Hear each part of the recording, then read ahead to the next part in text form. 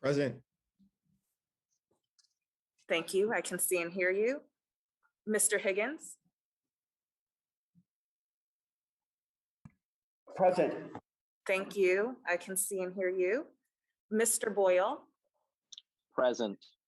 Thank you. I can see and hear you. Mr. Doggett? Present. Thank you. I can see and hear you. Mr. Price? Present. Thank you. I can see and hear you. Ms. Schakowsky?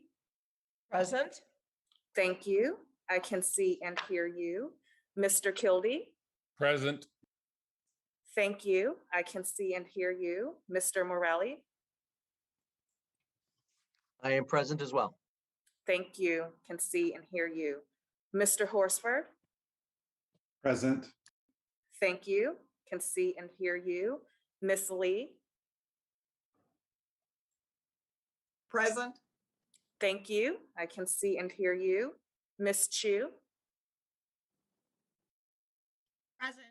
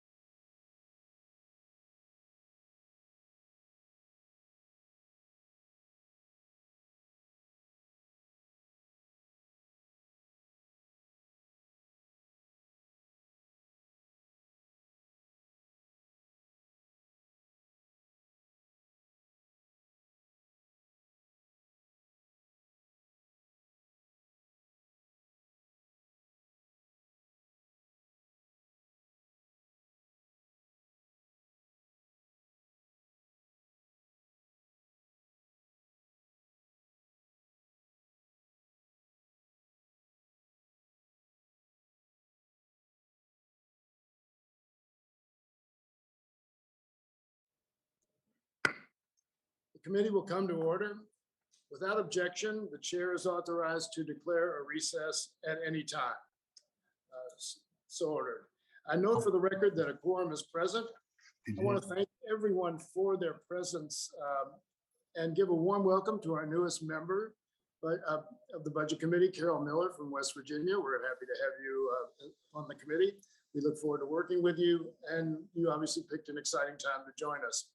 Today, we are meeting to vote on reporting the recommendations submitted to the Budget Committee pursuant to the reconciliation instructions set forth in Title II of S-Con Res 14, the concurrent resolution on the budget for fiscal year 2022. This committee print is commonly known as the Build Back Better Act.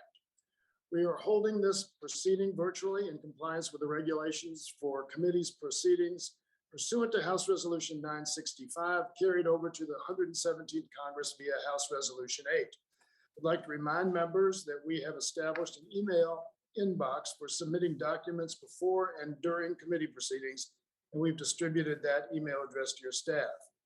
Consistent with regulations, the chair or staff designated by the chair may mute participants' microphones when they are not under recognition for the purposes of eliminating inadvertent background noise. Members are responsible for unmuting themselves when they seek recognition. We are not permitted to unmute members unless they explicitly request assistance. If I notice that you have not unmuted yourself, I will ask you if you would like the staff to unmute you. If you indicate approval by nodding or giving a thumbs up, staff will unmute your microphone. They will not unmute you under any other conditions. Members must have their cameras on and be visible on screen in order to be recognized.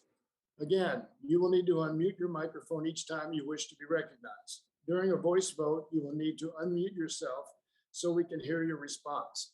For a recorded vote, you will need to unmute yourself to respond to the clerk once your name is called. In responding to the clerk, instead of just saying aye or no, please respond with a sentence similar to Yarmouth from Kentucky votes aye. This will provide additional time for the voting member to be identified and made visible on the platform so that the clerk records you properly. Today, I now yield myself. Today, the Budget Committee is meeting in a ministerial role.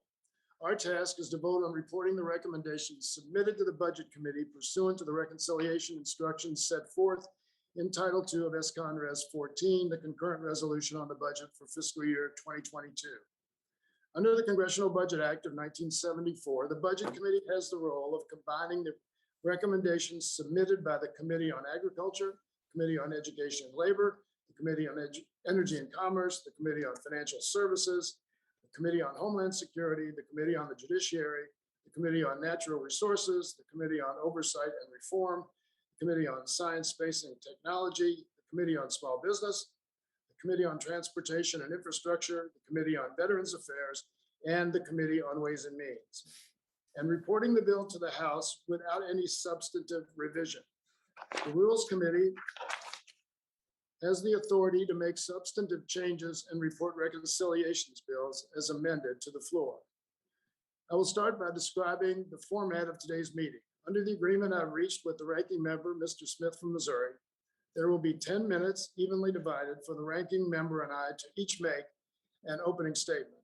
Given the time constraints, I ask that any other members who wish to make a statement submit their written statements for the record to the email inbox we established for receiving documents before and during committee proceedings.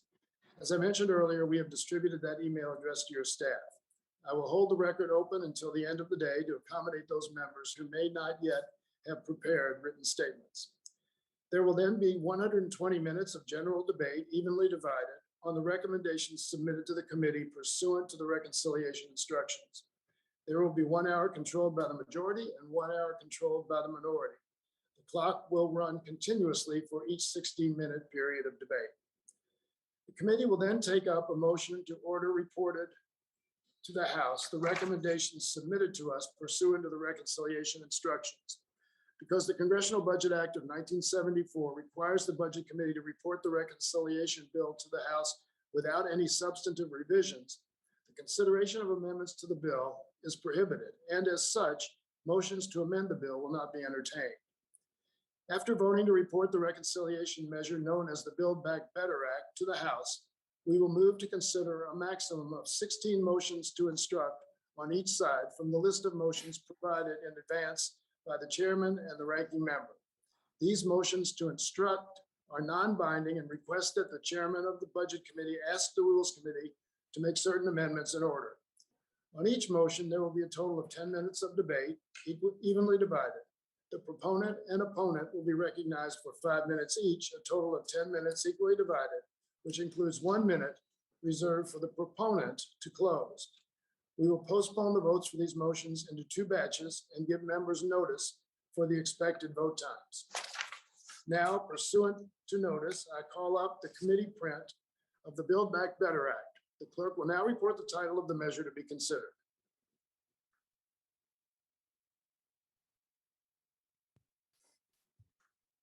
Oh, goodness. Hitting this thing. A vote to report out the House Budget Committee print pursuant to the reconciliation instructions set forth in Title II of S-Con Res 14, the concurrent resolution on the budget for fiscal year 2022. The clerk may dispense with the reading. Section 310 of the Congressional Budget Act of 1974 requires the Budget Act to report the reconciliation bill to the House without any substantive revisions. This means that the consideration of amendments to the bill is prohibited, and as such, motions to amend the bill will not be entertained. I now yield myself. What's that? Recording in I now progress. recognize, I now recognize the ranking member for a motion. Thank you, Mr. Chairman. I move that consideration of this reconciliation bill be postponed until Monday, September 27th.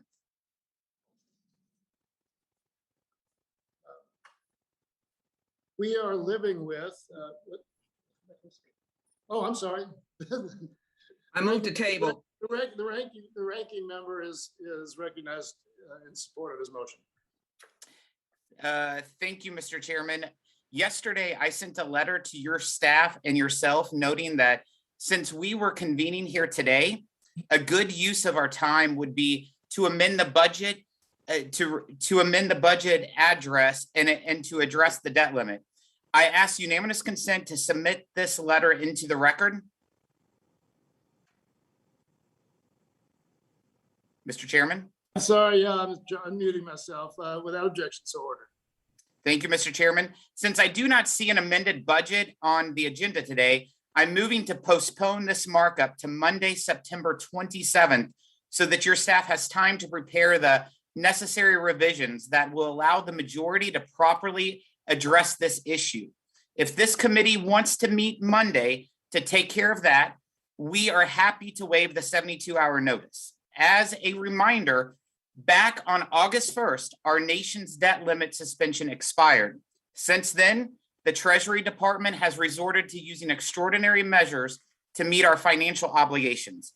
By mid to late October, Treasury is projected to exhaust all extraordinary measures at their disposal. My colleagues on the other side have spent weeks drafting this 2,400-page bill before us today along purely partisan lines with zero input from Republicans. They have pursued this massive tax and spending package with no interest in bipartisanship. But now they claim Republicans should help build them the runway to land their reckless spending agenda. Republicans have been clear. We will not be complicit in it. Thus, the responsibility to raise the debt limit falls entirely on the Democrats. That is why this committee, and those in the majority in particular, have a responsibility to consider an amended budget resolution for fiscal year 2022 that includes reconciliation instructions to increase the debt limit through reconciliation. The Democrats, as the majority party, they have the votes, they have the time, and all the necessary tools to address the debt limit. We should be using this time today to expedite that process. Senate Minority Leader McConnell, on the floor this week, outlined the steps Democrats need to take to revise the budget and address the debt limit. That includes an abbreviated vote-a-rama and debate process. which would take a week or perhaps a little longer.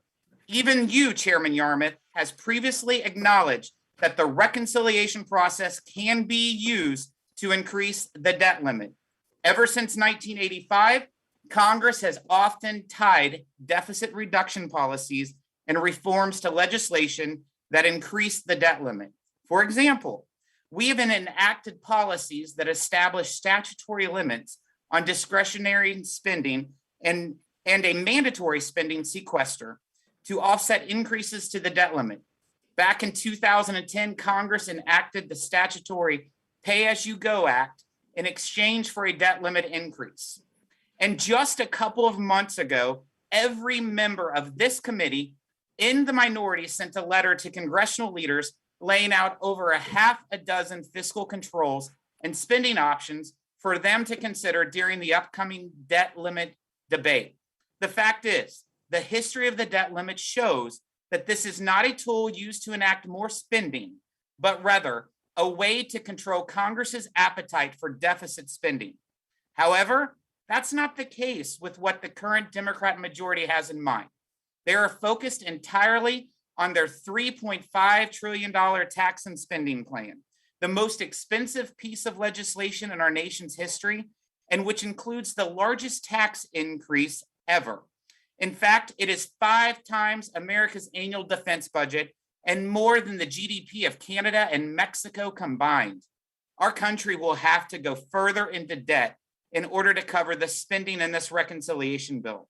It is only fair that Democrats as the majority party stop with the brinksmanship, take a step back from their tax and spending spree, and get to work on raising the debt limit by revising the budget resolution during this markup.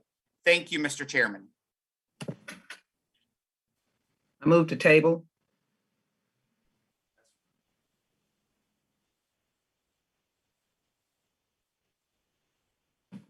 You're muted, Mr. Chairman. Would the gentleman please withhold his motion to table? Yeah, I'd like to be heard on the motion. Withhold the motion. Thank you very much. Sheila And now Jackson you- Lee. Thank you. I now I wish to claim time in opposition to the motion. I yield myself 5 minutes. We're living with, and Americans are suffering from, the consequences of decades of underinvestment in our nation and disinvestment in our families and communities. Insufficient access to affordable quality care has prevented parents and caregivers from joining the workforce. Aging and outdated information technology has put our nation at risk of cyber attacks. Communities across the country, coastal cities and rural towns alike, are dealing with the human and economic costs of the climate crisis. Our economy is increasingly rewarding wealth over work, and families are having a harder time making ends meet. And these problems existed before the coronavirus pandemic ripped across America, killing more than 660,000 people, upending our economy and exacerbating the stark deficits in our society. The suggestion that Congress do nothing and let these problems fester is neglectful and irresponsible. We can't afford to wait any longer. The sooner we deliver these investments, the sooner we can help American workers and families succeed.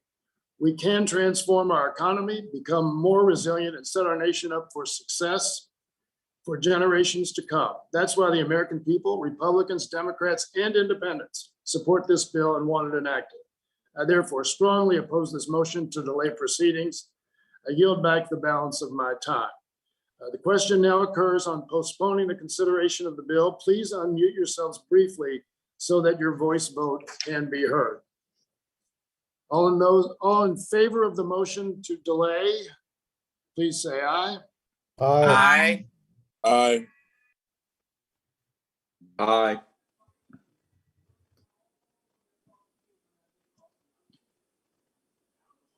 You're on mute, Mr. Chair. Oh, yeah. All those opposed to the motion to delay, please say no. No. No. In the opinion of the chair, the noes have it. Mr. Chairman, Ranking members recognized. I ask for a recorded vote. A roll call vote is requested on Ranking Member Smith's motion to postpone the consideration of the committee print. A roll call vote is ordered. As a reminder, members must have their cameras on and must be visible on screen in order to vote. Members should say their name along with their vote to assist the clerk. If a member is not recorded, the clerk will repeat the names of the members missing. The clerk will call the roll on the Smith motion to postpone. Mr. Jeffries? Hakeem Jeffries votes no. Mr. Jeffries votes no. Mr. Higgins? Higgins from New York votes no. Mr. Higgins votes no. Mr. Boyle? Boyle votes no. Mr. Boyle votes no. Mr. Doggett? Doggett votes no. Mr. Doggett votes no. Mr. Price? Price, no. Mr. Price votes no. Ms. Schakowsky? Chakowski votes no. Ms. Schakowsky votes no. Mr. Kildee? Kildee votes no. Mr. Kildee votes no. Mr. Morelli? Morelli is in the negative, votes no. Mr. Morelli votes no. Mr. Horsford? Horsford votes no. Mr. Horsford votes no. Miss Lee? Lee votes no. Miss Lee votes no. Miss Chu? Chu votes no.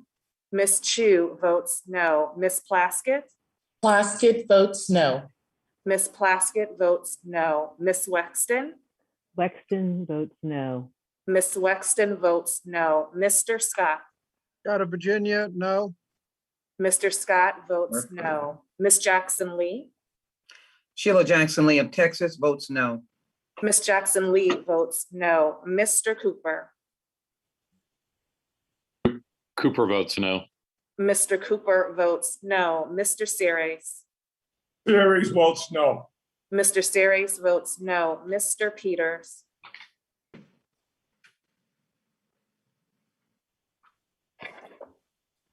Mr. Moulton? Moulton, no. Mr. Moulton votes no. Miss Jayapal? No. Miss Jayapal votes no. Mr. Smith? Smith, Missouri votes yes. Mr. Smith votes aye. Mr. Kelly? Kelly from Mississippi votes yes. Mr. Kelly votes aye. Mr. McClintock? Aye. Mr. McClintock votes aye. Mr. Grothman? Aye. Mr. Grothman votes aye. Mr. Smucker? Smucker, aye. Mr. Smucker votes aye. Mr. Jacobs? Jacobs, aye. Mr. Jacobs votes aye. Mr. Burgess? Burgess votes aye. Mr. Burgess votes aye. Mr. Carter? Carter from Georgia votes aye. And Mr. Carter votes aye. Mr. Klein? Klein votes aye. And Mr. Klein votes aye. Mrs. Boebert? Boebert votes aye. Mrs. Boebert votes aye. Mr. Donalds? Mr. Donalds of Florida votes aye. And Mr. Donalds votes aye. Mr. Feenstra? Feenstra votes aye. Mr. Feenstra votes aye. Mr. Good? Good votes yes. Mr. Good votes aye. Mrs. Henson? Hinson from Iowa votes aye. Mrs. Henson votes aye. Mr. Obernolte? Nolte, aye. Mr. Obernolte votes aye. Mrs. Miller? Mrs. Miller of West Virginia votes aye. Mrs. Miller votes aye. Mr. Peters?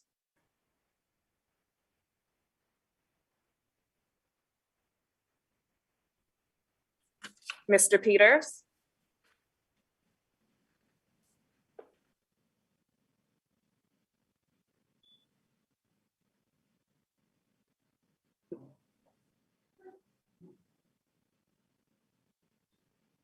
Mr. Chairman?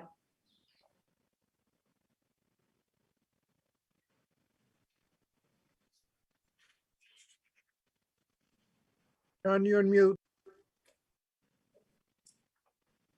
Chairman votes no. Mr. Chairman votes no. Are you muting me? Because Right now, is there anyone who, any member wishing to vote or wishing to change their vote? Can you hear me now, Peters? Yes, we can hear you. Okay, Peters, I wasn't being heard. Peters votes no. Mr. Peters votes no.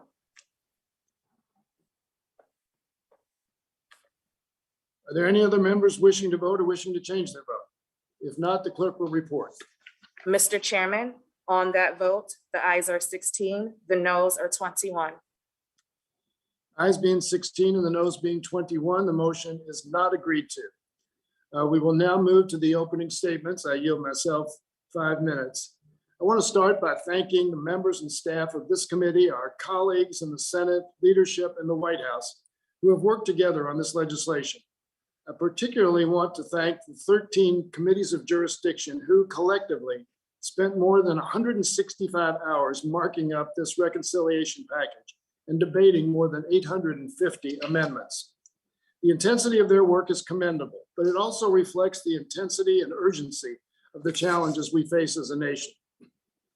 Decades of disinvestment in our nation and the American people have resulted in serious deficits in our society, spanning nearly every sector, from childcare to the climate crisis, education to energy, housing to healthcare. And the ongoing COVID pandemic and economic fallout have only exacerbated these crises. We are at an inflection point for our nation. The futures of millions of Americans and their families are at stake.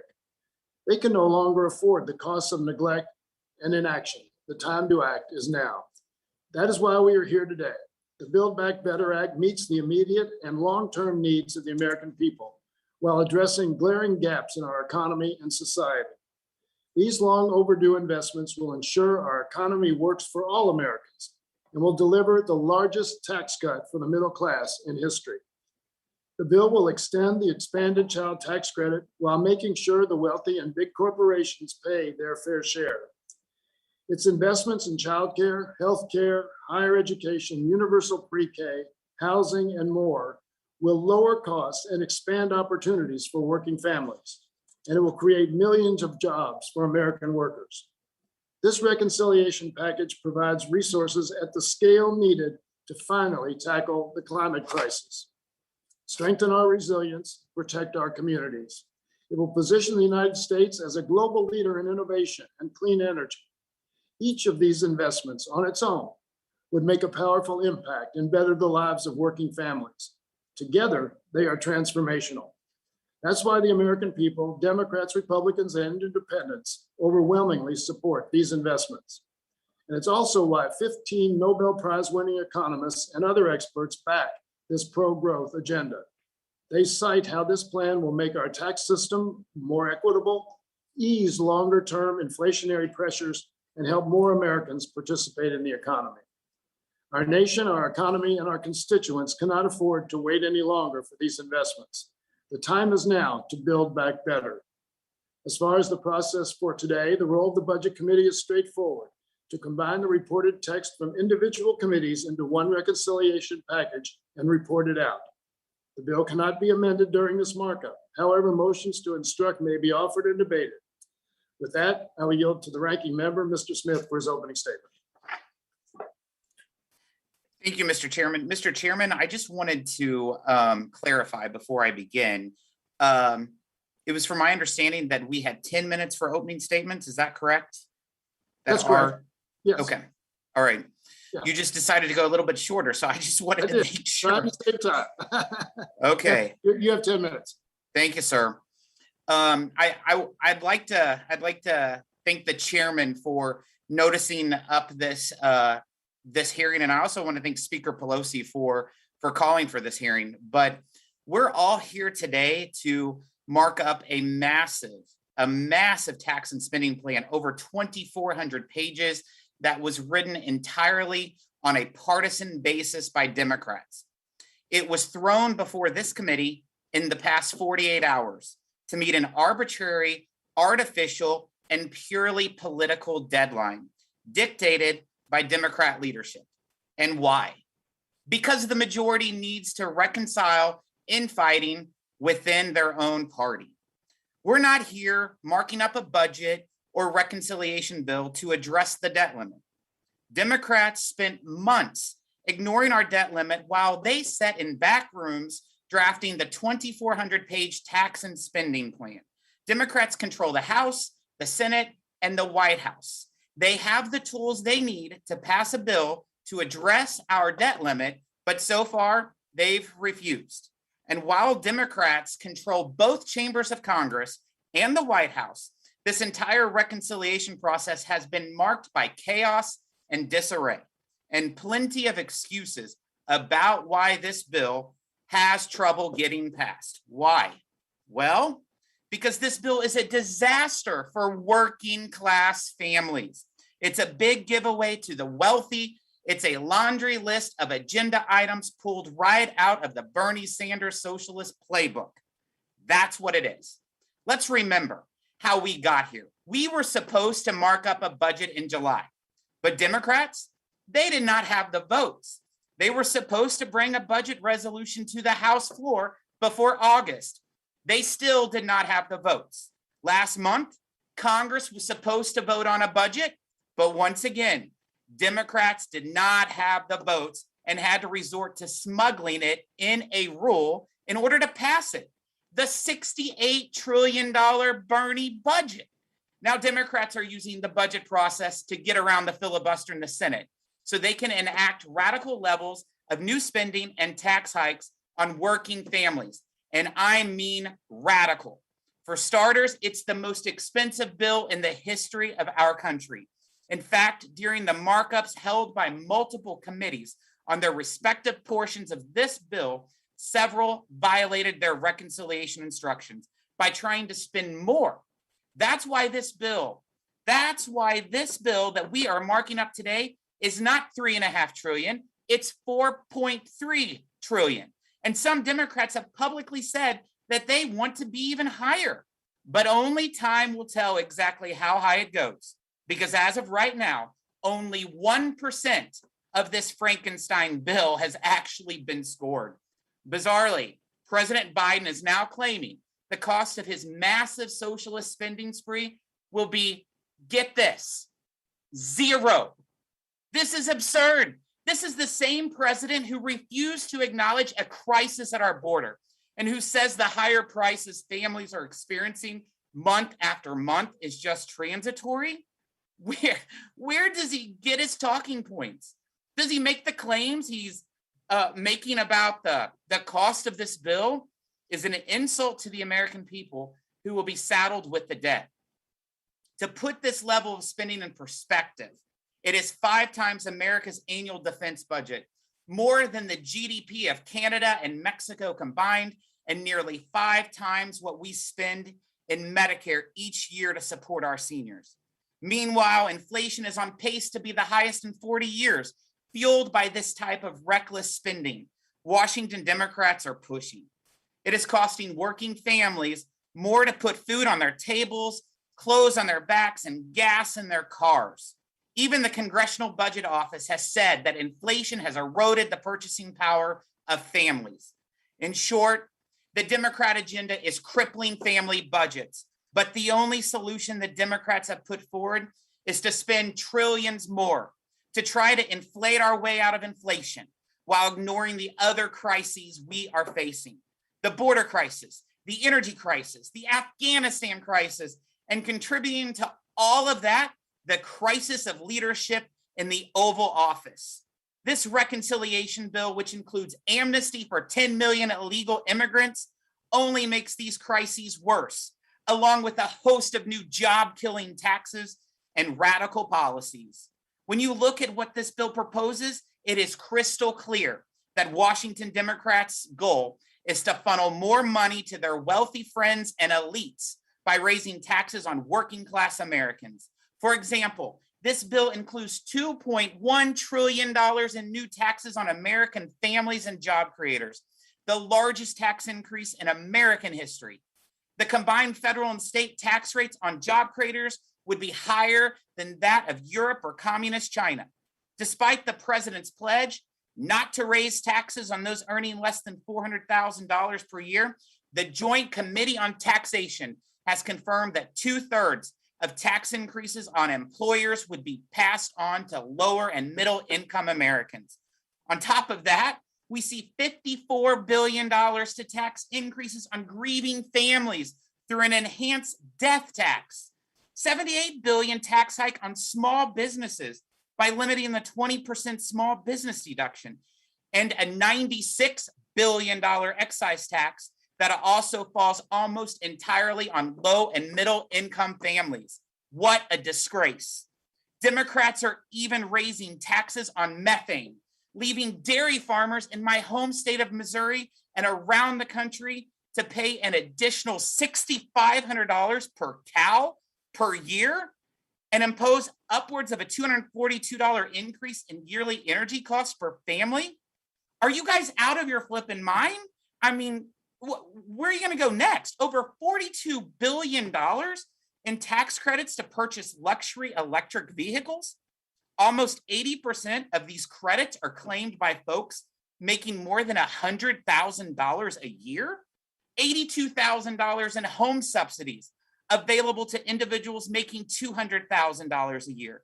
$7.5 billion for Ivy League schools and universities, including over $2 billion in tax cuts for the bloated endowment income.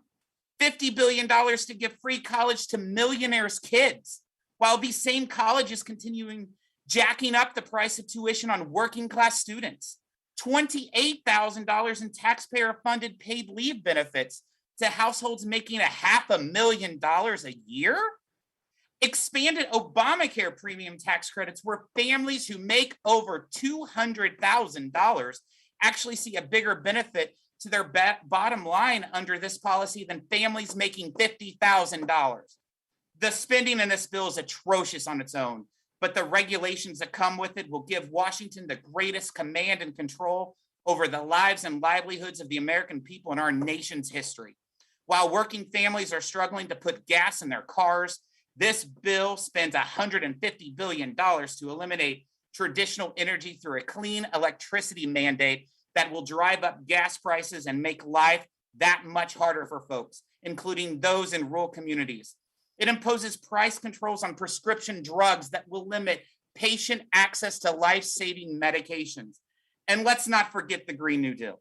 The bill contains over $630 billion to fund the Green New Deal wish list, such as $7 billion for electric vehicle infrastructure at the Postal Service, $45 billion for a climate research slush fund to various sub-agencies, as well as new policies that decrease domestic energy production and will raise energy costs for all Americans. Let me conclude by saying we are less than a week away from a government shutdown. There are thousands of people amassing at our southern border. The Taliban are patrolling the streets of Afghanistan armed with American-bought guns and ammo left behind, along with those Americans the Biden administration has abandoned, and the price of everyday goods and services continue to go up. Why are we not dealing with those crises? Why are we instead considering legislation that will make working families pay for handouts to the wealthy? I look forward to my colleagues' response on this horrendous piece of legislation. I yield back, Mr. Chairman. Thank you, Mr. Smith, for your opening statement. Your time has expired, and time has expired for opening statements. Following the committee's usual practice, I ask unanimous consent that members have until the end of the day today to submit their statements for the record. Without objection, so ordered. We will now proceed to 120 minutes of general debate on the recommendations submitted to the committee pursuant to the reconciliation instructions. There will be 60 minutes for the majority and 60 minutes for the minority. We will run the clock continuously. I now yield 3 minutes to Mr. Jeffries of New York. Thank the distinguished chairman for yielding and for your leadership as it relates to making sure that this incredibly important Build Back Better Act is put together and then sent to the floor so we can act on this decisive set of priorities for the American people. The ranking member has suggested that the Build Back Better Act is both a socialist spending spree and a giveaway to the wealthy and the well-off. It cannot be both. My grandmother used to say, sir, you are talking out of both sides of your mouth. The reality is it is neither. What the Build Back Better Act represents is the fulfillment of a promise that President Biden, House and Senate Democrats made to the American people, that in the context of a once-in-a-century pandemic, which is both a public health crisis and an economic crisis, we will not go back to pre-pandemic normal. Because prior to the pandemic, half the American people reported that they could not afford a sudden, unexpected $400 expense. This is in the wealthiest country in the history of the world. We cannot go back to pre-pandemic normal. The basic American contract has always been, if you work hard and play by the rules, you should be able to provide a comfortable living for yourself and for your family, and be able to retire with grace and with dignity. But for far too many Americans, that basic contract has been stamped null and void. The Build Back Better Act is going to restore that great American dream by creating millions of good paying jobs for everyday Americans all across this country, in inner city America, rural America, small town America, suburban America, ex-urban America, and in Appalachia.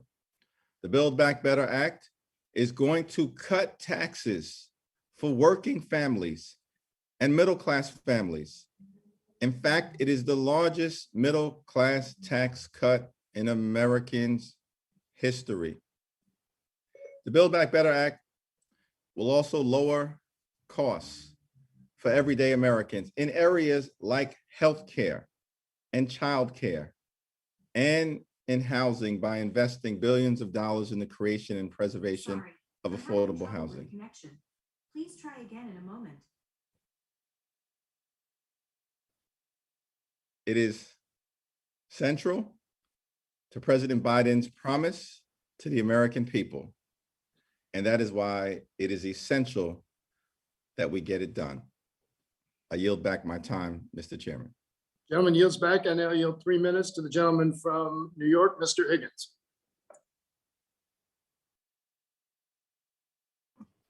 Thank you very much, Mr. Chairman. Just for context, the American economy will produce $300 trillion in stuff, goods and services over the next 10 years.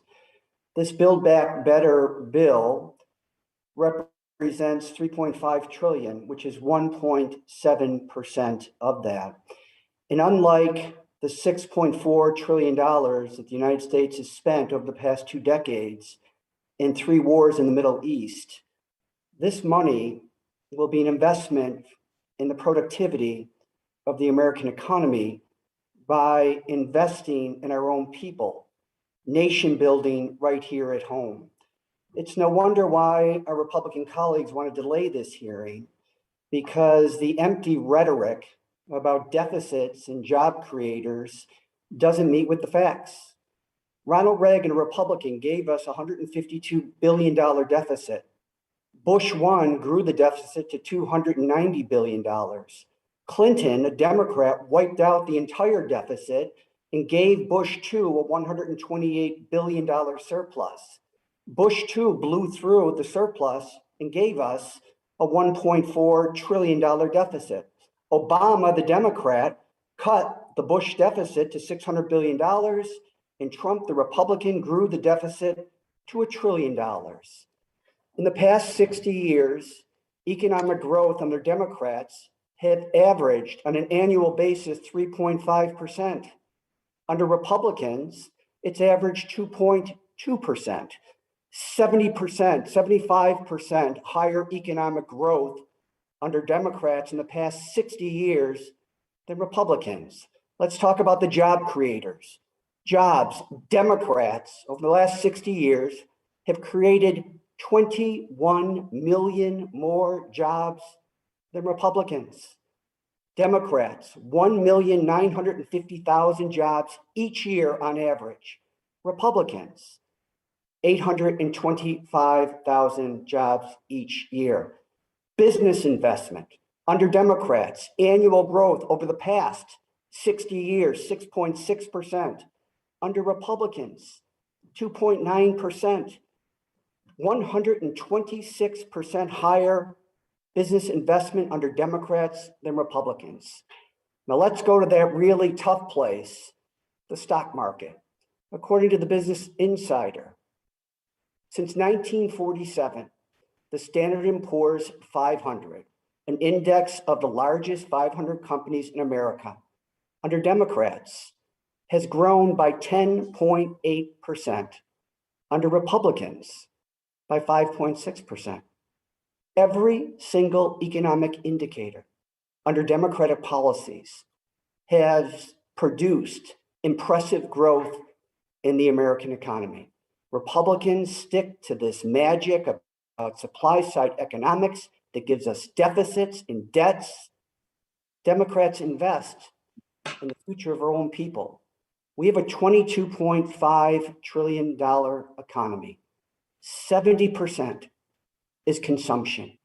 The more money in the pockets of Americans, the greater the purchasing power. The greater the purchasing power, the greater the growth. The greater the growth, the greater the prosperity. The American economy has performed well under Democrats for the past 60 years. Let's pass this bill. Thank you. Gentleman's time has expired, and now recognize the gentleman from Texas, Mr. Doggett, for 3 minutes. Thank you, Mr. Chairman. You know, listening to the ranking member's opening statement and reviewing the motions that the Republicans are about to present, I'm inclined to think we need to beam up a message. Earth to Republicans, come home, please, because what you describe bears no relationship to reality. Surely you've been living on a different planet that is not having to recover from 4 disastrous years of Donald Trump. How do you go about building back better? I think you do it by beginning with families and recognizing that helping families recover from the pandemic and from the disastrous Trump years is the place to go. Republicans have only one cure in their economic medicine cabinet, and it's called tax cut elixir. They claim that their elixir would pay for itself, that it would lead to benefits trickling down from the top, from those that they assisted and the giant corporations they supported. And of course, all we got out of it from the king of debt, the head of their party's cult, Donald Trump, is a mountain of debt that our grandchildren will be paying for. Today, we will hear them ranting and raving about debt with a pretty steady dose of hypocrisy. President Biden recognizes that the Republican approach is a failure. And so he begins by assisting families from the time they have a newborn, a child tax credit that is benefiting families right now. It's a real tax cut for families. Early childhood education, better quality childcare, Family Medical and Leave Act, the ability for children to develop and for families to grow and prosper. That's what Republicans are condemning as socialism. And I'm, of course, concerned about healthcare as a health subcommittee chair. I believe that every American should be able to access a family physician and vital health services. This is a serious and important meeting today. But for anyone out there who doesn't have a football game to watch or an outdoor activity this afternoon, about all you will hear for the next few hours is unhinged Republican ranting and raving. They think that if you provide a senior who has a visual impairment with a pair of glasses next year or a hearing aid the year after that to those with profound hearing loss, that's socialism. But then when you think about it, that's the very term they used in opposing President Lyndon B. Johnson in creating Medicare in the first place. It's the term they used when their former House Speaker insisted that Medicare must be permitted to weather on the vine. And that's, of course, what Republicans said when they opposed the creation of Social Security under Franklin Roosevelt. As I look through the motions they will be filing this afternoon, they present very appropriately their party's position. Ignore the climate crisis. Try to block the move to electric vehicles and electrification. Defend the tobacco industry, which has killed so many people. Defend pharmaceutical price gouging. deny educational opportunity to dreamers, young people who came here as children and who deserve to share in the American dream. If they can't find some factual excuse for opposing these plans, they will, like their cult leader, Donald Trump, just make it up. The one amendment they offer that I think is most appropriate is the one about cows, because they seem, as we say in Texas, to be so cowed by Donald Trump, you can almost hear them move. I yield back. Gentleman yields back. I would urge all members to stick to their 3 minutes. We only have 60 minutes for the entire Democratic side. So please adhere to the 3-minute limit. I now yield 3 minutes to the gentleman from North Carolina, Mr. Price. Thank you, Mr. Chairman. I want to express my strong support for the bill we are advancing today under the reconciliation process. It's not an ideal process, but it's a legitimate one, and it's necessitated by the procedural and political barriers we face at the U.S. Senate. I expect we all know that the measures necessary for economic recovery and for making overdue investments in our people, our physical and human infrastructure, these bills are proceeding on 2 tracks. Both bills need to proceed expeditiously, without brinksmanship or stonewalling. We all need to realize that we can advocate passionately, we can work tirelessly, but the proof of our conviction is not threatening to bring the house down. We must have both bills. And I want to highlight one reason why, and that is the omission of housing and community development from the bipartisan Senate bill. We must address housing and community development. We must address the disgraceful and massive backlog of the maintenance and safety of public housing in our country. And we must make sure that the funds that we appropriate for public housing infrastructure maintenance and repair, that those funds are fairly distributed among communities across this country, large cities, mid-sized communities, and small. We must address the waiting lists across America for Section 8 and other vouchers to access and afford rental housing. Just as important, we must address the shortage of housing opportunities for people even when they have vouchers. The serious undersupply of affordable housing in this country. We address that through the home program, through the Housing Trust Fund, and through expanded affordable housing tax credits. My colleagues, housing is infrastructure, and our country's need for more and better and more affordable housing is severe. This is a critical reason, among many important reasons, for advancing this reconciliation bill. And I yield back.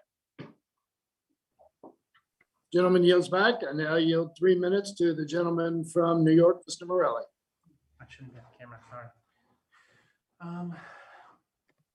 No, I don't. Thank you, Chairman Yarmouth, for holding this important markup today on the Build Back Better Act.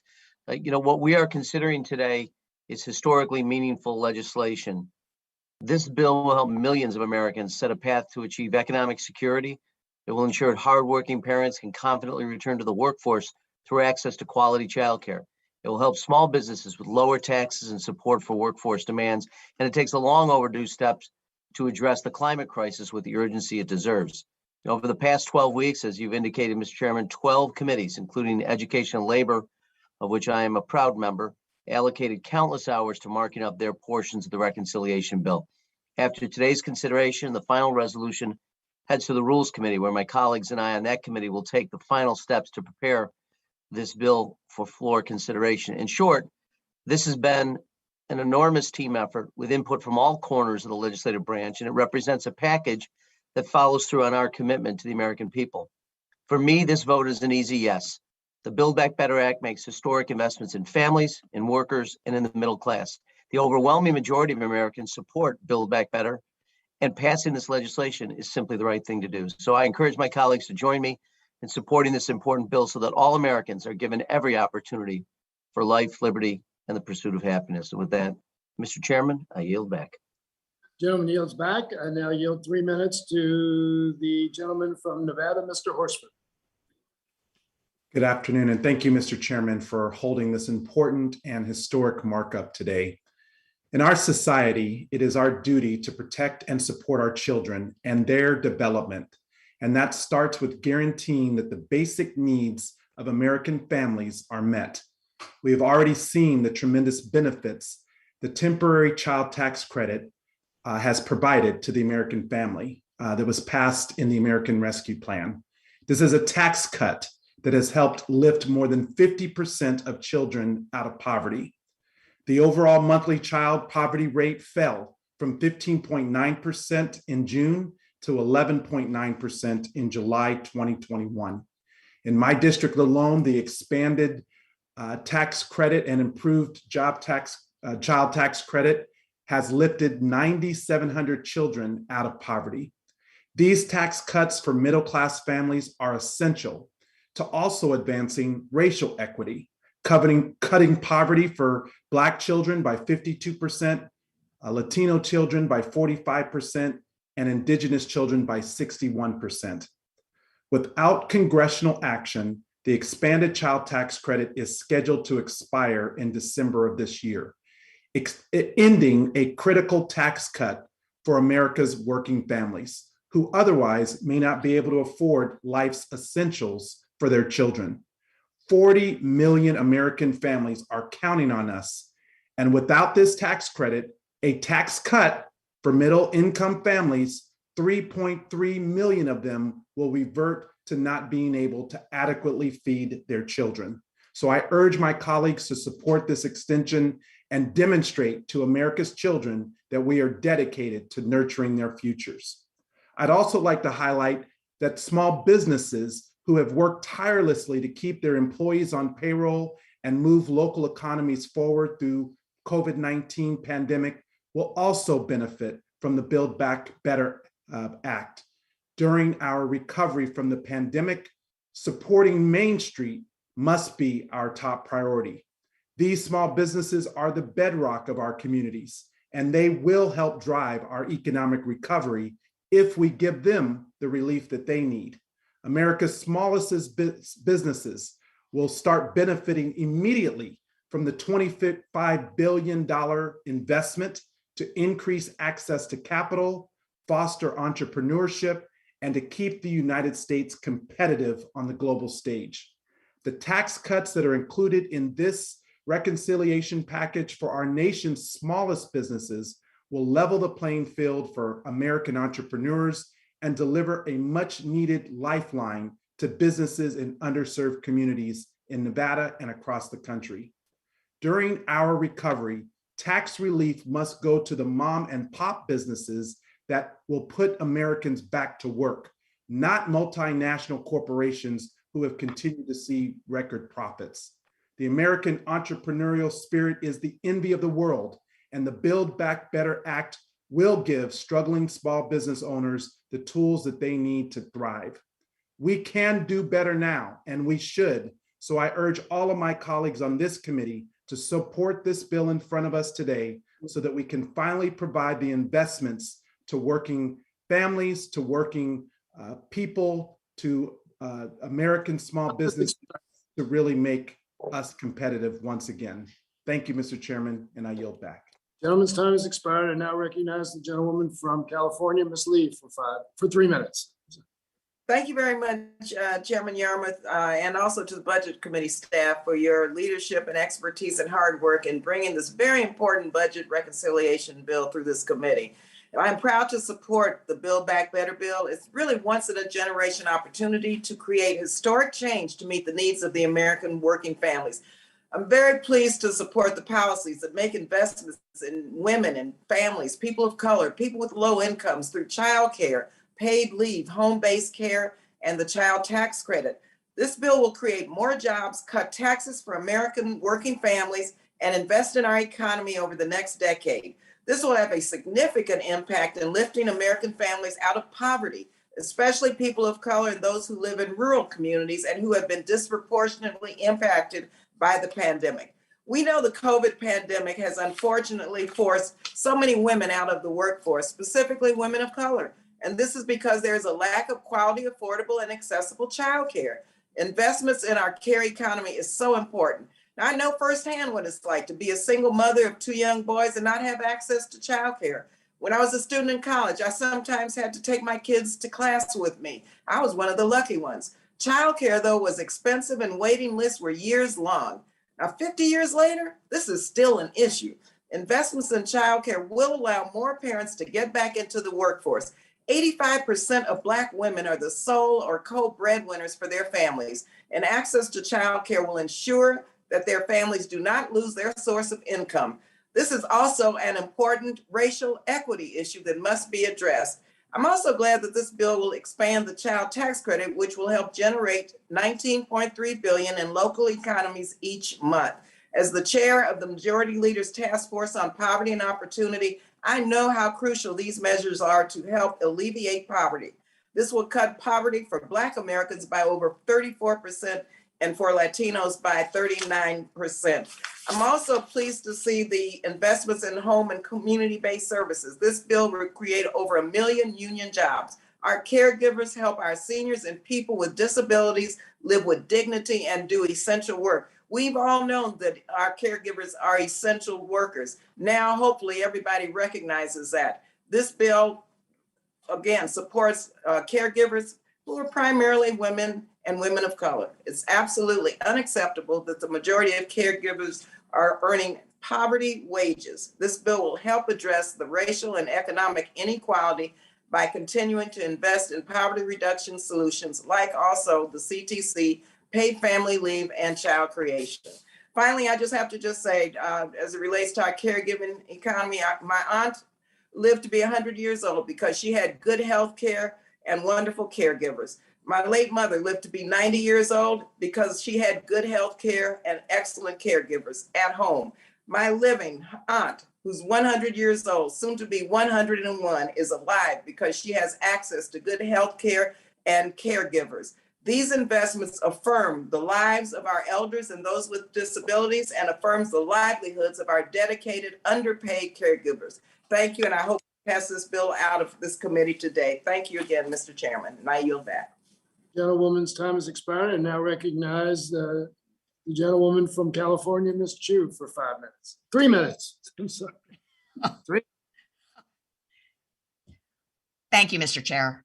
I strongly support the Build Back Better Act, which will deliver transformative benefits across our entire economy, helping us to emerge from the COVID-19 pandemic with a stronger, fairer, more durable economy that works for everyone, not just billionaires.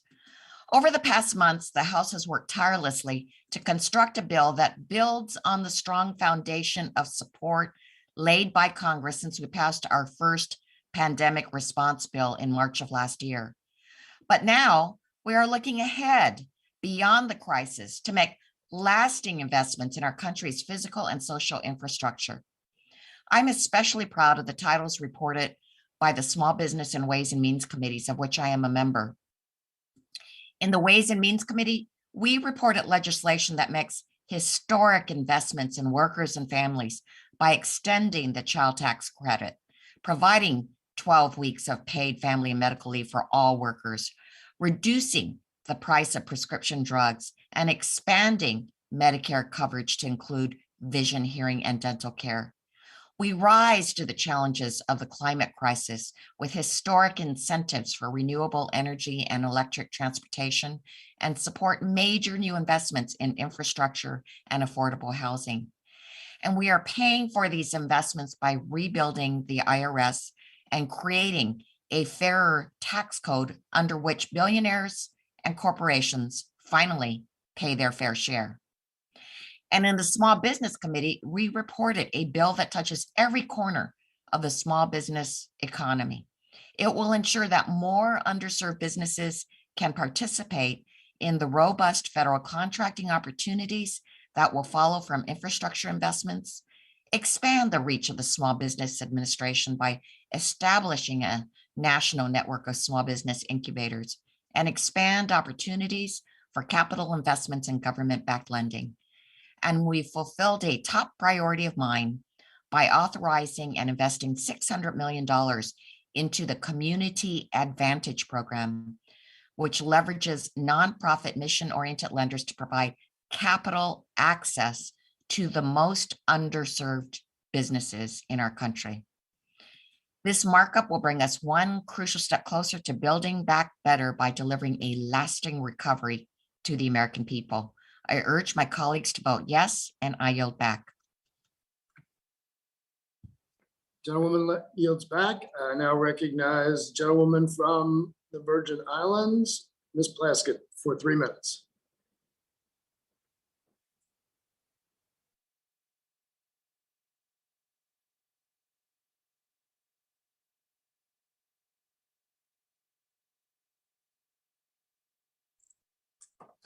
I hear you, Mr. Chairman. Thank you, Mr. Chairman, for convening the members of the Budget Committee to this important markup of President Biden's Build Back Better plan.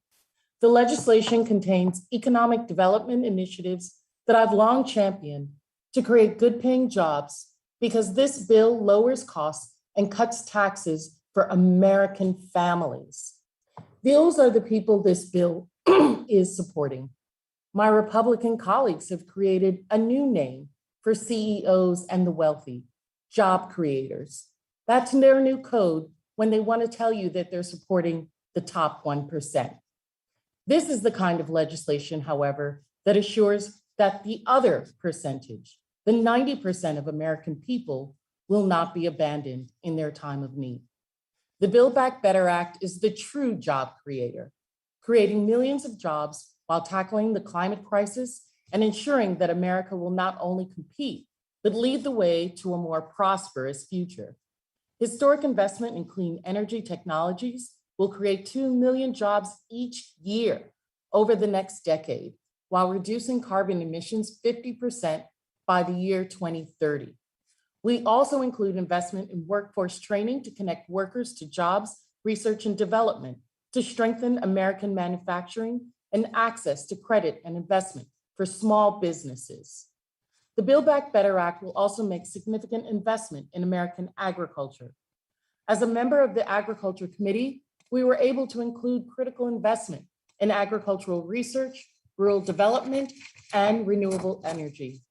My Republican colleagues should be ashamed to solely support those false job creators who are really CEOs that make more than 350 times more than the average workers. Billionaires have seen their wealth increase up to $1.8 trillion during the pandemic, or that 55 of the largest corporations have paid $0 in federal income taxes, over $40 billion of profit under their plan. It is incredulous to me that the top 1% have evaded paying an estimated $160 billion in taxes each year, while the average American pays his or her taxes each year.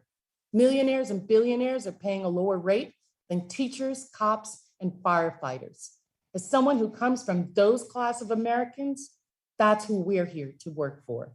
This bill supports women who cannot support their families by working and find affordable childcare. This bill creates assistance for those on the margin who need affordable housing. And young professionals and minority working families, it helps them obtain home ownership, the greatest means to create wealth in America. We have reached, as the chairman says, an inflection point in our country. This is our moment to change the course of progress towards the everyday Americans. History will point to this day and this law as a significant transformation in the lives of American people and the overall success of true American greatness. What side do you want to be remembered for? For helping the average America or assisting the rich in continuing to drive our country into the abyss? I stand on the side of Build Back Better, and I thank you for the opportunity to discuss, and I yield back. Gentlewoman yields back. I now yield 3 minutes to the gentleman from Virginia, Mr. Scott. Thank you, Mr. Chairman. Mr. Chairman, as you know, I chair the Committee on Education and Labor, a committee you serve on, Mr. Morelli and Ms. Jayapal, and we all worked hard on that committee's portion of the Build Back Better Act. This legislation from our committee invests roughly $761 billion to lower the cost for families, secure good paying jobs for American workers, and set a strong foundation for America's future. Our committee's portion of the Big Build Back Better Act invests approximately $450 billion to lower the cost of childcare and securing universal pre-K for 3 and 4-year-olds. In relation to childcare, it caps the cost of childcare at 7% of the household income and makes investments so that pre-K can be universal across the country. This bill also invests $82 billion in America's public school infrastructure, recently given a D+ rating by the American Society of Civil Engineers. The average school in America is about 40 years old. In my state of Virginia, it's about 50 years old. This investment will give school districts the resources they need to fix outdated and unsafe buildings and modernize school infrastructure to make it more climate resistant and it also create about 1 million good paying jobs across the country. We also invest in in child nutrition, making it possible for at least 9 million more children to receive free school meals by expanding eligibility and eliminating paperwork. We recognize that most jobs in the modern economy require education and training past the high school level. So the committee's proposal invests over $110 billion to lower the cost of higher education. We provide 2 years of tuition-free community college, lower the cost of higher education by increasing the value of Pell Grants, and lower tuition by making targeted $27 billion investment to schools that have been chronically and systematically denied a fair share of federal spending. In the workforce, finally, the committee invests nearly $80 billion in job training and other workforce development programs to ensure that we have the skilled workers to fill the millions of good paying jobs that we're creating. We expand registered apprenticeships and other paid job training programs, fund activities to fight climate change, both through the Department of Labor and AmeriCorps, fund strategies to recruit and retain direct care workers, and enforce labor law and civil rights violations by setting meaningful penalties. Every investment in the Build Back Better Act from our committee addresses an urgent and challenging need facing American families, workers, and employers in our communities. Thank you, Mr. Chairman, and I yield back. Gentleman yields back. I now recognize the gentlewoman from Texas, Ms. Jackson Lee, for 3 minutes.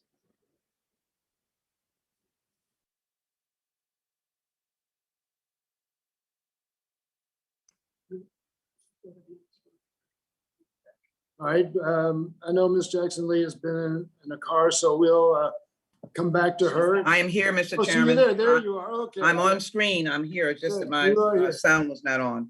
Okay. As I indicated, it's a three minutes starting back. Thank you. Thank you, Mr. Chairman. Yes. Let me thank you start for now. holding the important hearing, and let me as well thank our president for his transformational posture on helping the American people.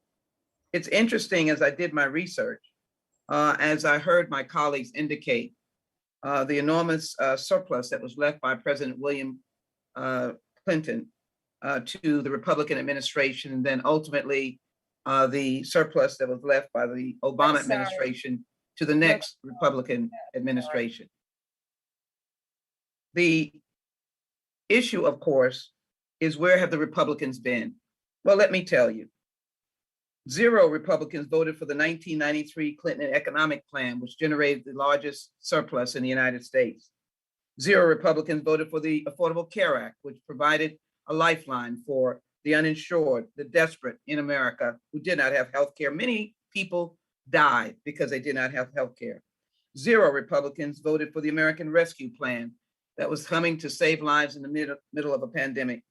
And after the catastrophic Wall Street collapse in 2008, 2009, when we were attempting to bring America back, and Vice President Biden then led the recovery of the auto industry that were having their stocks sell for pennies on the dollar, 0 Republicans voted for the 2009 Recovery Act.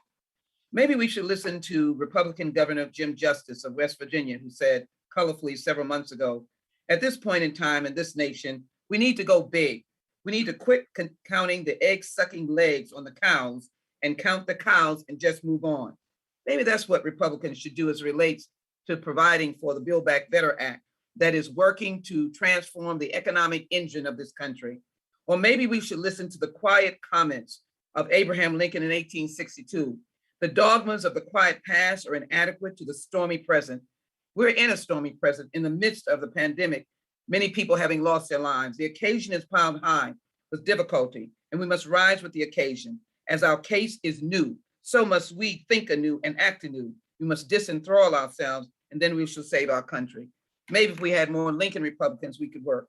But I think this act should be called the Women's Justice Act, because women have suffered losing the most jobs, and what we're providing to them, we're providing women with the idea of childcare that can give them the free childcare. We're providing them as well with a plan for 2 years of free pre-K, 2 years of free community college for our students. Those who are in the line for eviction, as I met with them this morning before this budget hearing, we're providing and Build Back investments to ensure that Americans have access to safe and affordable housing, provide resources to increase housing vouchers and community tribal housing. In addition, we are providing a intervention, community violence funding, so that the victims of violence can be taken care of. And so our local jurisdictions and small community groups can put a stop sign to violence in America. We're changing people's lives. And most importantly, 3.5 trillion is paid for and over a 10-year plan. Let me be very clear on what we're doing today. We're doing everything that says help, everything that says bring help, and everything that says we care about you. That's why we're helping. Americans need help. They need help to get out of the pandemic. They need help after their loved ones have died because of COVID-19. They need help to restore the kind of quality of life and regular life that has been interrupted by 2 years. And they need jobs to be reinstituted as well. So women need them most. This is the Women's Justice Act. We're giving justice to women who many times are breadwinners, single heads of household, and we're giving justice to their children. I believe we're standing on the right side of history. I look back over history and see that in the last decade to 2 decades, Republicans have not voted for one single recovery plan to help Americans. But they have, as I close, Mr. Chairman, voted for trillions of dollars of debt created by Republican presidents and most by Donald Trump. I yield back. Gentlewoman yields back. I now yield 3 minutes to the gentleman from California, Mr. Peters. Thank you, Mr. Chairman. I'm extremely excited about working with my colleagues to produce a fairer tax system and to make historic investments in our nation's infrastructure and our future in the bipartisan infrastructure framework and the Build Back Better Act. I'm concerned, however, this process is being rushed, which has not allowed for the debate and discussion this consequential bill deserves. We've taken a version of this bill from the part of the Senate. We're preparing to send it back essentially unchanged, even though we know it won't be adopted by the Senate as a whole without major changes. It's over 2,400 pages. We've only received 3 CBO scores for 3 committees. The scores we have, 2 have exceeded their allocated amount. And I have some other objections to the bill that have not been resolved, but could be if given more time. While I know the Budget Committee cannot make any substantive changes to the bill, and I'm aware of the procedural place we find ourselves in, these are important issues that need to be addressed before we move this bill off the House floor and out of the influence of our committees and chambers. I'm optimistic that the bill will improve moving forward and fix some of my underlying concerns, but I think it needs more work, and I yield back. Gentleman yields back. I now yield 3 minutes to the gentlewoman from Washington, Ms. Jayapal.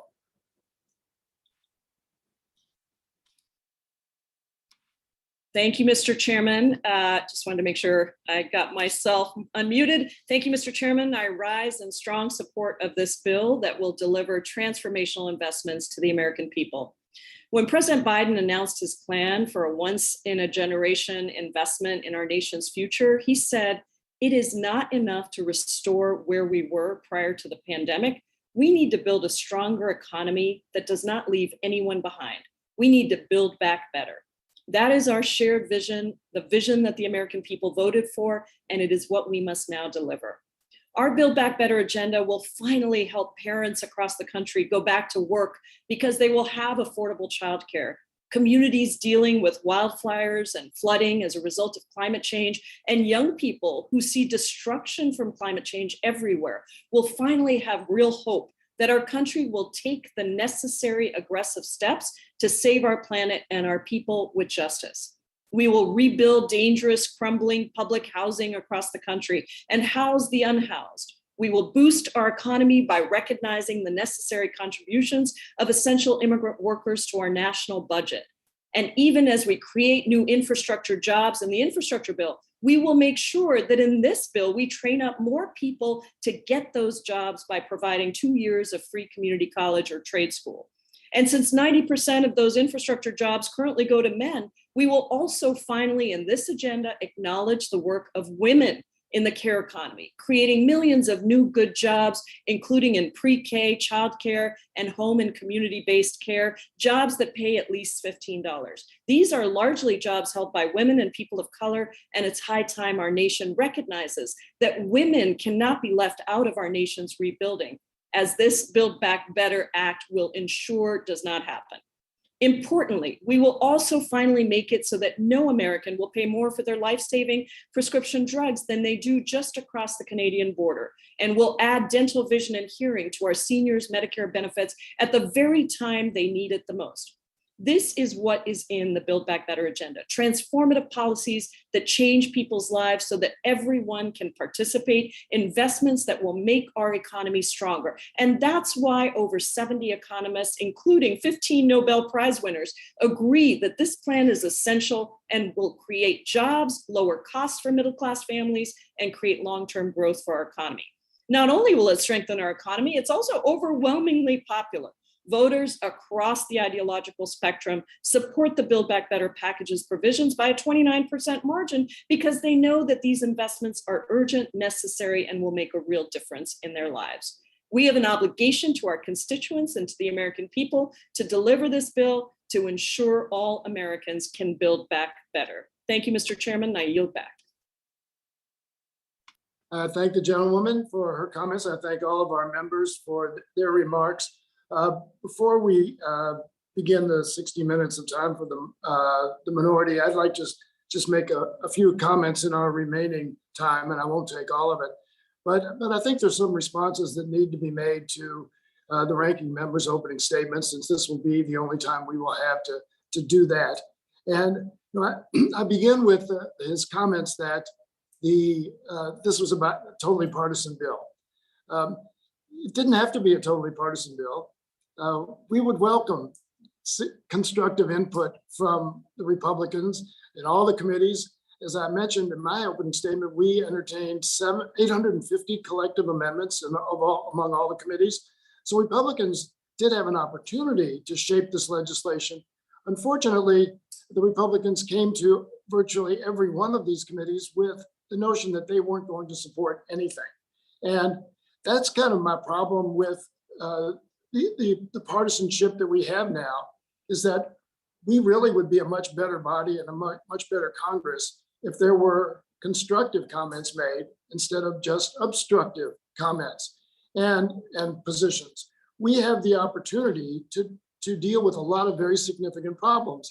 And when I was in the minority for 8 years, and these problems that we're discussing now, a lack of childcare, lack of senior care, not nearly enough commitment to pre-K education, no family and medical leave, nothing to address the climate crisis. I watched for 8 years when Republicans totally ignored those problems. So it wasn't that they're differing with our approach. They're differing with the fundamental question of whether we have an obligation as a federal government to try to make life better for our citizens, which is what we're trying to do. And we heard a lot of distortion in the ranking member's 10 minutes.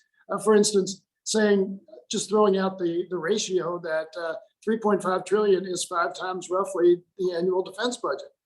But turn that around. We're going to spend more than double on defense over the next 10 years, what we're proposing to spend on childcare, pre-K, community college, family medical leave, climate policies, all of the things that are so important to the American people. And so you can take numbers and play with them any way you want. The bottom line is what we're proposing on a gross basis is spending 5%, roughly 5% more than we're already going to spend as a country. And for that extra 5%, look at all of the benefits to the American people. Literally tens of millions of American families will benefit from what we're proposing.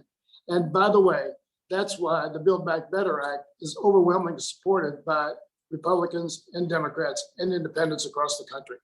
So I now look forward to hearing the remarks of the minority. The time allocation has been proposed by the minority members is very, very tight. So I'm going to have to be very strict with the gavel or the 60 minutes will expire. But normally the ranking member will control the time. He has asked me that I recognize the Republican members in order of seniority, and I'd be happy to do that. So I now yield 5 minutes to Mr. Kelly. And the 60 minutes will begin. Thank you, Chairman. Before I begin, I have to ask how it's possible that in a year of such economic devastation, the Democrats find it appropriate to propose the costliest legislation in American history. The Democrats are asking Americans to pay for the Green New Deal, pet projects, and amnesty for illegal immigrants, while families are struggling to keep food on the table and small businesses are closing their doors. It's not just reckless, it's immoral. I'm certain that some of my colleagues across the aisle will counter this week that we passed the NDAA, a costly authorization of defense spending. This reconciliation package costs 5 times our annual defense budget. What that says to me is that the Democrats care more about their priorities than national security. They care more about the Green New Deal than they do about protecting the freedoms that countless men and women have fought and died for. This week, I had the distinct pleasure of sitting on the House Agriculture Committee markup. Every Republican amendment introduced was rejected. Even the one Democrats agreed behind closed doors were appropriate. My Republican colleagues introduced several amendments to safeguard farmers from the proposed increase to capital gains and the reducing the stepped up basis. Again, not one Republican amendment was adopted. I'm sure my colleagues on the other side of the aisle would agree that we should not penalize family farms, but they refuse to support Republican amendments just to push this package forward. Out of $94 billion, $0 went to production agriculture. They ignored $28 billion of proposed new spending, allowing no opportunity for it to be addressed by the committee. We don't know how that $28 billion is being spent. And to this moment, to my knowledge, the ranking member of the Agriculture Committee has still not seen how the Democrats propose to spend that $28 billion. We will not see this provision until it goes to the floor.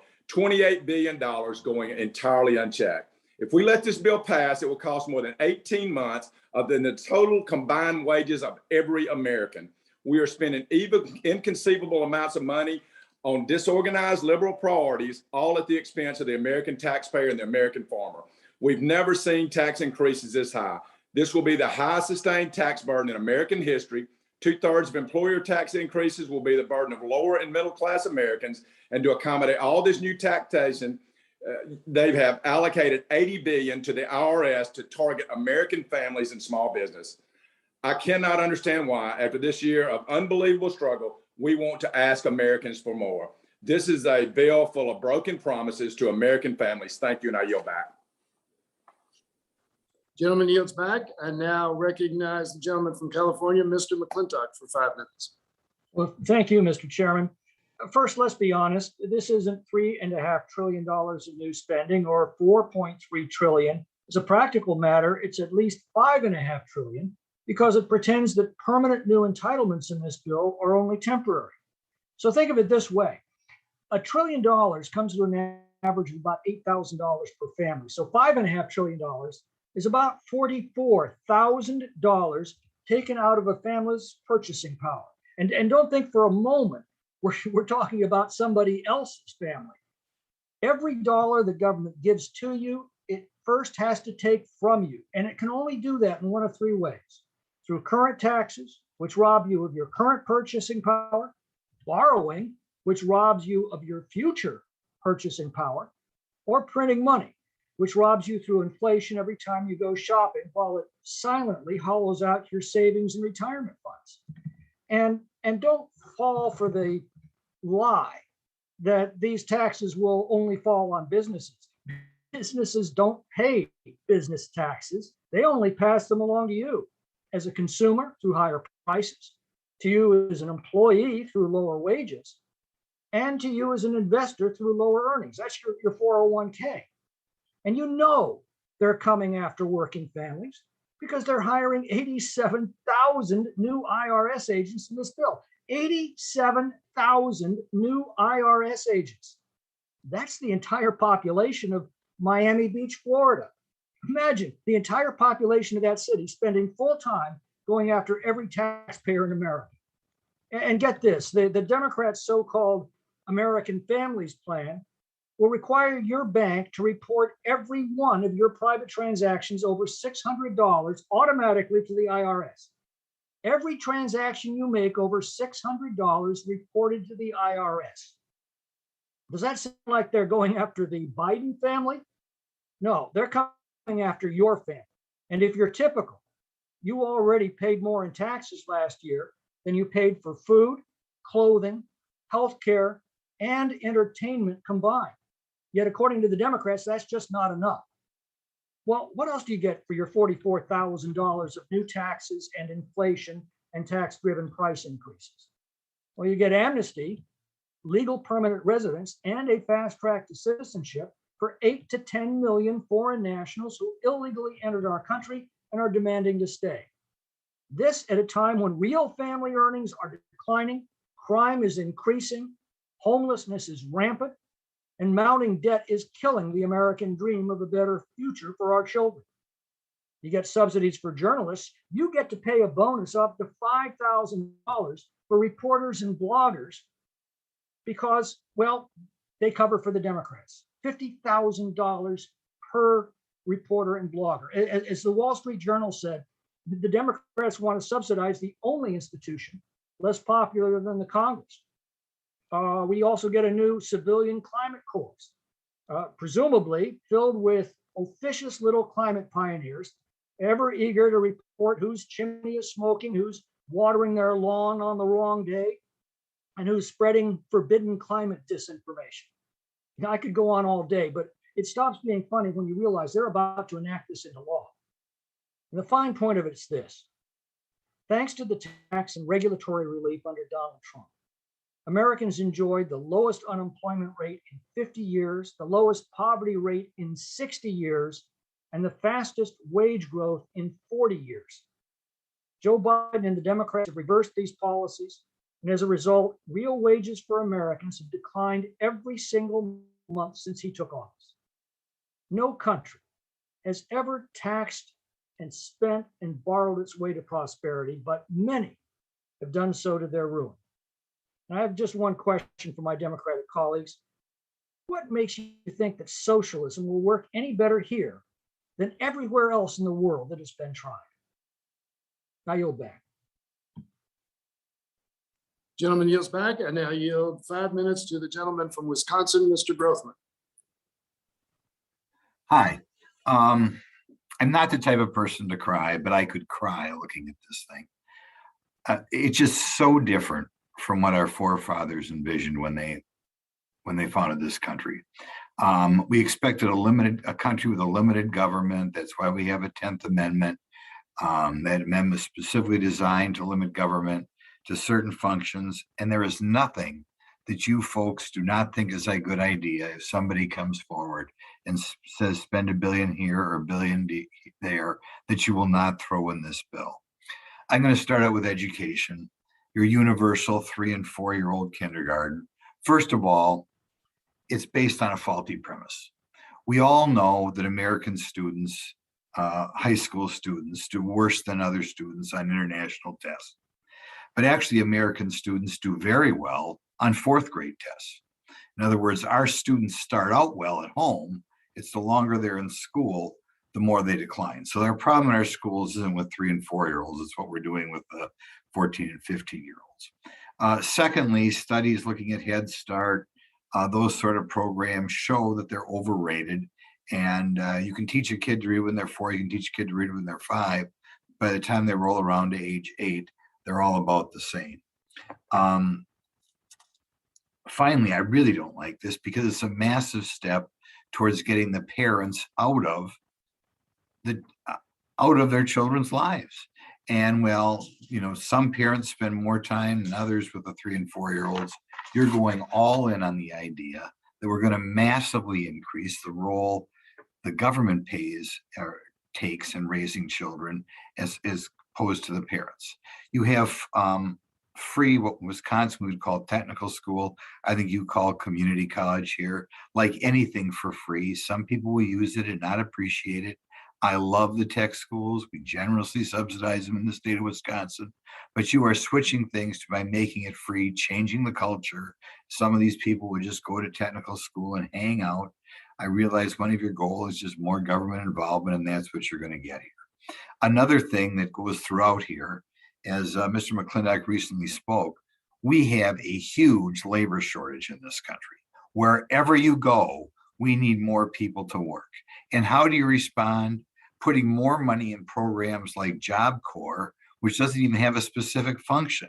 Same thing is going to be true of the Climate Corps. As you hire more and more people, as private businesses desperately look for more people. The staff keeps telling me you want to hire 87,000 IRS agents. I mean, we need so many people in the productive part of the economy, but I still don't believe the 87,000, no matter how many times staff tells me that. I can't believe it's not 8,700. Even at 80, but if it is 87,000, have any of you sat through an IRS audit? I mean, talk about destroying people's lives. And you really feel at the time when we have such a labor shortage, now is the time to hire that many more IRS agents. The other thing that comes through in here, with the increased Pell Grants being one example, is you have more and more programs conditioned on not having a traditional middle-class, hardworking family. Okay, our whole welfare system is geared towards giving things to people other than the traditional basic family. And this furthers us down the path of, if you are a child of a traditional middle class family, take out the student loans, go in debt till you're age 50. But if you're not a traditional family, we're going to up the amount of money we give you. That's another thing that's just horrible. And it's not the only program in here like this. The increased funding for low-income housing, again and again, and I could sometimes sit down with you folks, again and again, we are putting people in a position, if they don't work very hard, and certainly if they have kids without being married, they get things that the average middle-class family does not get. Just horrible. Another theme throughout here is race-based programs, an idea that we have to do more towards identifying people where their great-great-great-grandparents live. I don't know why you obsess with that. All you're going to do is tear Americans apart. But throughout this bill, this long bill, again and again, we find programs pushing in that direction, something else that we certainly don't need. And then we push into other areas you'd never guess. We had arts and entertainment for other programs, an area in which we have to get involved in. The electric vehicles, we pick out a favorite industry, throw more corporate welfare at those folks.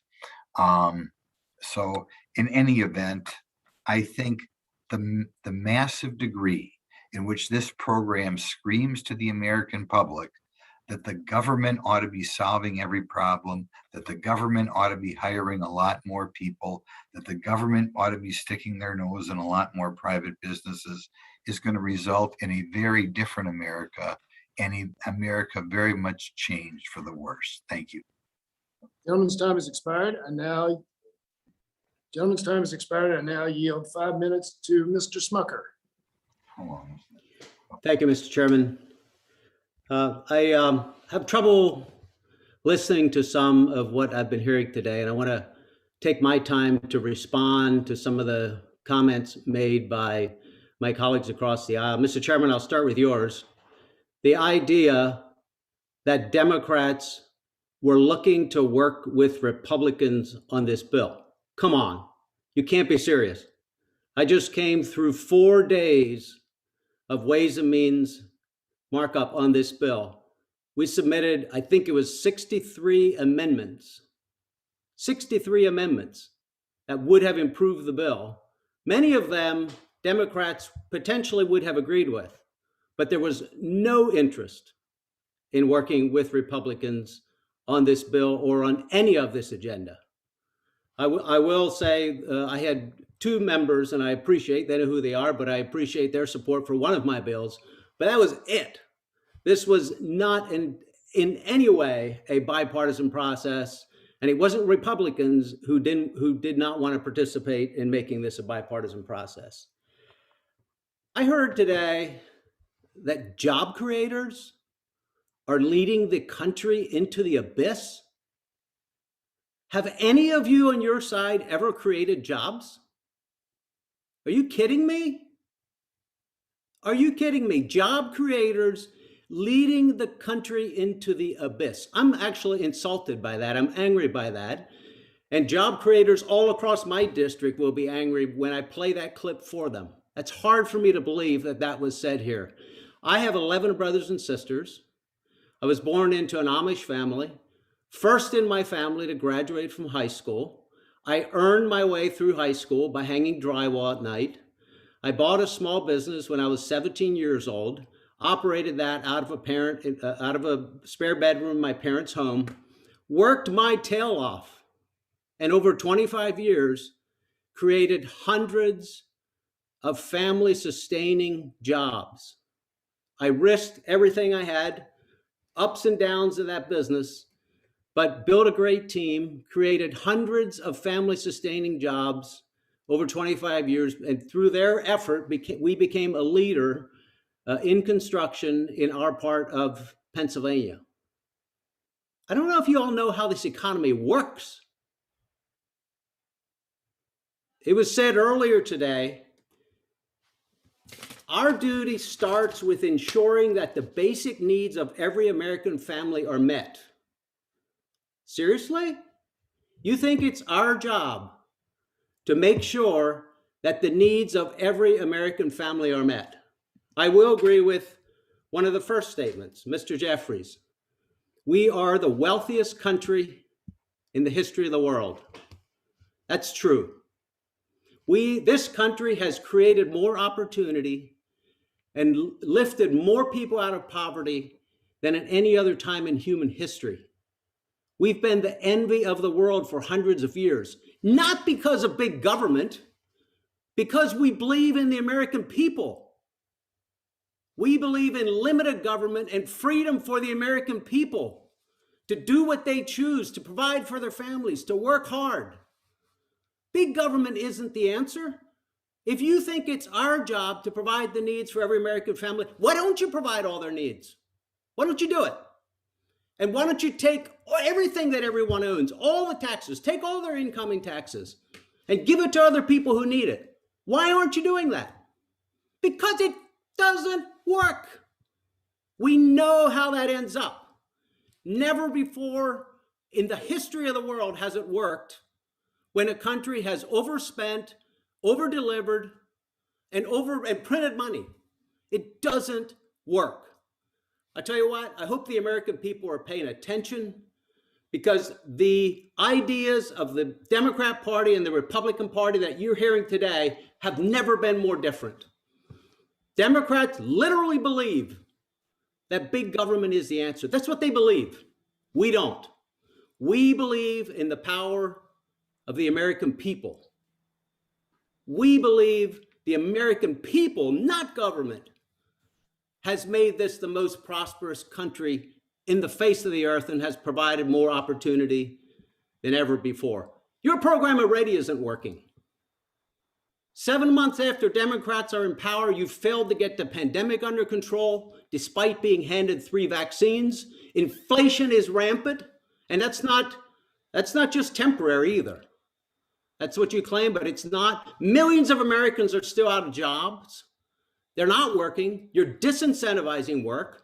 And just last week, again, we saw jobless claims begin to go up. Anybody that's watching knows that your policies aren't working, and we have to get back to believing, renewing our belief in the American people. Thank you, Mr. Chair. Gentleman's time has expired, and I yield 4 minutes to Mr. Jacobs.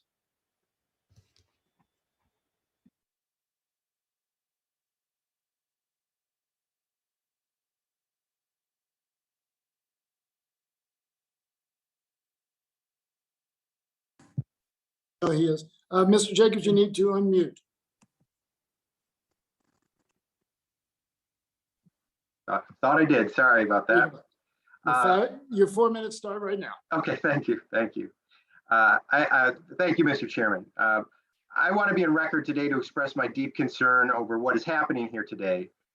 This effort today to pass through Congress the largest single spending bill in the history of our country, $4.3 trillion. It's hard for many to quantify this gargantuan bill of $4.3 trillion. There are only 3 countries on earth that have a GDP greater than 4.3 trillion. The annual GDP of the entire continent of Africa is only 2.6 trillion. For the continent of South America, it is about 3 trillion. You would think the historic size of this package would cause the highest level of transparency in the process. Unfortunately, we're getting the exact opposite. It's been written behind closed doors without hearings or inputs from a multitude of experts. This 4.3 trillion expenditure will be in addition to the over 6 trillion we have spent in the last 18 months on the COVID pandemic. Further, we are likely to be bringing a $1.2 trillion infrastructure bill up this week as well. All total will be over $10 trillion, and the majority of this will be put on the government's credit card. And our kids and our grandkids will be stuck with the obligation to make the payments for decades to come. In regards to our federal debt, our debt level is already at an alarmingly high amount. The only other time our debt has been this high is after World War II. The difference is after World War II, our leaders recognized the dangers that the debt level presented and quickly came together and brought down the debt level dramatically in short order. Today, we are doing the exact opposite. We are dramatically increasing our debt by several $trillion. Under current debt levels, the CBO, the Congressional Budget Office, projects net interest payments on the debt will grow to continue and consume an even larger portion of the federal budget. CBO projects net interest payments on debt would double as a share of the economy from 2022 to 2031.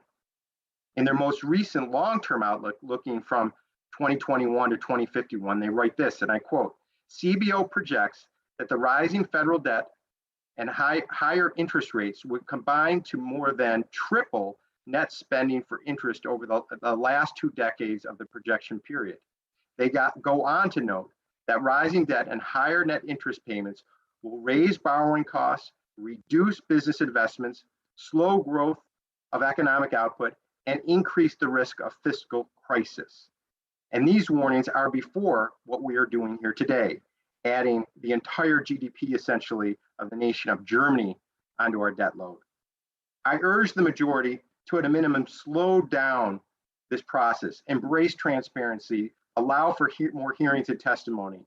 The unprecedented level of this expenditure merits this, and more so our children and our grandchildren who will bear the consequence of this oppressive debt certainly deserve this. Thank you, and I yield back.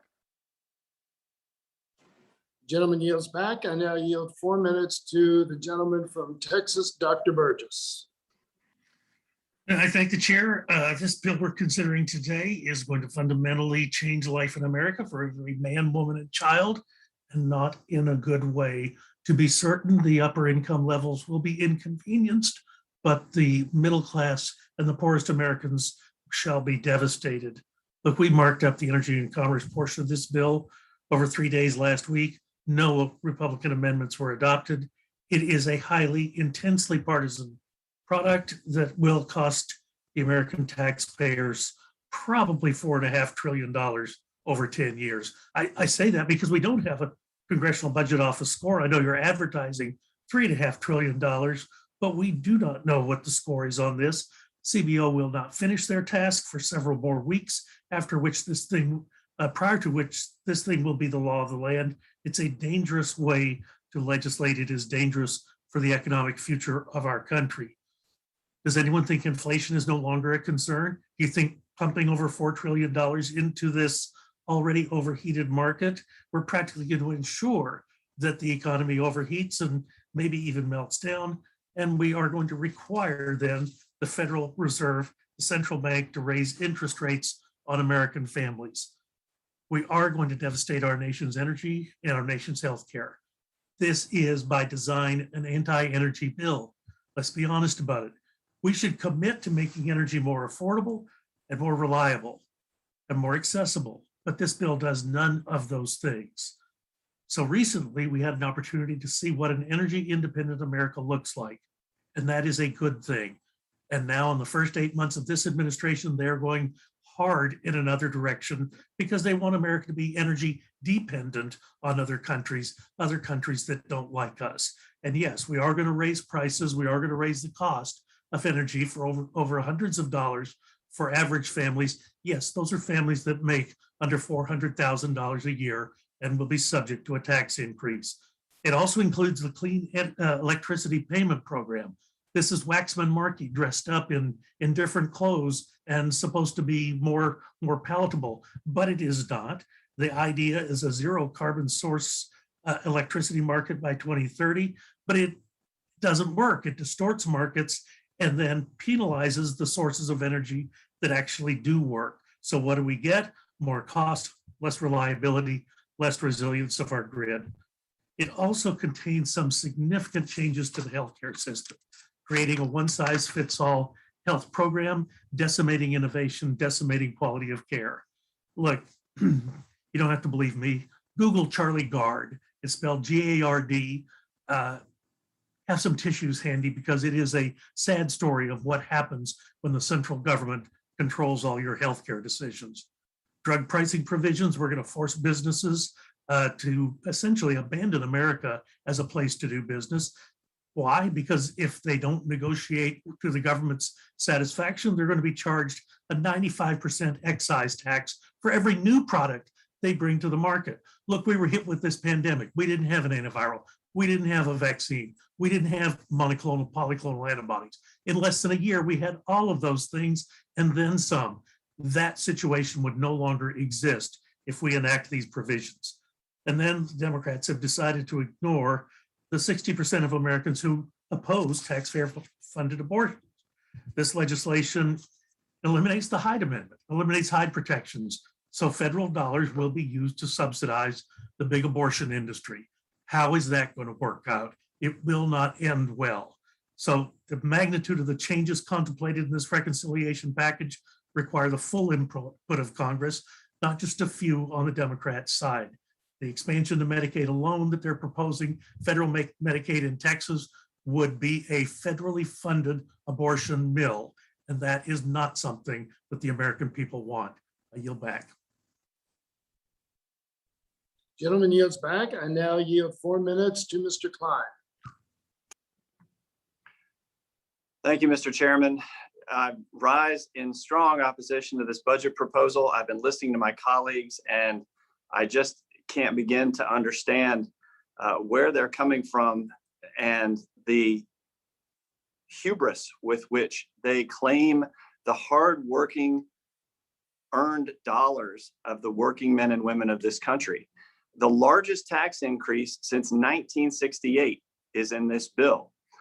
The corporate tax increase would make us higher than that of communist China, and it would be shouldered by the middle class and small businesses. Say what you will, the small business community and the corporations will pass that tax increase right on to middle class consumers. They will send jobs and businesses fleeing overseas and give American competitors an advantage. The Joint Committee on Taxation found over 66% of the tax increase will be borne by middle and lower income earners. This would come in the form of wages, employment, and higher utility bills. It'll be detrimental to more than 21 million mom and pop shops, many in my district, because of the elimination of the small business deduction, which allows small business owners to deduct 20% of their income. And the expansion of the death tax The supercharged second death tax will force family-owned businesses to sell off assets in order to pay a massive tax bill to an even more massive IRS. Eventually, these tax changes will cost 1 million jobs over the long term. Although the Biden administration has claimed that most small businesses will be exempt from its tax hikes, the Tax Foundation has said that that's misleading. In fact, almost 900,000 small businesses could be hit with the Democrats' limitation of the pass-through deduction based on 2018 IRS data. When Democrats try and tell you that their human infrastructure plan, whatever that means, will help those most in need, don't believe them. That's because this proposal would offer a slew of special tax breaks that only the wealthiest Americans can even afford, including a $1,300 tax credit for home energy audits, designer doors and windows, an $18,000 tax credit for a hydrogen fuel cell system for your home, which costs $60,000, a $10,000 tax credit for geothermal heat systems for a home, which costs $30,000, a $52,000 tax savings for restoring the SALT tax shelter, a $12,000 tax credit for a Tesla Model 3, MSRP $49,000, and a $12,000 tax credit for a Tesla Model Y, $60,000 MSRP. Not many folks in my district can afford a $60,000 Tesla when the median household income is $59,900. The level of spending in this plan is absurd, and it's hard to believe that it could get worse, except it did. The tax plan to pay for it will hurt Americans at a time when American families are struggling to recover from COVID, dealing with a stagnant economy, skyrocketing inflation, and higher prices triggered by Democrats' out of control spending. It's a bad plan for working families. I strongly oppose it. And with that, Mr. Chairman, I yield back. The gentleman yields back. I now yield 4 minutes to the gentlewoman from Colorado, Ms. Bogan. Thank you, Mr. Chairman. I just want to start off by saying just how disgusted I was hearing all of these lame excuses by the Democrats and talking about putting American families first. When have Democrats ever created jobs? I have created jobs, and I know how difficult it is to work against the federal government to create and keep these jobs. That's why I'm here, because too many people went to Washington, D.C. on weak promises and folded, and they overregulated, overspent, overtaxed, and destroyed everything that the American worker is building at home. Democrats do not create jobs. They create bigger government, and there's nothing more permanent than a temporary government program. Mr. Chairman, let's call a spade a spade. This bill does nothing to build back better. In fact, it frankly pisses on the American people. It's a political scheme by the Democrats to socialize this country and bankrupt American taxpayers. This is radical, reckless spending spree, and it includes the largest tax increase in American history, a tax increase that will be paid for by the middle class. This doesn't affect these elite that you seem to think that it does. They're already paying their share. This is the Democrat plan. Spend, spend, spend, and then raise taxes for good measure. Is this a joke or what? In this bill, Democrats raise the tax rate on American job creators higher than the rate of communist China. I know Democrats certainly are envious of the CCP, but we will never become the CCP here in America, and that's what I'm here to prevent. This corrupt bill will cause further harm to our great nation. It harms our great American energy industry and gives the IRS more power so they can more aggressively target conservatives like they did under Obama. To top it off, they want to grant amnesty and a path to citizenship to 8 million illegal aliens. Yes, there is definitely a replacement theory that's going on right now. We are killing American jobs and bringing in illegal aliens from all over the world to replace them if Americans will not comply with the tyrannical orders that are coming down from the White House. This Democrat bill puts America dead last, and sadly, this is what Americans have come to expect from Trader Joe's regime. Our southern border is completely open. We've witnessed a disastrous withdrawal from Afghanistan and one unconstitutional mandate after another. These actions will have lasting consequences at a high, high price tag. Since Biden took office, Democrat proposals have significantly increased government spending, and shockingly, these money grows on trees leftists are trying to spend $10 trillion this year alone. This fiscal irresponsibility has long-term effects that will be saddled on the back of future generations, and it's something that we cannot ignore. Reports indicate that this reconciliation package is set to increase yearly government spending by 73% every single year for the next 10 years, putting our children's future in the toilet. The brunt of this cost will fall on the backs of working families, while those who refuse to work will continue to sit at home on the couch collecting federal checks. Bravo, Democrats. This bill would also increase spending by $27,000 for every household in the country. I wonder how many American families will have an extra $27,000 laying around for Uncle Sam to squander away. And it'll also add a $2.1 trillion in new taxes, the highest tax increase ever. And I wonder how many American families and business owners are thinking, you know what we need to do right now? We need to pay more taxes. And it will add fuel to the highest inflation we've seen in 4 decades that has prompted this steep rise in the cost of gas, groceries, and other everyday expenses for American families. But don't worry, you save 16% on your July 4th barbecue.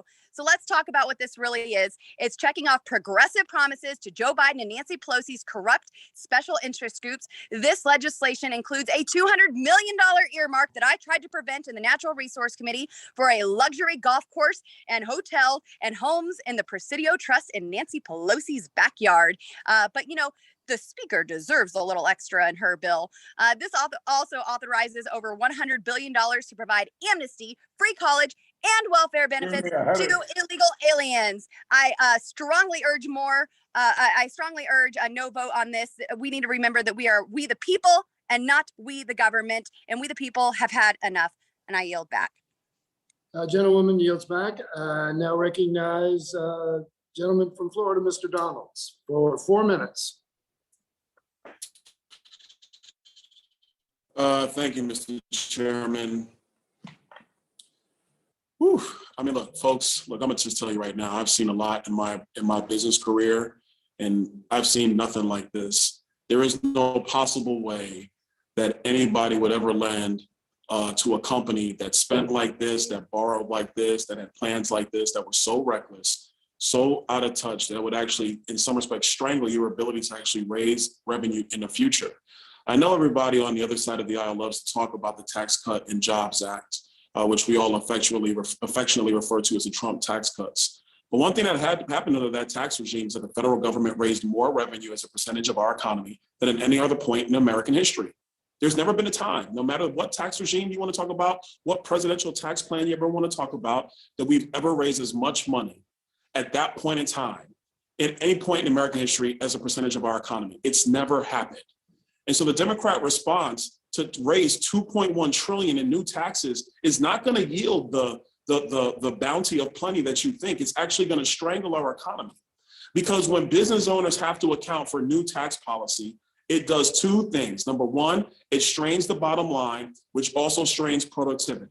You put on top of that the fact that every small business owner in all of our districts, all across America, are all having problems finding workers. You all know this to be true, just like I know it to be true. So when you do things like take the direct cash payments under the child tax credit, and you make it permanent, what you're actually doing is going to make it harder for small businesses to keep employees on staff.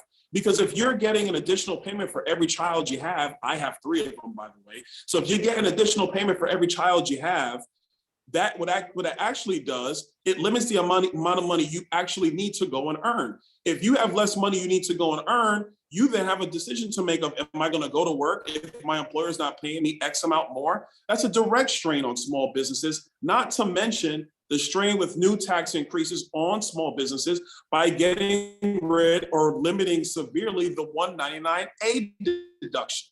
I know that the talk has been that if we're just raising the corporate tax rate, which by the way, doesn't make any sense at all because we're raising more money as a percentage of our economy from corporate taxes now than we will if you raise it to 26.5.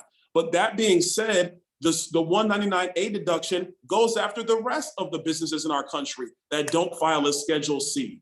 Then you have to tack on what's also coming with this new thing where we're gonna actually put pressure and put requirements on our banking community to give the IRS access to transactions in the bank accounts of every American and every business owner, that is outrageous. There has never been contemplated at any point in time in the history of our country, giving the IRS access to the transaction information of every American just because the IRS is looking under the cushions for more money. Not because somebody's under audit, not because somebody potentially broke tax law, just because they're looking for every possible dollar to fund this insidious nightmare of a spending plan. We are literally going to unleash the IRS on the American people. That's outrageous, folks. Look, I just got here. I wasn't here for the last decade. I know all of you guys have issues with the previous administration, and then our side had issues with the administration before that. I get all that. I get that. But to turn the IRS on the American people, just so you can find every possible penny to give it to limousine liberals who want to buy the newest model Tesla, or to give it to some green new energy company so they can get solar panels from China, or so we can put electric batteries in cars, which, by the way, you have to get the batteries essentially from China because they're the ones that are mining the lithium and the rare earth element. We want to talk about the Green New Deal, but we're not actually recognizing the fact that there's not enough electricity on the grid for all the electrification you want to do in this bill. Where are you going to get the electricity from? That electricity doesn't show up out of thin air. Solar power, wind power, and geothermal are not nearly sustainable enough for the electrification of the federal fleet, let alone making every American buy electric cars. You don't have enough electricity. So what you're going to have to do is burn more fossil fuels. You're going to have to mine more lithium for the batteries. You're going to have to mine more rare earth minerals to support all this. Guys, this is just simply not sustainable. And the last point I'll make is on college education. If you make community college free, what you're actually going to do, I'm going to make it quick for you, Mr. Chairman. If you make community college free, what you actually do is lower the value of community college. Anytime you make something quote unquote free, meaning that the person who acquires it doesn't have to actually dispense of value to acquire it, it lowers the value. You're not helping the American people. This is not building back better. This is using the crisis of COVID-19 to do everything that Bernie Sanders and Representative Ocasio-Cortez ever wanted to do. I yield back.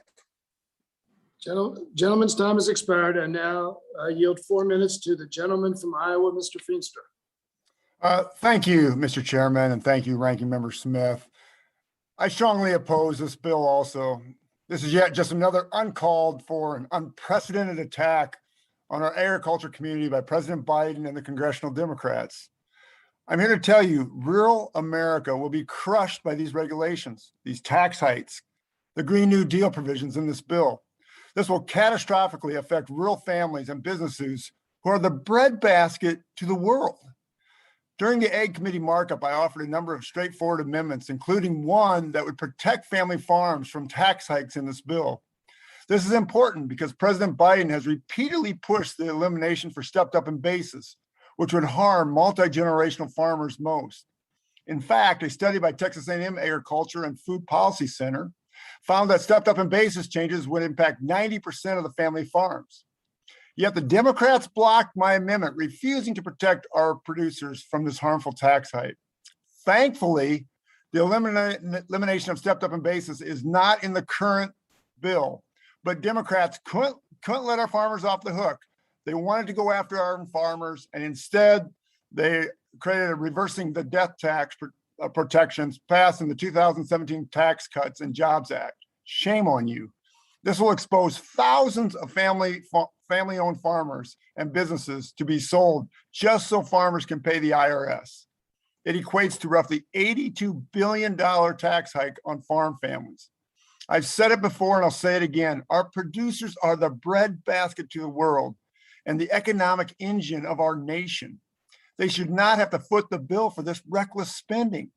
It contains a staggering total of $1.2 trillion in Green New Deal subsidies and new entitlement programs. These subsidies include billions of dollars for electric vehicles, and it even allows the wealthy Tesla owners to receive a direct government check. Can you imagine that? The wealthy Tesla owners, they get a government check. Meanwhile, crop growers like my in-laws, my people in Northwest Iowa, the biofuel producers in my district in rural America, they get left behind. They get punished by the Democrats, by the administration with these higher taxes and regulations, all to pay for that crazy Green New Deal. Speaker Pelosi constantly tells the public that Democrats must pass this bill for the children. This is for the children, she stated 14 times in her speech on the floor. You know what? She's right. It will be on the backs of our children for generations to come. The taxes, spending, regulations contained in the socialist Green New Deal spending spree will fall on the backs of our hardworking families across America's heartland. And it will be on the back of every child, including my own. Mr. Chairman, this bill is absolutely egregious. I'm ashamed. I'm ashamed at our government and what you're doing. With that, I yield back and hope everyone votes no. Thank you. Gentleman yields back. I now yield 4 minutes to the gentleman from Virginia, Mr. Good. Thank you, Mr. Chairman. Today, we're marking up the most expensive bill ever considered by Congress. At a grand total of $4.3 trillion, Democrats continue their commitment to growing government, increasing dependency, and putting climate extremism ahead of American workers in their record spending package. Democrats call this bill the Build Back Better Act, but anyone who takes time to look through the 2,400 pages can see that it'll bring economic devastation to all Americans. At a time when inflation is already soaring from their previous reckless spending, Democrats want to spend $4.3 trillion more, but we simply don't have the money. Already our national debt is over $28 trillion. Today, American citizens owe around $86,000 apiece for their share of this debt. This record $4.3 trillion package, which Democrats claim can only be passed in conjunction with another $1.2 trillion deal, will add more than $16,000 in new debt for every American. But what are Americans getting for their share of $102,000 worth of debt? More government intrusion in how you live your life, and more demands from Washington to fund their radical, left-wing, socialist, communist priorities. Americans don't want more IRS agents, more taxes, more job-killing climate extremism, and more corrupt unions. But that doesn't matter to Democrats. In Biden and Pelosi's America, you are commanded to shut up and comply.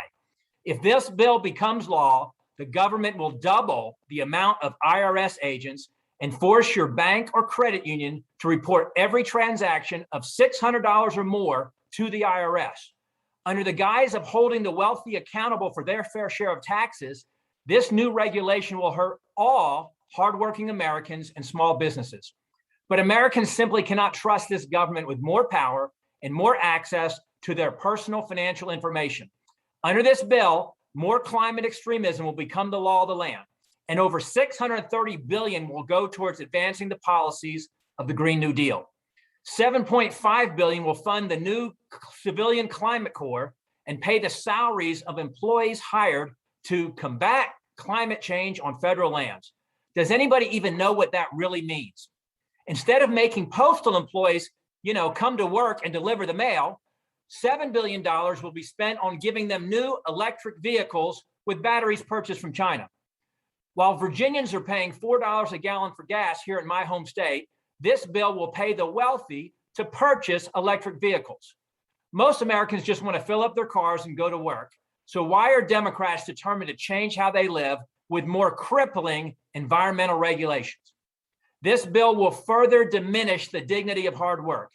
Historically, the American dream has been to live in a nation that provides the opportunity for everyone to achieve prosperity if they work hard for a better life. But this bill will help unions live the American dream at the expense of hardworking Americans through tax write-offs for union dues. Not long ago, a famous Democrat told us to not ask what our country can do for us, but to ask what we can do for our country. How times have changed in the Democrat Party. Today, Democrats give us wealth redistribution, radical left-wing policies, and social re-engineering. This is not the Soviet Union of the previous 20th century. Tragically, it's the Democrat vision for America in the 21st century. It's a travesty that this committee is spending valuable time marking up a bill that will add trillions more to our national debt. We have a moral obligation to restore our fiscal integrity, and I wish we were debating a balanced budget amendment to the Constitution. That would bless the generations after us rather than leaving our children crippled with more crushing debt. I urge the committee to rethink these priorities and for all of my colleagues to oppose this bill, and I yield back.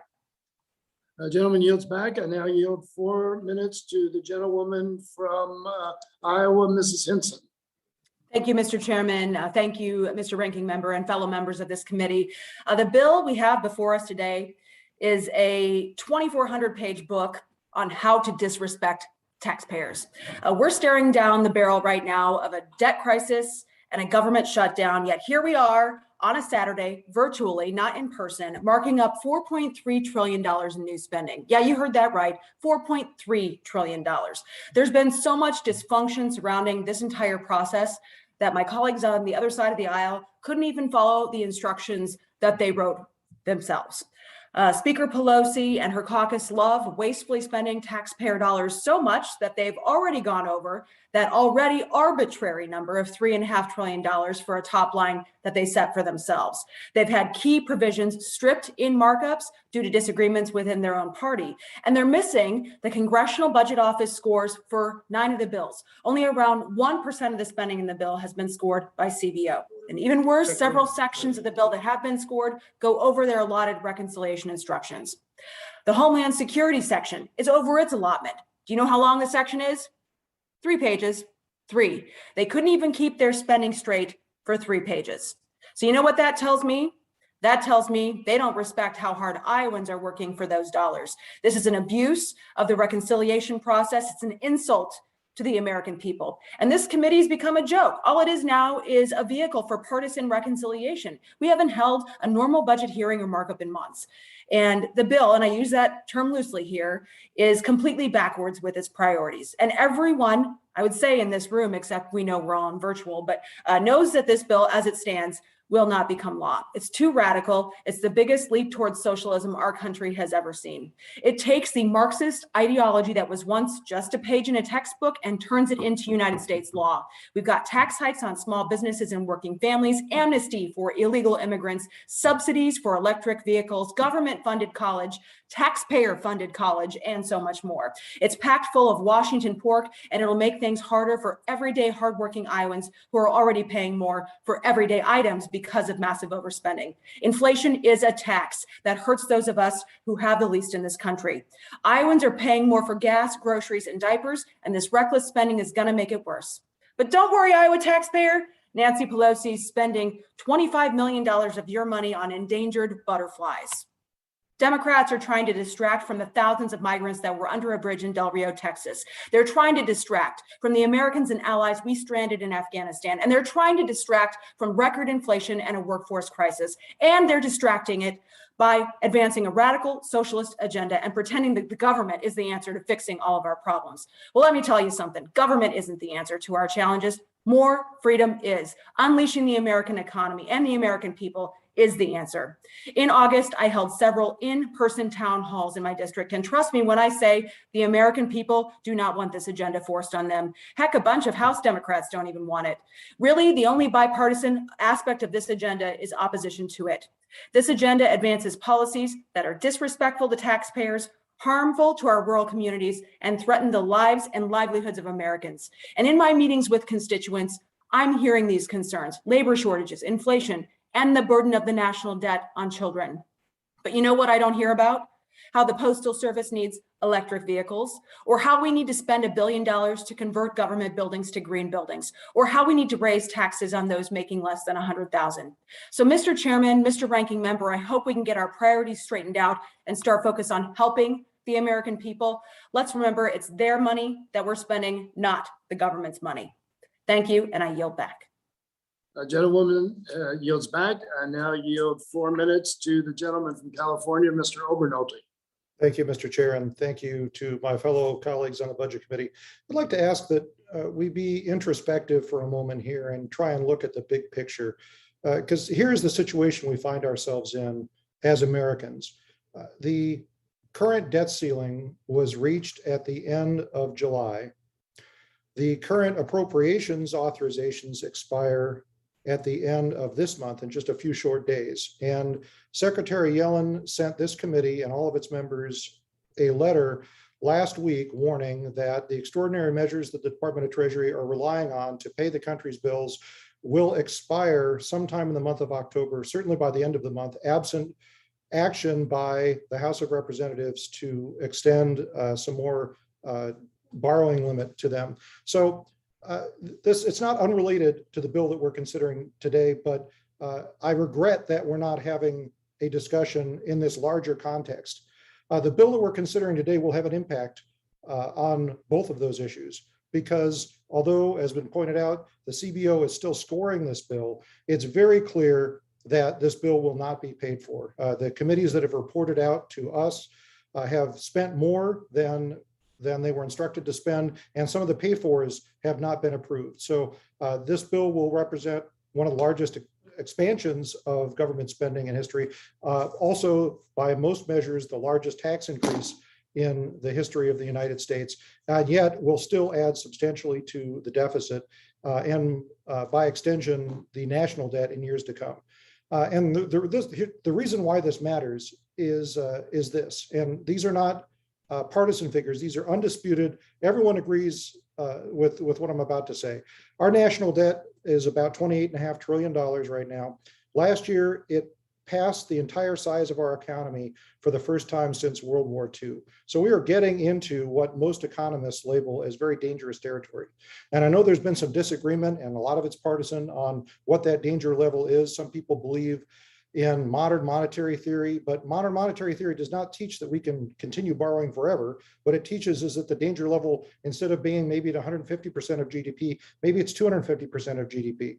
But unfortunately, the CBO says in just a few short years, at the pace we're going, that we will pass 200% of GDP in debt, and that at that time, just paying interest on that debt is going to consume over 10% of our total economy, just debt service. So my question to you is this. We are the Budget Committee, right? It's kind of an interesting structure in the House. We've got Ways and Means responsible for revenue. We've got appropriations responsible for expenditures. We in the Budget Committee are supposed to be responsible for planning. So my question to everybody is, what is the plan? And I regret that so often this devolves into finger pointing and name calling.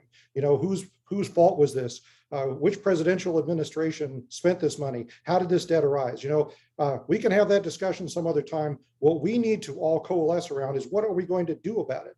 And unfortunately, the bill we're marking up today takes us in the wrong direction. We could have a discussion about some of the tax increases in here, and I'm sure we'd have a variety of opinions on it. But instead of spending that money, we could be using it to close the deficit if you wanted to increase taxes on wealthy Americans. So regardless of what is decided today, and regardless of what happens with the reconciliation bill, we need to have a discussion as a Budget Committee, as a House, and as a nation very soon on how to deal with this growing burden, because I think we can all agree that leaving this legacy of debt to our children is the wrong thing to do. I think we all agree that we are obligated to leave the world a better place for our children than the one we inherited from our parents. And a legacy of debt that's going to pass 200% of GDP in a few short years is not the way to do that. I yield back. Gentleman yields back. I now yield 4 minutes to the gentlewoman and newest member to the Budget Committee, Mrs. Miller from West Virginia. Thank you, Chairman Yarmouth and Republican Leader Smith. I also want to thank all of my colleagues for the warm welcome to the House Budget Committee. It's a real honor for me to be able to serve with all of y'all. Today in this hearing, we have the task of analyzing this massive bill that's before us and looking at how it actually impacts the future of America. We just can't think about how this bill will impact the next 2 weeks, the next 2 years, or how it will be even 10 years from now. But we've got to look at how it will impact our future generations. This is a huge responsibility. The legislation before us today will negatively shape the future of the American economy and negatively impact the pocketbooks of the middle-class, hardworking Americans for many years to come. We are not going to build back better with this legislation. At this rate, with the debt that we're incurring and the taxes forced upon the middle-class Americans, we won't be building back anything for a long, long time. This bill was touted to cost a mere $3.5 trillion. But as my colleagues across the aisle just kept getting greedier and greedier with the American taxpayer dollars, we now have reached a fevered pitch of $4.3 trillion. Trillion dollars. Where's that money going to come from? We are levying the largest tax increase in American history on our constituents. This tax increase will not only decrease workers' wages, but will cost jobs as businesses move back overseas. What is before us today is wildly out of touch with the American people and what they need. For a party who claims to care about American workers and their families, they sure have a funny way of showing it. My home state of West Virginia is energy rich. Our coal miners are some of the hardest working people you will ever meet. I could go on for hours about the other ridiculous and crazy provisions contained in this bill, like $7.5 billion to help support the Green New Deal and billions of dollars for environmental justice. But I will say this, the Build Back Better Act seeks to destroy their careers and their livelihoods. As a mother and a grandmother, I am worried, we're going to be saddling our children, our grandchildren, and our grandchildren's future children with insurmountable debt. For American workers today and those who come after us, we've got to stop this bill. I urge my colleagues to think about the years ahead and not just about what is politically expedient today. I yield back the rest of my time. The gentlewoman yields back. All debate time having expired have been yielded back. And by the way, congratulations to the Republicans. You did very well holding up to the 60 minutes. We will now proceed with ordering the House Budget Committee print to be favorably reported to the House. I want to remind the members that we will consider any non-binding motions to instruct after the conclusion of the vote on this measure. I now move that the Committee on the Budget order reported the committee print pursuant to the reconciliation instructions set forth in Title II of SCON Res 14, the concurrent resolution on the budget for fiscal year 2022, with the recommendation that the bill do pass. The question now occurs on ordering the committee print to be reported favorably to the House. Please unmute yourselves briefly to voice vote. All those in favor say aye. Aye. Aye. Those opposed say no. No. In the opinion of the chair, the ayes have it. Mr. Chairman, Ranking members recognize. Jackson. Request a recorded vote.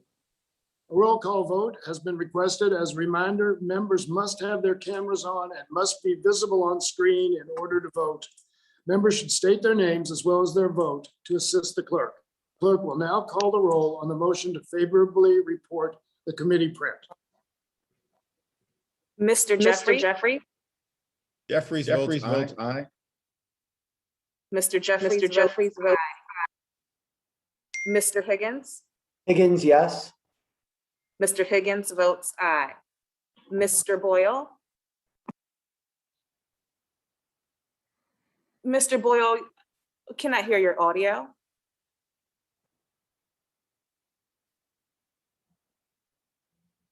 Cannot hear your audio, Mr. Boyle.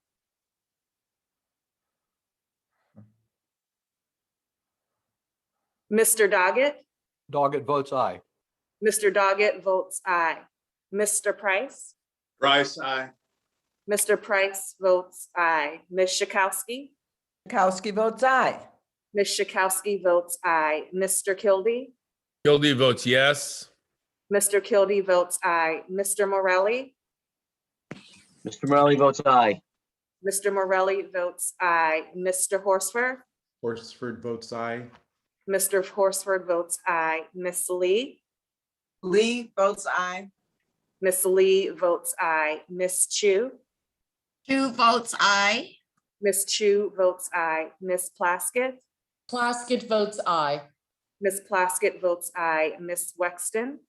Wexton votes aye. Ms. Wexton votes aye. Mr. Scott? Scott of Virginia votes aye. Mr. Scott votes aye. Ms. Jackson Lee. Jackson Lee of Texas votes aye. Ms. Jackson Lee votes aye. Mr. Cooper. Cooper votes aye. Mr. Cooper votes aye. Mr. Series. Series votes aye. Mr. Series votes aye. Mr. Peters.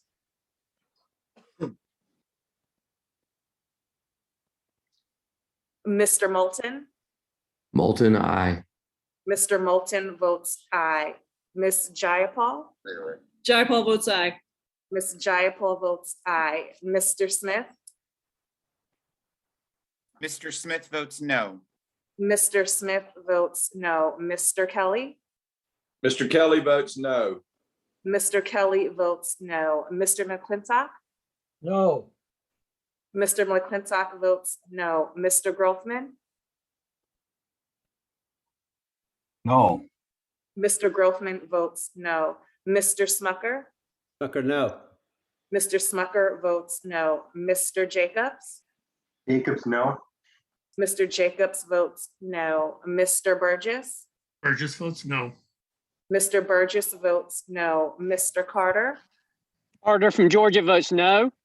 Mr. Carter votes no. Mr. Klein.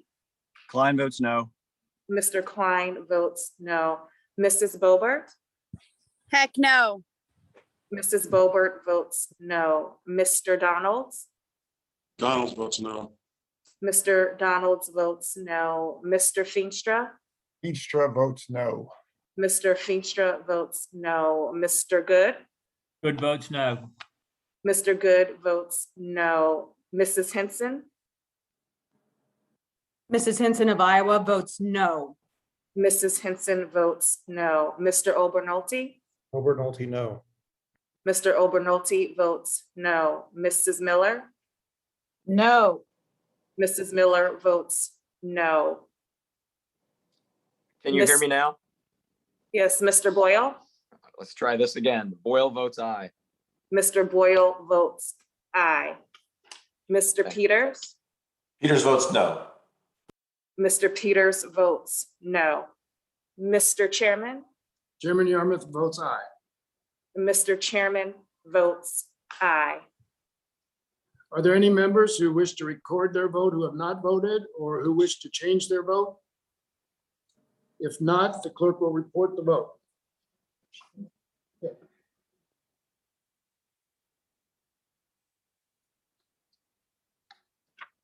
Mr. Chairman, on that vote, the ayes are 20, the noes are 17.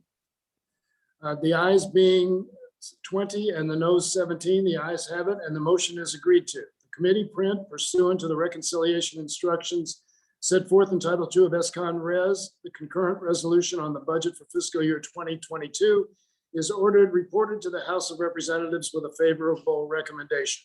I note for the record that a quorum is present.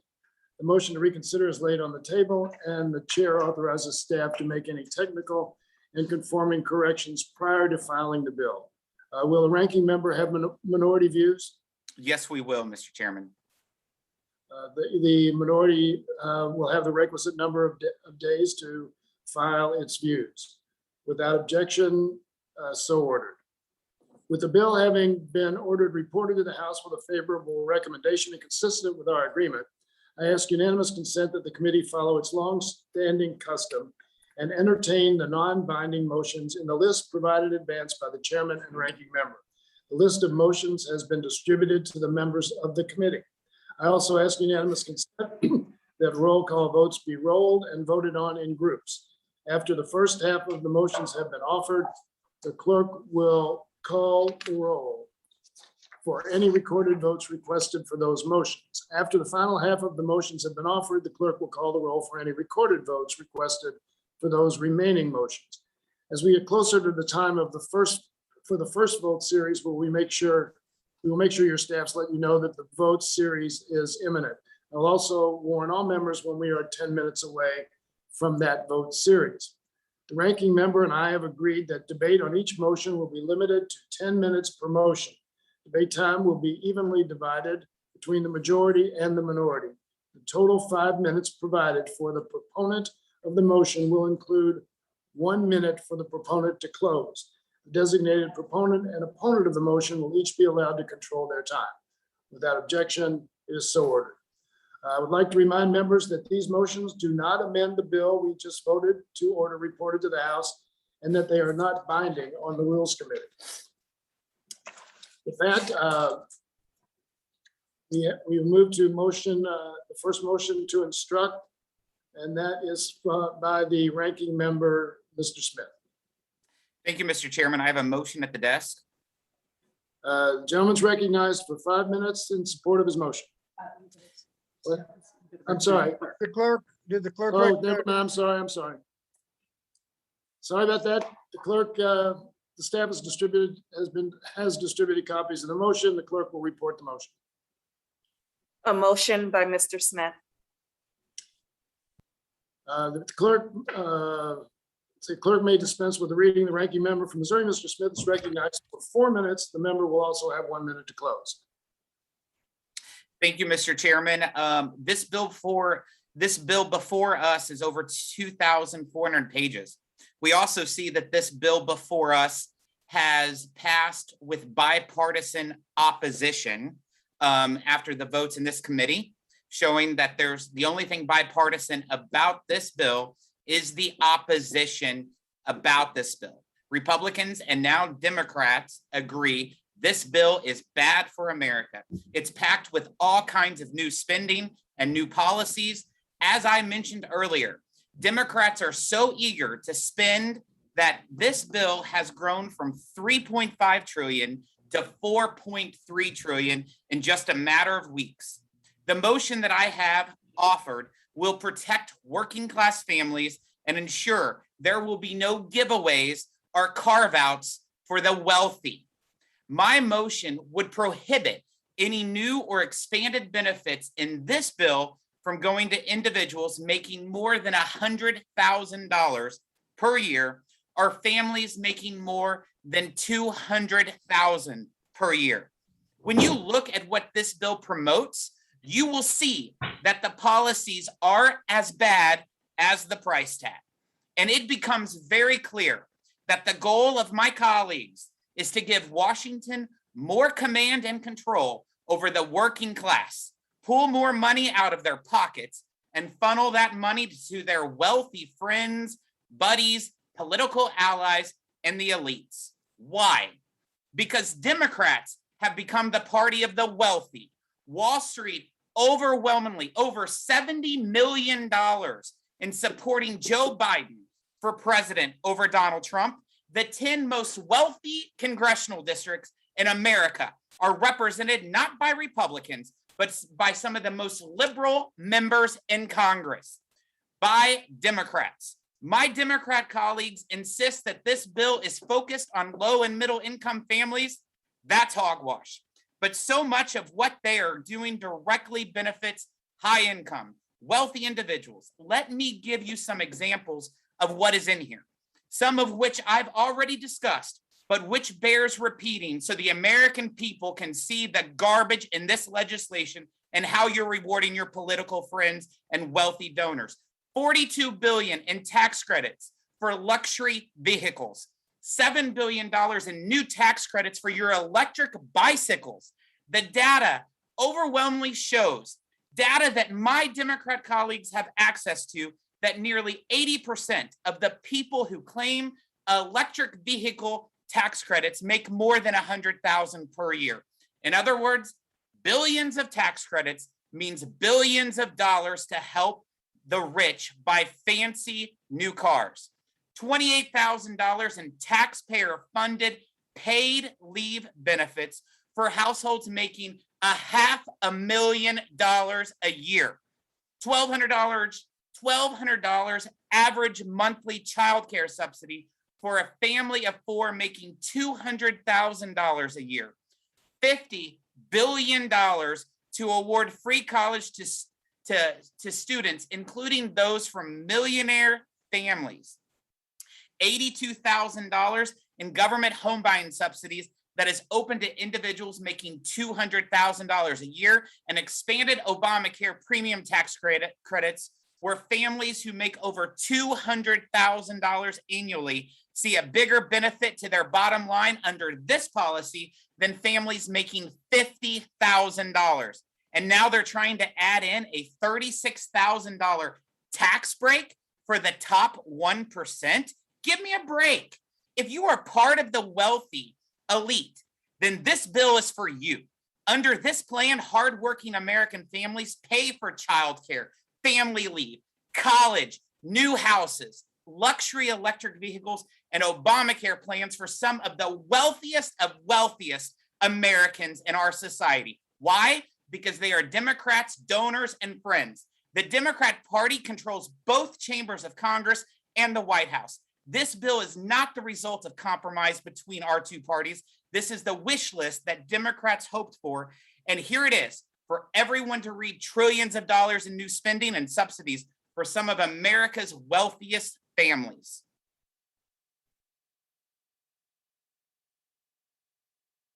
Gentleman's time has expired. Does any member wish to claim time in opposition to the motion? Mr. Chairman, I seek to claim the time in opposition. Gentleman from New York is recognized for 5 minutes.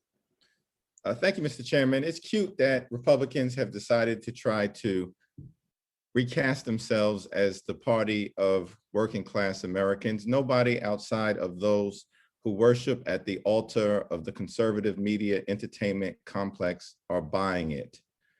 Now, with respect to the Build Back Better Act, as I previously indicated, President Biden, Democrats in the House and the Senate, are engaging in an intervention and an investment in working families, middle-class Americans, those who aspire to be part of the middle class, the poor, the sick, the afflicted, and the least, the lost, and the left behind, who have been impacted by the pandemic in disproportionately adverse ways, and who have been suffering from things like wage stagnation, decade after decade after decade, while the wealthiest amongst us get even wealthier.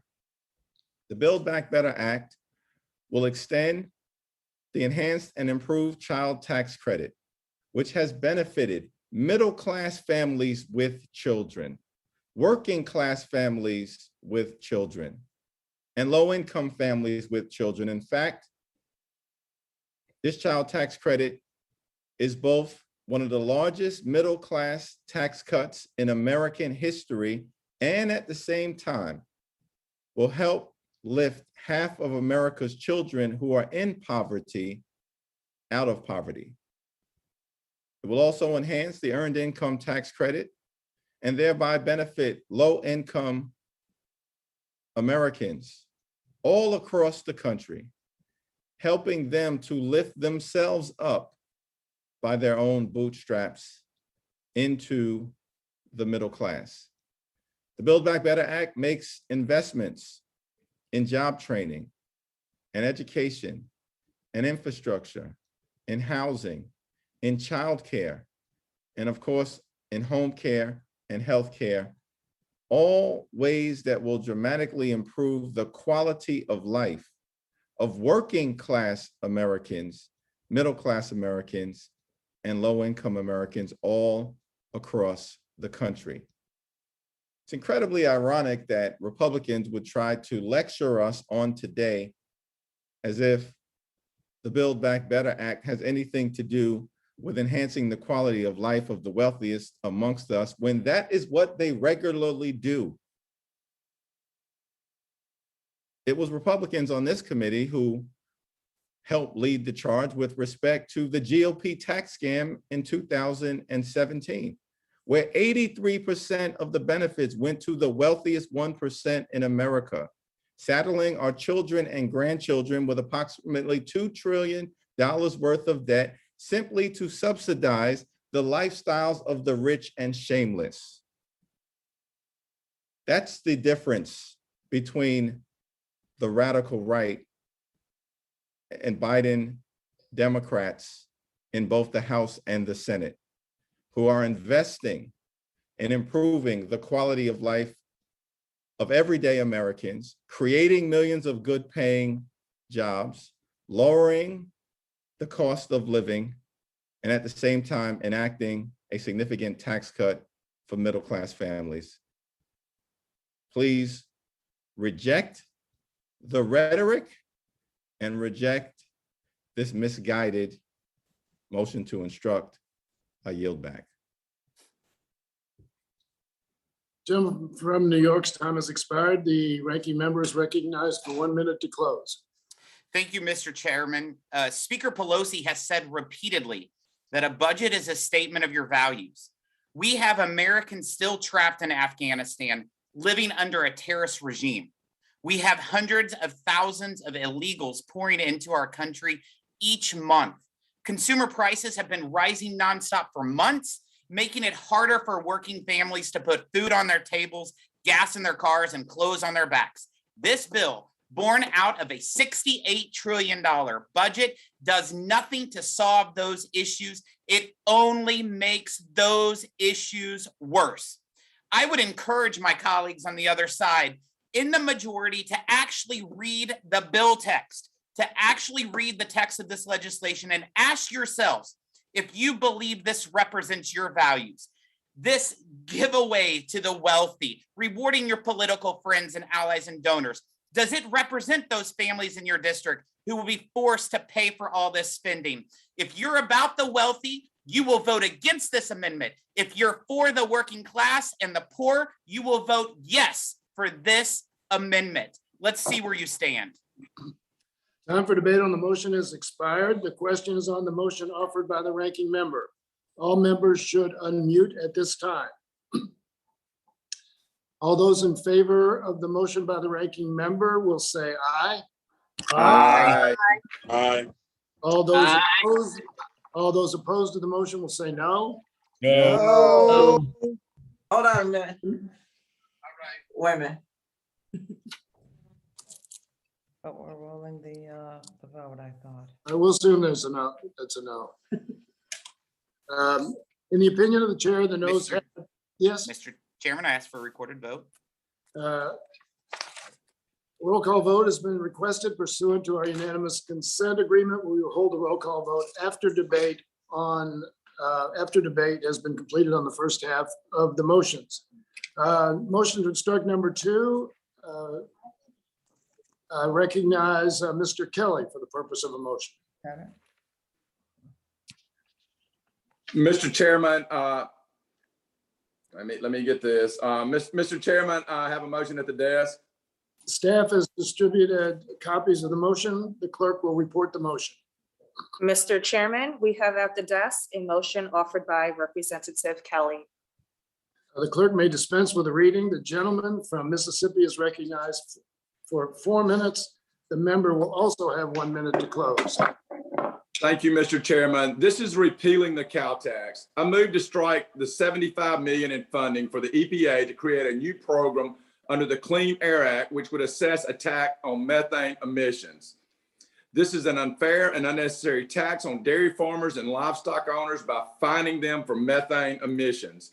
Farm Bureau estimates this tax will have an annual impact of $361.5 billion on American agricultural operations.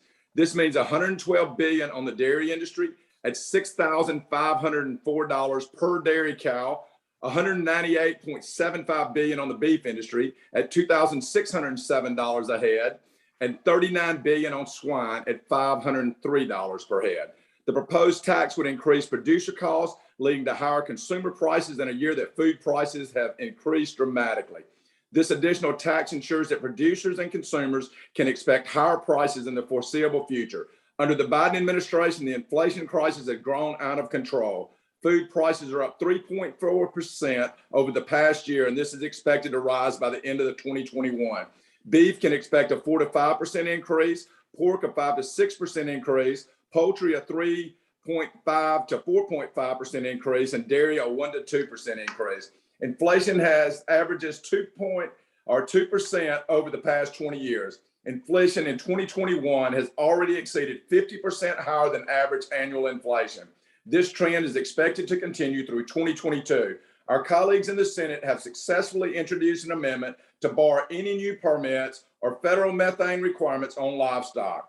Senator Ernst Stop the Cow Tax Amendment was adopted in wide bipartisan vote, 66-33. I believe that the House can and should accommodate this proposal to protect farmers and livestock owners in this legislation. I also ask that this committee to fight against the stepped up basis that the Biden administration is trying to do, which will cripple and or destroy our family farms. Instead of the Build Back Better Act, this would more aptly be entitled the Break Our Farmers and Small Businesses Back Act. Instead of punishing family farms, individuals with an IRS audit of all transactions over $600 or our small business by studying their divorce, practice what you preach. I ask that Democrats practice what you preach. Do not reward the rich and special interests. Please help our family farmers. This is so important that we not shut our family farms. They feed the world, not just this nation. Mr. Chairman, I yield back. Gentleman yields back. Does any member claim time in opposition to the motion? Mr. Chairman, this is Jan Schakowsky, and I seek to claim time in opposition. The gentlewoman from Illinois is recognized for 5 minutes. Thank you, Mr. Chairman. And I know Mr. Kelly is giving heartfelt thoughts, but I want to be clear. And I want to start by saying that this is not a so-called cow tax on our nation's farmers and livestock owners. The fee is based on existing reporting to the EPA, which does not include agricultural sources. I want to repeat that. Does not include agricultural sources. It is just not true. Instead, this funding would create a new program under the Environmental Protection Agency to assess fees on excess methane emissions from oil and gas operations. This fee furthers, this fee is aimed at companies whose facilities leak methane and waste and further pollute our nation's air and water and extracts and exacerbates climate change. This is unacceptable. All too often, the environmental justice community has disproportionately come under contact with greenhouse gases. So it is time for us to prioritize these communities. The funds that are collected will be used for industrial improvement, expanding air quality monitoring, climate resilience, and environmental restoration, to just name a few of the good things that it will do.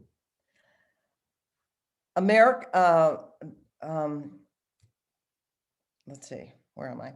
A methane fee is an important part of the fight to cut down our nation's greenhouse gas emissions, to combat climate change, and to protect the health of Americans. So I urge my colleagues to oppose this motion. It makes a claim that is simply not the case. This is not a burden on families, on family farmers, on any farmers. This is about cutting our nation's greenhouse gas emissions and supporting those communities that are impacted the most by this excessive pollution. And with that, I yield back. Gentlewoman from Illinois yields back. The member from Mississippi is recognized for 1 minute to close. Thank you, Mr. Chairman. And I disagree. Our Farm Bureau, I'm not the one who said it hurts our farmers. Our Farm Bureau, I relied on them many, many times. We have them in all 50 states. They are a product of our farmers getting together. And the Farm Bureau says this will cost us $361 billion, just as I lined down. And if it doesn't do that, then we're not hurting anything. If we're prohibiting them from doing that, let's strike this money. Please do not punish our farmers. And there's an accounting at the end of the day. When we continue to make the farmers' price for production go up, just as the $94 billion we spent in agriculture, $0 went to production agriculture, but we're going to give it to the EPA. What's going to hurt is we will not be able to afford to buy the food that we produce in our own country, and we will be food poor. It is a national security interest if we cannot produce food for everyone in the world, especially our nation. And with that, I yield back. Time for debate on the motion has expired. The question is on the motion offered by the member from Mississippi. All members should unmute at this time. All those in favor say aye. Aye. Aye. Those opposed say no. No. No. In the opinion of the chair, the noes have it. Mr. Chairman, I request a recorded vote. Roll call vote has been requested pursuant to our unanimous consent agreement. We will hold the roll call vote after debate has been completed on the first group of motions. I now recognize Mr. McClintock for the purpose of a motion. Thank you, Mr. Chairman. I have a motion at the desk. The clerk has distributed copies of the motion. The clerk will report the motion. Mr. Chairman, we have at the desk a motion offered by Mr. McClintock. Clerk may dispense with the reading. The gentleman from California is recognized for 4 minutes. The member will also have 1 minute to close. Thank you, Mr. Chairman. This motion requests that all of the provisions in this bill that would extend amnesty to millions of illegal aliens without taking any steps to secure our wide open border be removed. These provisions have to come out of the Senate under its parliamentarians' opinion, so we might as well take them out now. I think this would be a good way to test the intentions of the Democrats to go around the parliamentarian and enact this amnesty anyway. Of course, following the rules, like our immigration laws, have never been the Democrats' strong suit. The provisions currently in the bill provide amnesty, legal permanent residence, and a special path to citizenship for 8 to 10 million illegal immigrants who broke our border laws to come here, broke our immigration laws to stay here, and broke our employment laws to work here, and who haven't been convicted of more than 2 other misdemeanor crimes like burglary since they arrived here. It's important to understand how radical this provision is. Just take the low number, 8 million. That is the entire population, every man, woman, and child now living in the state of Alaska, Vermont, Montana, Wyoming, Maine, Delaware, South Dakota, North Dakota, and Rhode Island combined. Is it any wonder our borders are overwhelmed? Ask the migrants why they're coming. Every one of them will tell you it's because of Joe Biden's promise of admission, amnesty, and citizenship, which this bill fulfills. That's why we're seeing this tragic and shocking human trafficking of young children. And it's going to continue until we secure our border and start enforcing our immigration laws. Now we're told this is to legalize those who illegally took Americans' jobs because they worked as essential workers during the pandemic. Well, in fact, 45% of the entire workforce is considered essential by the government. That's hardly an exclusive group. But what Democrats are really saying is that if you're part of the 55% of Americans they don't consider essential, and you lost your job during these leftist lockdowns, you'll be pushed aside for those who violated our laws, broke our rules, and will now compete in the job market you're trying to get back into, all using your money to do it. Please, would someone explain to me, how are American workers helped by flooding the labor market with another wave of low-wage illegal immigration? How are our children, who've been robbed of an entire year of their educations, helped by filling their classrooms with non-English speaking classmates?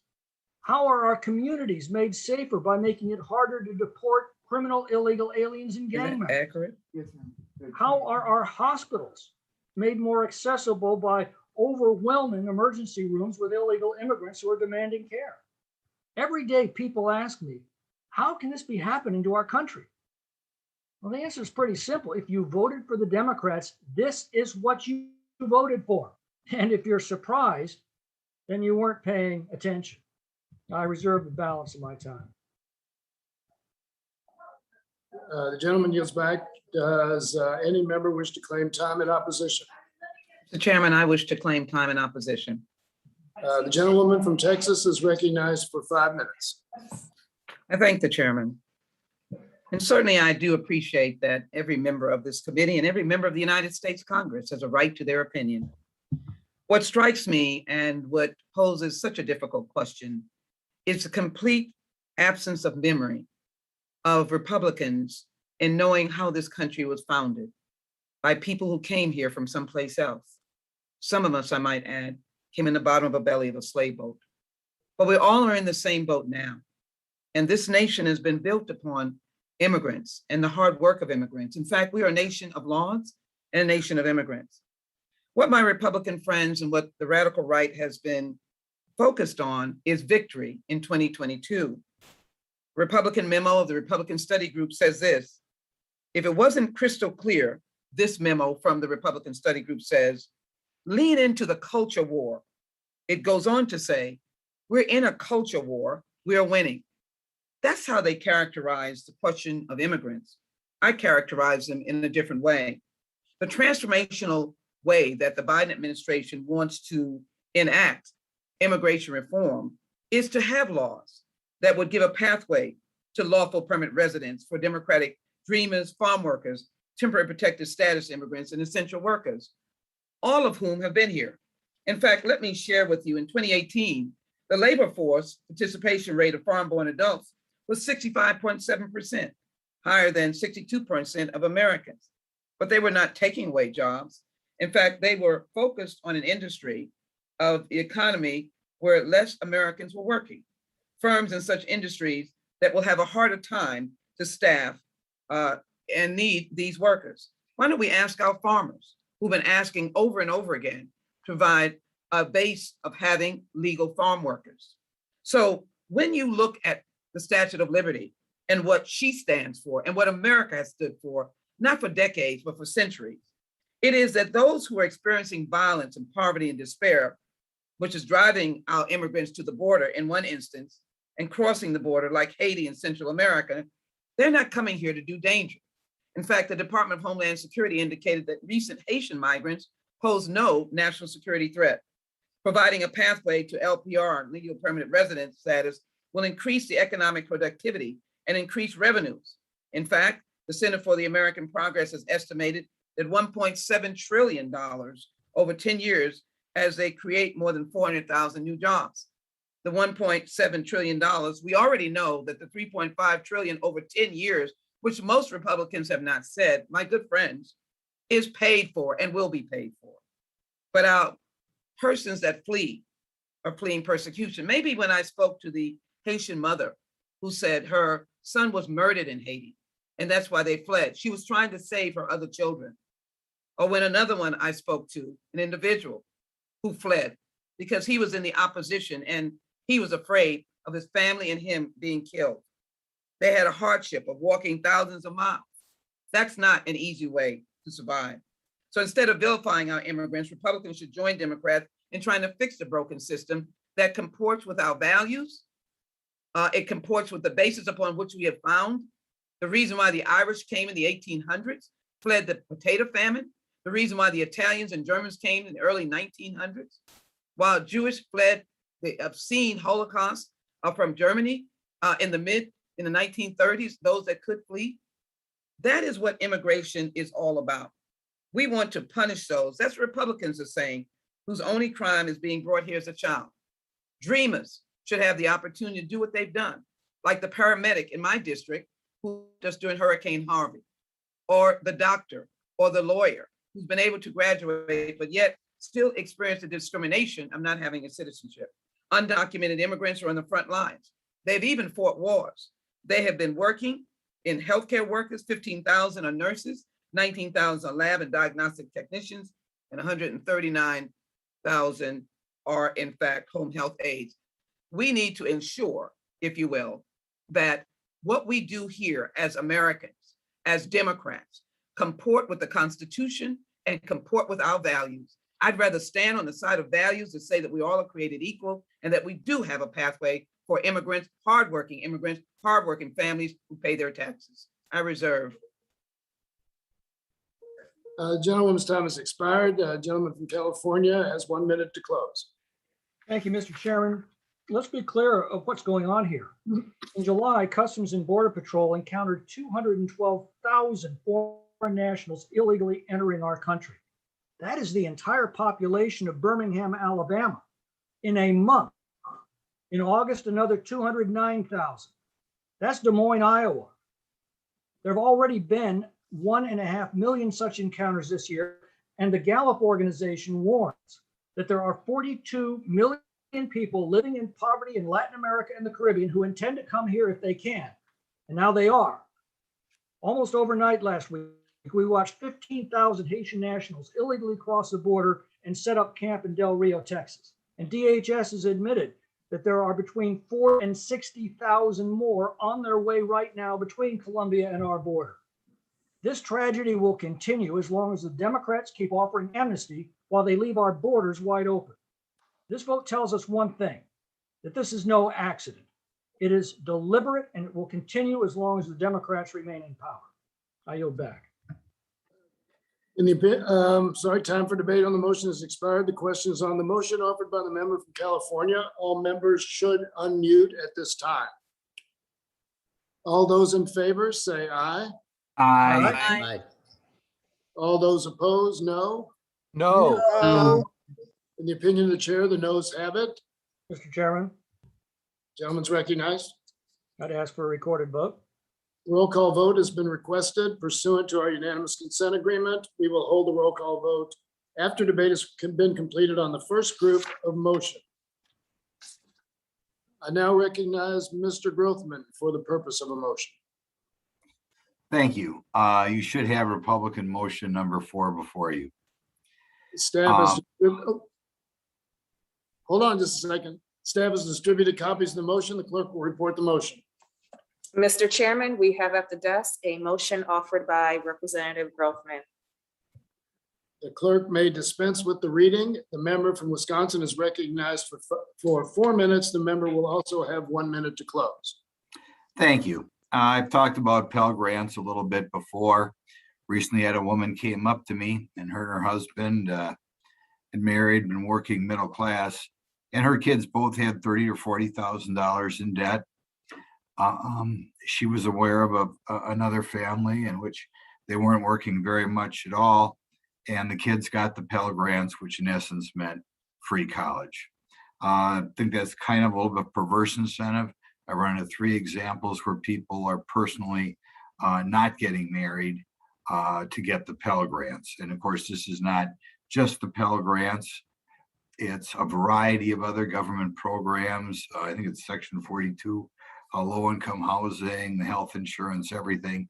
You frequently put the middle class in a position in which they're not doing as well as the people on the government.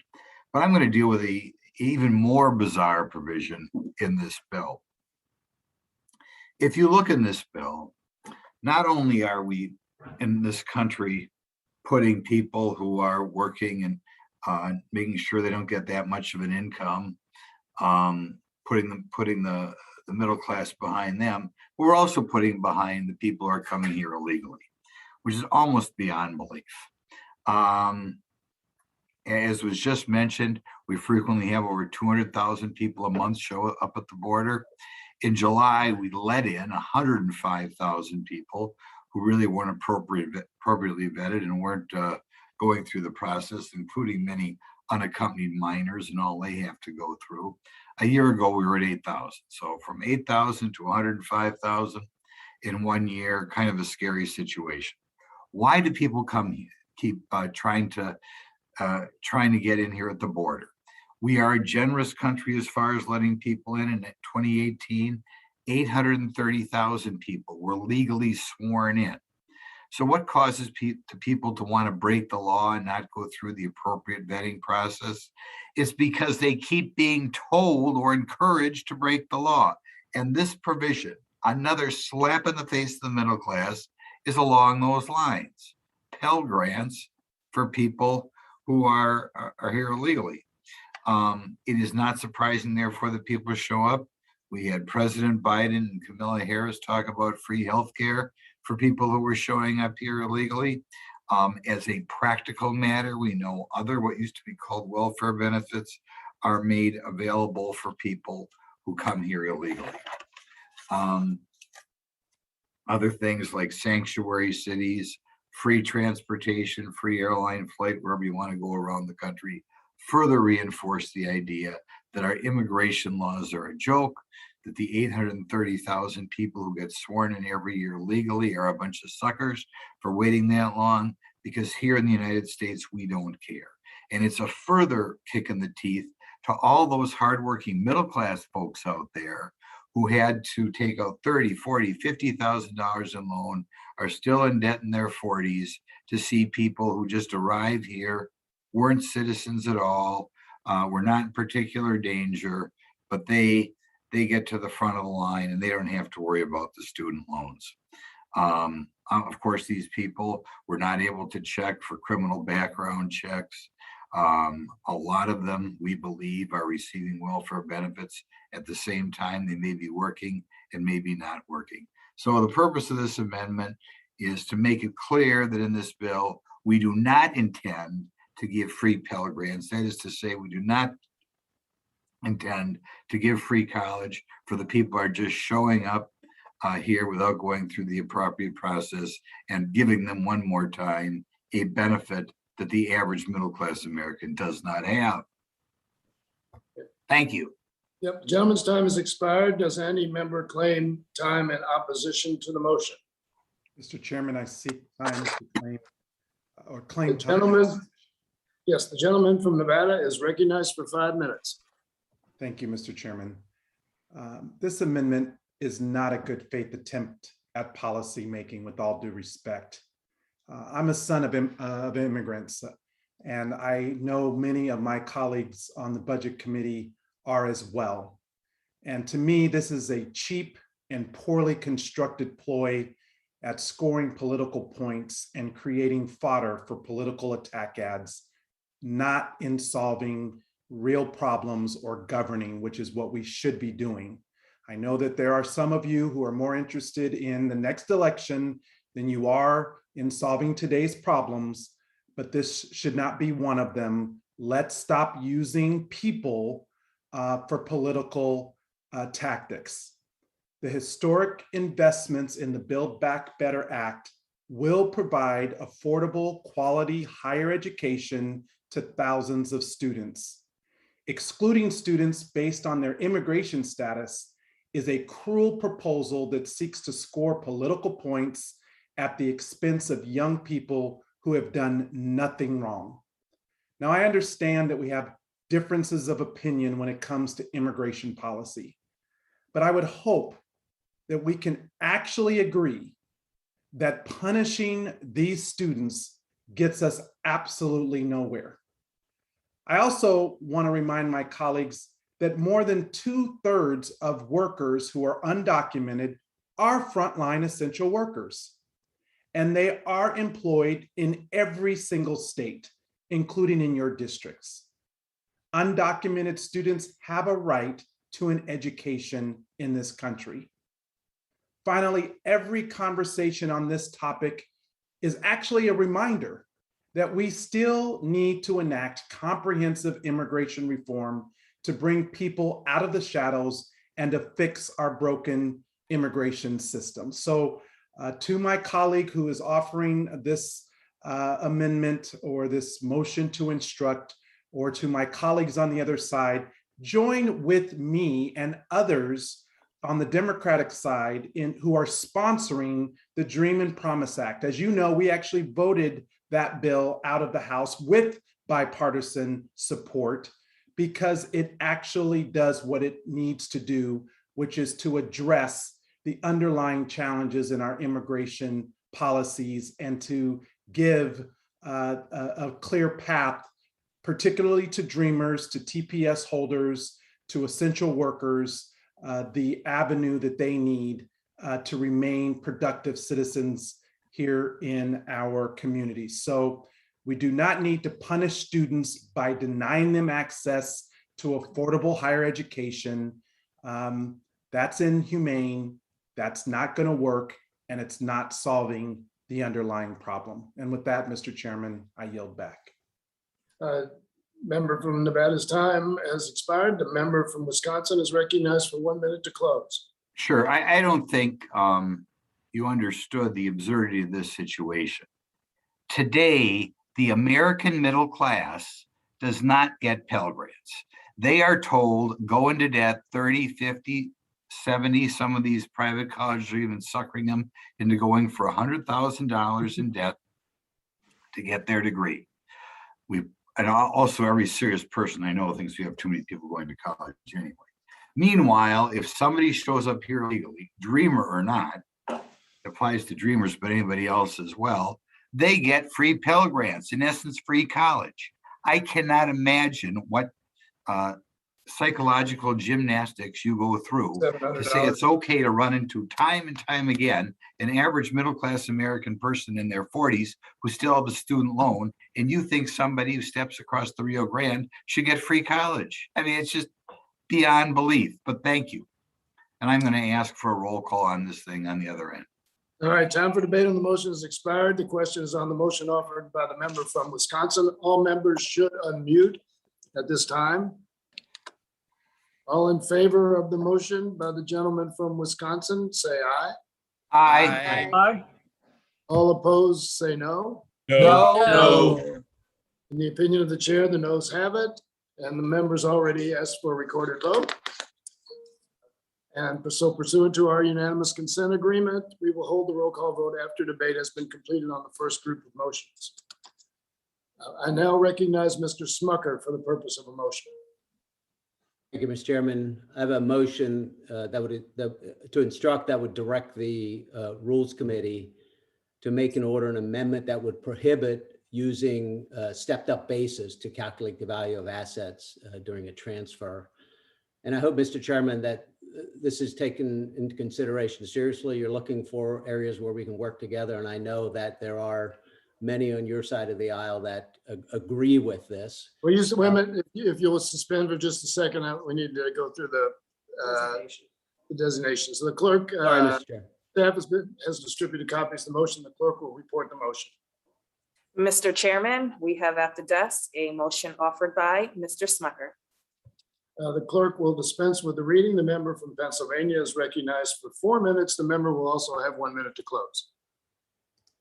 Sorry about that, Mr. Chairman. So as I said, this is a motion to instruct that would direct the Rules Committee to make an order, an amendment to this bill that would prohibit putting an end to the practice of using a stepped up basis to determine value when transferring from one generation to the other.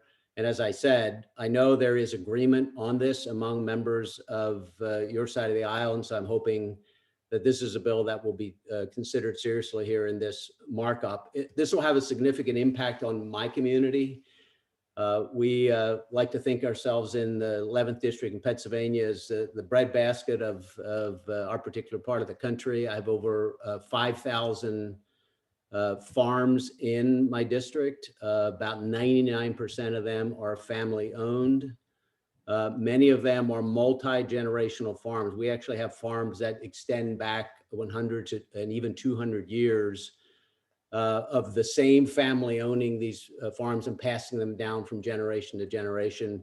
And as everyone else has in their districts, I also have many small business owners who often have their children involved in the business and hope to be able to pass the business down. The problem when that occurs is, particularly on a family farm, but even on small businesses as well, is the assets have gained in value, land prices have gone up, but that is not a realized gain. They don't have cash in hand as a result of that gain. And if we eliminate the stepped up basis, they would need to pay additional taxes based on the increased value of the land, and they don't have the money to do so. These are often small family farms. They're certainly not in the top 1%. Very few of them are anywhere close to earning over $400,000 per year. They're getting by on sometimes as few as 100 acres. I've been told by many farmers in my area who have gone through the process of transferring a farm from one generation to the other, that if stepped up basis would be eliminated, they just simply would not be able to do so without selling a portion of the farm or all of it. So they had the cash to pay for it. So, this is a bill that, or a provision that really will have an impact on farmers and small business who are hardworking people who are feeding America. And this is very important. It's not in the bill now, Mr. Chairman, you know that, but it has been considered multiple steps along the way. And I'm very concerned that this could be put in at some point along the way. So this would be an instruction, as I said, that would prohibit putting an end to the practice of stepped up basis. There's been talk, if this is put in, that there would be an exemption included, a threshold of 1 million for individuals and 2.5 million for couples. But even that proposal would impose a steep tax hike and a paperwork nightmare for many farms and small businesses. I mentioned that there's support for this on the Democrat side. Just this summer, House Agriculture Committee Chairman David Scott sent a letter to President Biden outlining his very serious concern about this proposal. Writing of the step up in basis, he and I quote, has serious concerns about proposed changes in tax provisions that could hurt our family farmers, ranches, and small business. So I think those comments were right on. And comments from other members, other Democrats on this same issue have said the same thing. And I would hope that my motion to instruct could gain some bipartisan support. Thank you, Mr. Chairman. The gentleman's time has expired. I will claim time in opposition to the motion. And I yield myself 5 minutes. As Mr. Smucker said, this provision is not in the legislation. And furthermore, Richie Neal, the chairman of the Ways and Means Committee, has said it's not being considered. So like several other the motions to instruct, this motion is irrelevant and unnecessary. But this legislation does include a provision that would help first-time farmers, which I think is important. It allows first-time farmers to use private activity bonds to obtain the capital they need to expand their businesses, invest in new equipment, and to hire more workers. So as opposed to actually being a detriment on small businesses and small farms, this is actually a pro-small business piece of legislation. And this legislation also includes billions of dollars for critical investments in our rural and agricultural communities. The investments will improve the quality of life in rural communities, mitigate climate change, and strengthen the competitiveness of American farmers and ranchers through agricultural research, innovation, and education. The bill includes flexible funding for rural community growth, investments in renewable biofuels, infrastructure, and resources to ensure rural access to clean water and reliable and efficient renewable energy, all of which support jobs in rural areas. Also, this legislation levels the field for small businesses by making the largest, most profitable corporations pay their fair share. I mean, we've heard many stories. We've heard it time after time after time about how so many corporations in the Fortune 500 have paid zero tax, federal corporate tax, even though they've made billions and billions of dollars. And I think this is a very important thing to have in the record. And I will submit this, and I ask unanimous consent, which I will grant, that a letter by the small business majority representing America's 30 million small businesses states that there's strong support for this legislation. They say the investments in this legislation are essential to supporting small businesses, their communities, and our long-term economy. They strongly support the investments in this legislation that advance healthcare affordability, provide paid family and medical leave, improve childcare, and create a fairer tax code. They note that our nation's tax code has unfairly benefited the wealthiest Americans, which virtually everyone knows, and that's at the expense of small business owners, their employees, and independent entrepreneurs. And this is why they strongly support the measures in this bill that guarantee the wealthy and big corporations pay their fair share. So again, I say that this, while people differ widely on whether the issue of stepped up basis is one that we should deal with, this bill doesn't deal with it, has no intention of dealing with it. And in addition, there are many, many strong provisions which help small businesses and our farming community. So I oppose the motion to instruct, and I yield back the balance of my time, and I now yield 1 minute to Mr. Smucker to close. Thank you, Mr. Chairman. I mean, you mentioned corporate taxes. It has nothing to do with that, and I'm sure you're aware of that. The USDA, President Biden's own Department of Agriculture said, and I quote, "The effect on family farms of changing capital gains taxation at death, that 17% of small farms, 66% of mid-sized farms, and 80% of large farms would be burdened with new taxes if the stepped-up basis was eliminated. Moreover, family farms could be subject to capital gains tax increases of up to 43.4%. And I think you know as well as I do, this was on the list of tax increases among 40 tax increases to help pay for this bill initially. It was taken out, as was salt, and any of these changes could be put back in. And I'm very concerned that salt will be put back in, and I'm concerned that stepped up basis will be put back in. So this is a place right now where we can assure that doesn't happen and we don't hurt our family farms and our small businesses. Time for debate on the motion has expired. The question is on the motion offered by the member from Pennsylvania. All members should unmute at this time. All those in favor of the motion say aye. Aye.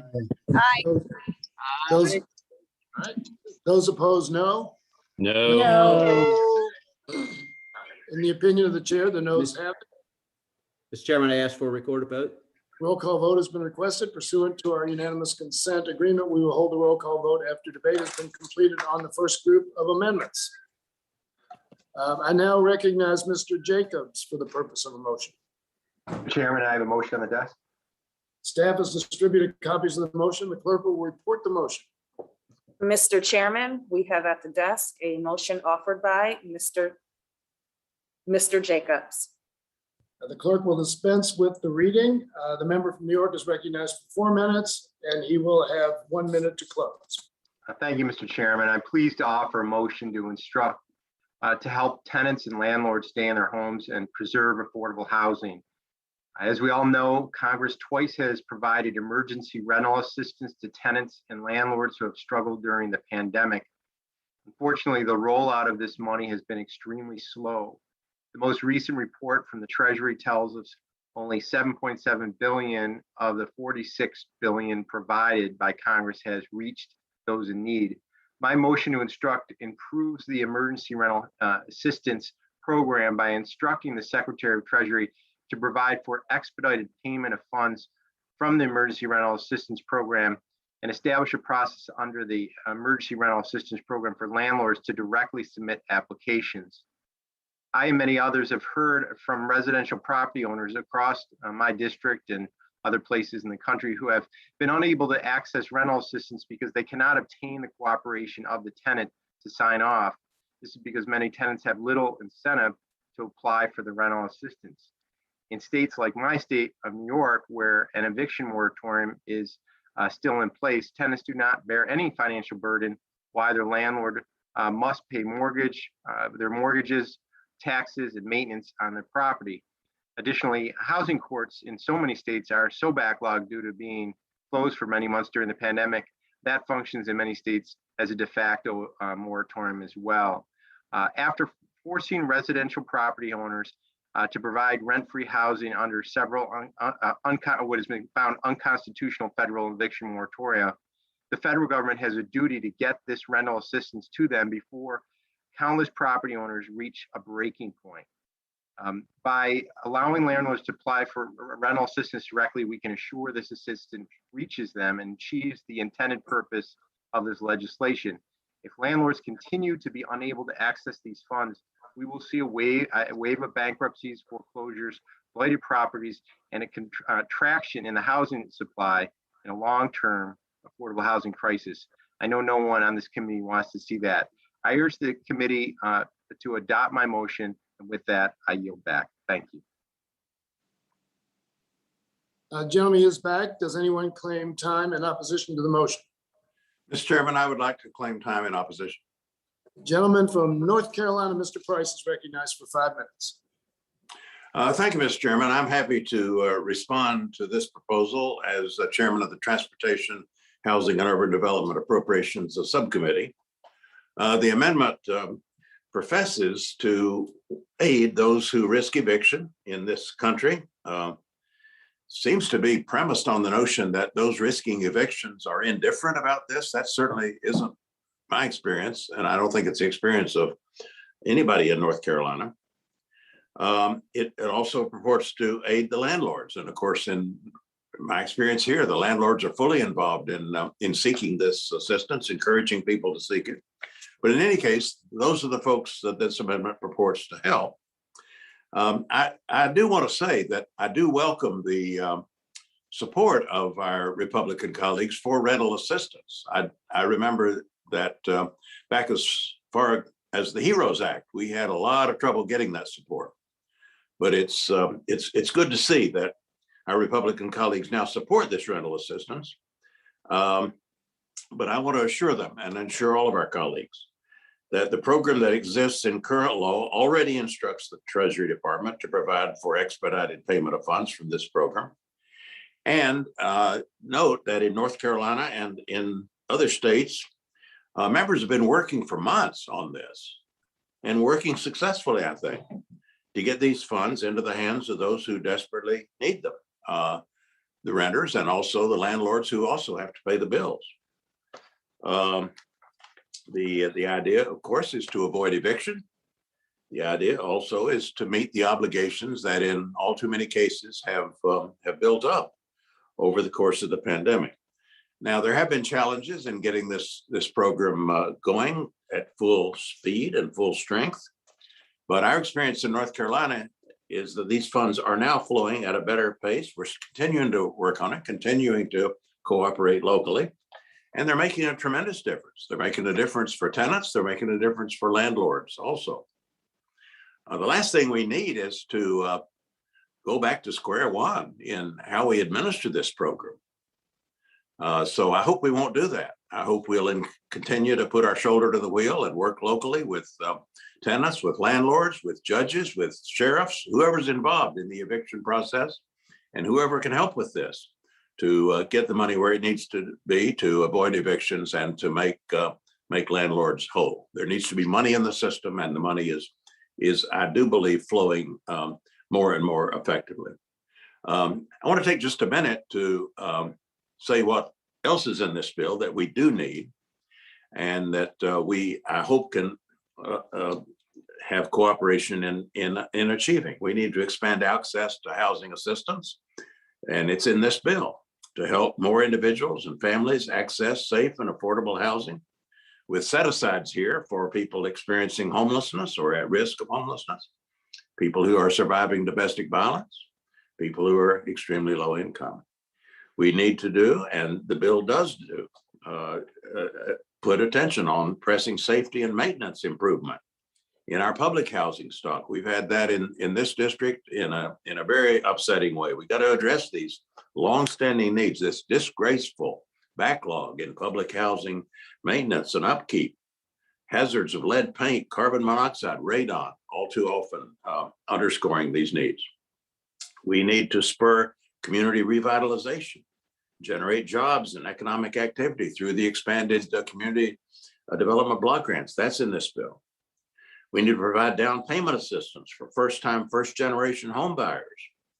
That's in this bill. We need to fund enforcement of fair housing programs to ensure that the transformational investments in the bill help undo historic patterns of segregation and advance fair housing. That's in this bill. The Build Back Better Act builds on the affordable housing assistance that Congress has provided in our annual appropriations bills and a series of relief packages, COVID relief packages, to bolster our resiliency to natural disasters and a changing climate, to provide a needed commitment to remedying historical inequities, to ensure no one is left behind. I urge my colleagues to oppose this amendment and to continue to support the substantial and necessary investments that this bill includes, which carry forward investments that on a bipartisan basis often our Congress has made. We've made the down payment. This bill fulfills the promise. I yield back. Gentleman from North Carolina's time has expired. The member from New York is recognized for 1 minute to close. Thank you. I just, one example, I just met recently with a husband and wife who are immigrants from India, moved here about a decade ago. Since they've been here, they've bought rental properties and accumulated a decent amount in my area. They came to me because they're such dire straits. They've actually had to sell some of their properties to continue their mortgage payments. And the reason is because we have an eviction moratorium on the state, and they cannot get their tenants to sign off on getting these funds. So this is causing a real serious problem here. It's real. That's why I'm vocalizing this. I think our intended purpose is to help both, and we need to tweak this to make that work. We only have 7.7 billion out of 46 billion since January. This program is not moving, and we're going to have a housing crisis if we don't act. Thank you, Mr. Chairman. I call for a recorded vote. Time for debate on the motion has expired. The question is on the motion offered by the member from New York. All members should unmute at this time. All those in favor of the motion say aye. Aye. All those opposed say no. No. No. In the opinion of the chair, the noes have it. The member from New York has requested a recorded vote. A roll call vote has been requested pursuant to our unanimous consent agreement. We will postpone the vote. I now recognize Dr. Burgess for the purpose of a motion. I thank the chair. I do have a motion at the desk. Staff has distributed copies of the motion. The clerk will report the motion. Mr. Chairman, we have at the desk a motion offered by Dr. Burgess. Clerk may dispense with the reading. The member from Texas is recognized for 4 minutes. He will also have 1 minute to close. Thank you, Mr. Chairman. This motion would strike any language in the bill that would reduce Americans' access to life-saving cures, directly or indirectly impose quality-adjusted life year coverage determination metrics on seniors enrolled in Medicare, and prevent drug rebates from being directly realized by seniors enrolled in Medicare, or otherwise disincent the development of new medical treatments and cures. Every one of us has heard personal stories from our constituents about the increasing cost of prescription drugs. Unfortunately, the drug pricing proposal in this package is harmful rather than helpful. This proposal that's in the package would force businesses and biomedical innovation to take the government's price control or be charged an excise tax of up to 95%. And what manufacturer would build capacity in a country where their innovations may be subject to a 95% tax? A recent study by the University of Chicago found that the proposed drug price controls would increase would lead to an average 45% decline in research and development, and that 250 newer drug approvals between 2001 and 2009 would not occur. So literally, lives are at stake. This proposal adopts foreign price controls that rely on quality-adjusted life year coverage determination metrics. This discriminates against individuals with disabilities or other chronic conditions. Medicare already does negotiate for prices for Part D drugs by contracting with private plans administered by PBMs similar to commercial insurance, and has saved seniors and the government billions of dollars in the process. There's also a misguided perception that the National Institute of Health is funding primarily, that NIH funding is primarily responsible for the creation and approval of new therapies. In the year 2000, there were over 23,000 NIH grants. Ultimately, these were linked to 18 Food and Drug Administration approved medicines by 2020. The total private sector for these 18 approved medications was $44 billion. The total contributed by the National Institute of Health was $670 million. This is an example of how important private sector investment is for access to treatments. None of these medicines would have reached approval without substantial collaboration and funding from the private sector. On 15 September, the Energy and Commerce Committee considered a subtitle on drug pricing based largely on HR 3. A majority of the committee members voted no on inclusion of such provisions in the bill. The subtitle failed to report favorably out of the committee and was not included in the submitted legislation to the House Budget Committee. The concern and opposition to the drug pricing provisions put forward by the Energy and Commerce Committee was the rare example of bipartisan opposition to policies pursued by the Democratic majority. While the Energy and Commerce Committee rejected these detrimental price controls, the policy shares jurisdiction with Ways and Means, and identical language is included in the base text that will be considered on the House floor unless amended during consideration by the Rules Committee. But again, Mr. Chairman, an example of bipartisan opposition, in fact, bicameral opposition to inclusion of this language in the budget bill. Gentleman's time has expired. Does any member wish to claim time in opposition to the motion? Mr. Chairman, I seek to claim time in opposition to the motion. The gentlewoman from Washington is recognized for 5 minutes. Thank you, Mr. Chairman. Mr. Chairman, the provisions to allow Medicare to negotiate drug prices in this bill are comprehensive drug pricing measures that would finally lower drug prices for millions of people across this country by giving the government the authority to directly negotiate on prescription drugs and protect against price gouging and price spikes. What does this mean to Americans' everyday lives? It means that we can clearly say to every single American that you will not pay more for your life-saving prescription drugs than anyone in any other peer country. No longer do you have to drive to Canada to pay 1/10 of what you pay in America to get your insulin. No longer do you have to sit at your kitchen table, cutting your prescription drugs in half, undermining your own healthcare because you're trying to make the drugs last longer because it's too darn expensive to afford the prescription you need. And no longer do you need to make the decision about whether you pay for your food or your needed prescriptions, your rent or your needed prescriptions. Those are untenable choices to ask of Americans, and it is completely unnecessary and cruel. Now, you hear opponents trying to tell you that lowering the cost of prescription drugs will jeopardize seniors' access to drugs. But that makes absolutely no sense because, in fact, seniors' ability to access drugs is in jeopardy right now because of skyrocketing drug prices. Right now in America, 1 in 4 diabetics ration their insulin due to cost. And if you have a painful chronic condition like arthritis, you would see the cost of those drugs that you pay right now lowered by $30,000 annually. That's $30,000 that could go to rent, food, and so much more for suffering patients. You also heard opponents of fair drug price negotiation trying to scare you into thinking that allowing Medicare to negotiate drug prices will mean that there will be less drug pricing innovation, less research and development into critical new treatments. But they fail to mention that it is your taxpayer dollars that fund the research and development of every novel drug approved by the FDA from 2010 to 2016. In fact, 40% of those novel drugs were first synthesized in public laboratories. Not only does much of the high-risk research and development occur before a drug target is bought by a pharmaceutical company, but pharmaceutical companies spend their revenue on stock buybacks and corporate compensation, not enhanced research and development.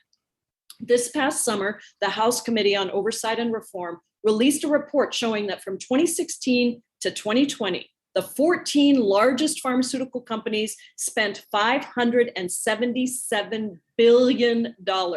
That's $500 billion on stock buybacks and dividends. That's $56 billion more than they spent on research and development.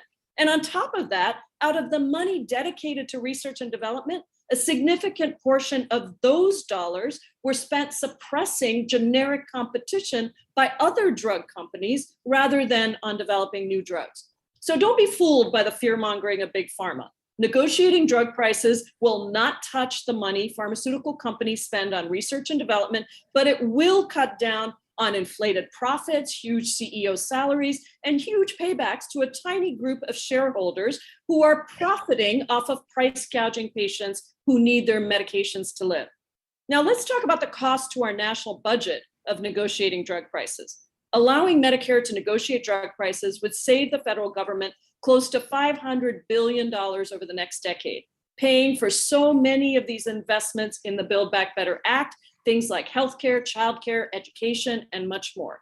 But I want to make the other side of the cost point. Not allowing drug pricing negotiation, as we have been doing for too long, has meant that we've actually lost money at an alarming pace. Over the 5 years from 2014 to 2018, the United States lost $12 billion simply because Medicare is not authorized to negotiate the price of the two most popular insulins used. That is a huge drain on our budget, and we have to stop that immediately. Not only will we lower the cost of prescription drugs, we'll also invest those savings into providing dental, vision, and hearing benefits to all Medicare enrollees, allowing seniors to finally get the desperately needed services at the very time when it is most important in their later years. Just imagine that right now, there are almost 24 million American seniors without dental coverage, coverage that is so important to controlling so many other terrible diseases. Seniors will finally have hearing aids that prevent dementia and eyeglasses so that they can see their loved ones properly. Americans are not fooled by the fear-mongering and lies of Big Pharma and the opponents of this. That's why 88% support allowing Medicare to negotiate drug prices. It's time to stand up to Big Pharma, lower drug prices for all Americans, and improve healthcare for everyone. I urge opposition to this motion, and I yield back.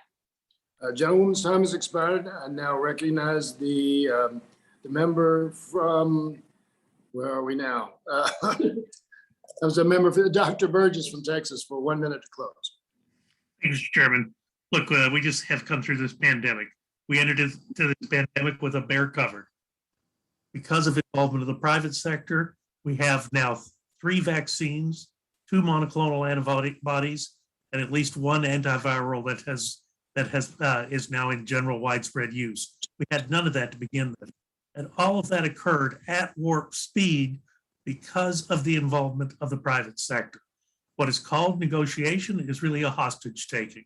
This provision of this bill is, I submit, frankly, unconstitutional, and it will eventually be repealed on either 5th Amendment grounds or 8th Amendment grounds. It will not stand in law. Rather than do violence and damage to the development of the very drugs and devices that we are requiring our seniors to have in order to grow old well, we should not impose these restrictions and this unconscionable tax on research and development. I yield back the time and I ask for a recorded vote. Time for debate on the motion has expired. The question is on the motion offered by the gentleman from Texas. All members should unmute at this time. Wait a minute, hold on a minute. Hold on. Hold on. All members should unmute at this time. All those in favor of the motion, say aye. Aye. All those opposed, no. No. In the opinion of the chair, the noes have it. The gentleman from Texas has already requested a roll call vote. Pursuant to our unanimous consent agreement, the vote will be postponed.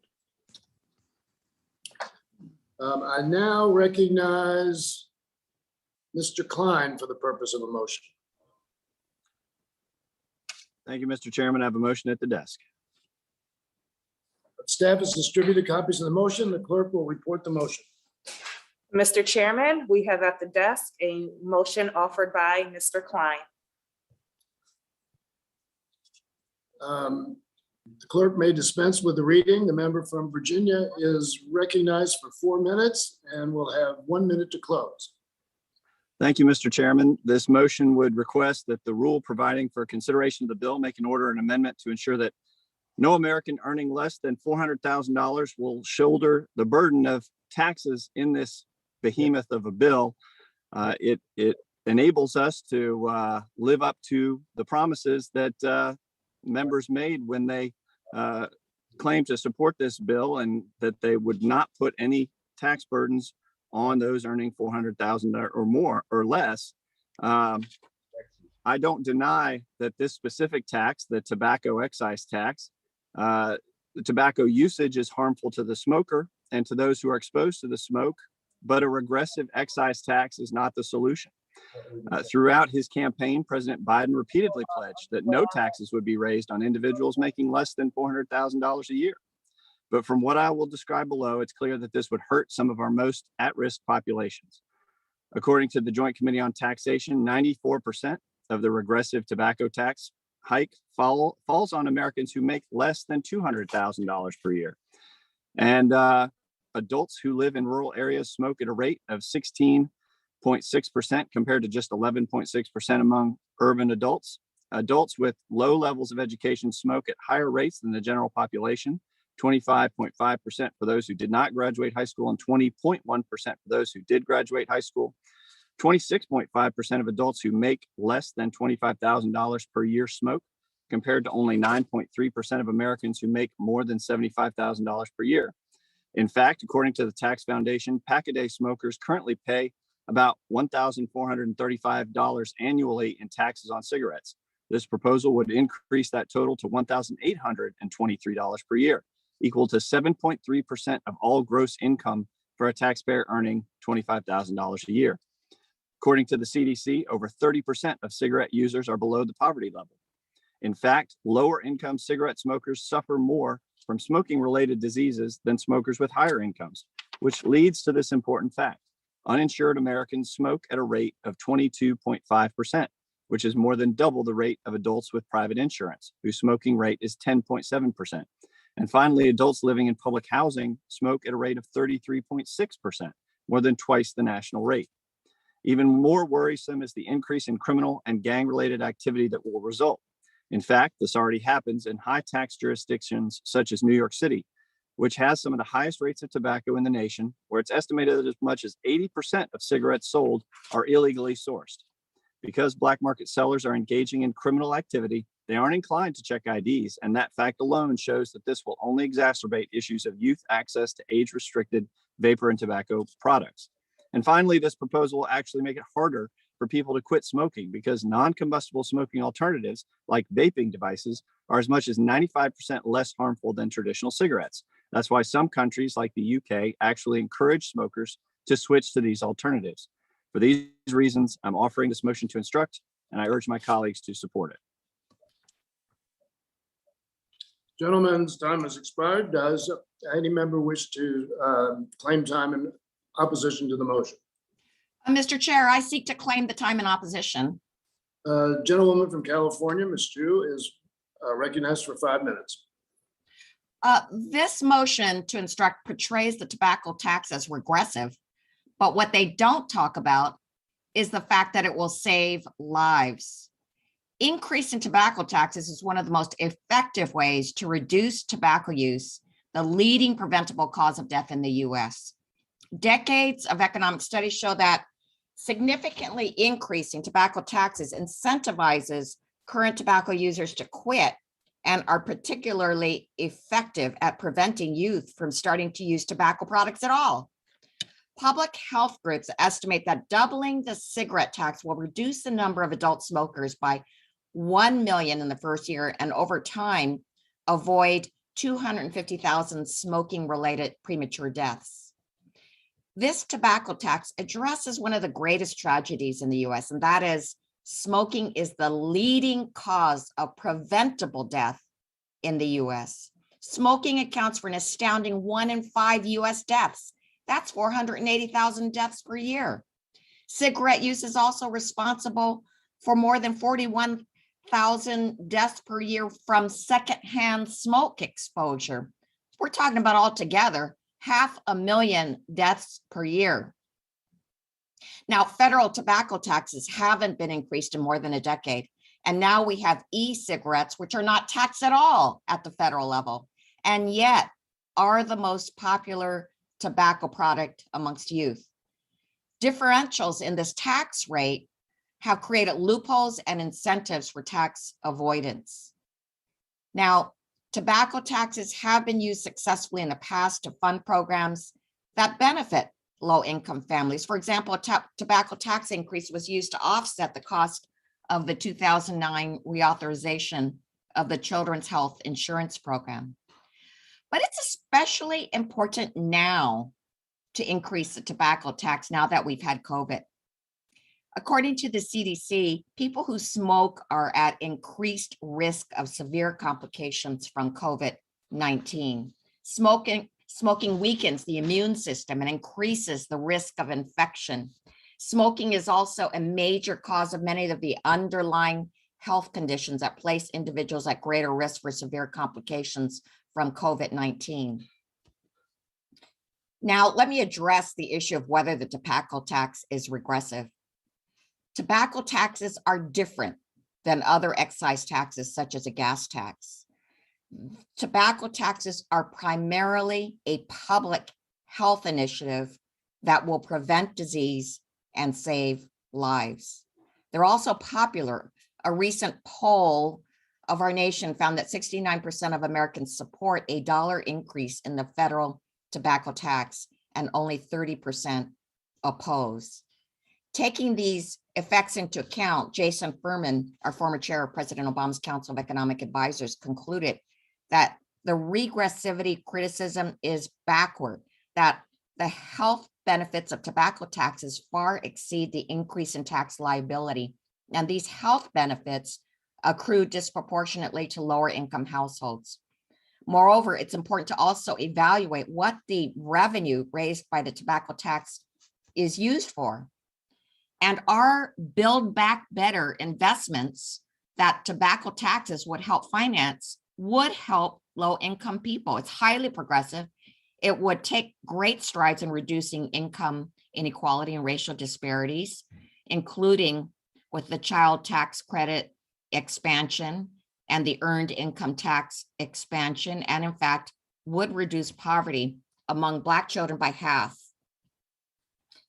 Republicans say the burden will fall on the low income, but what I say is the deaths fall on the low income. And it's especially egregious on communities of color that have been targeted by the tobacco companies. For these reasons, I oppose this amendment, and I urge my colleagues to do the same.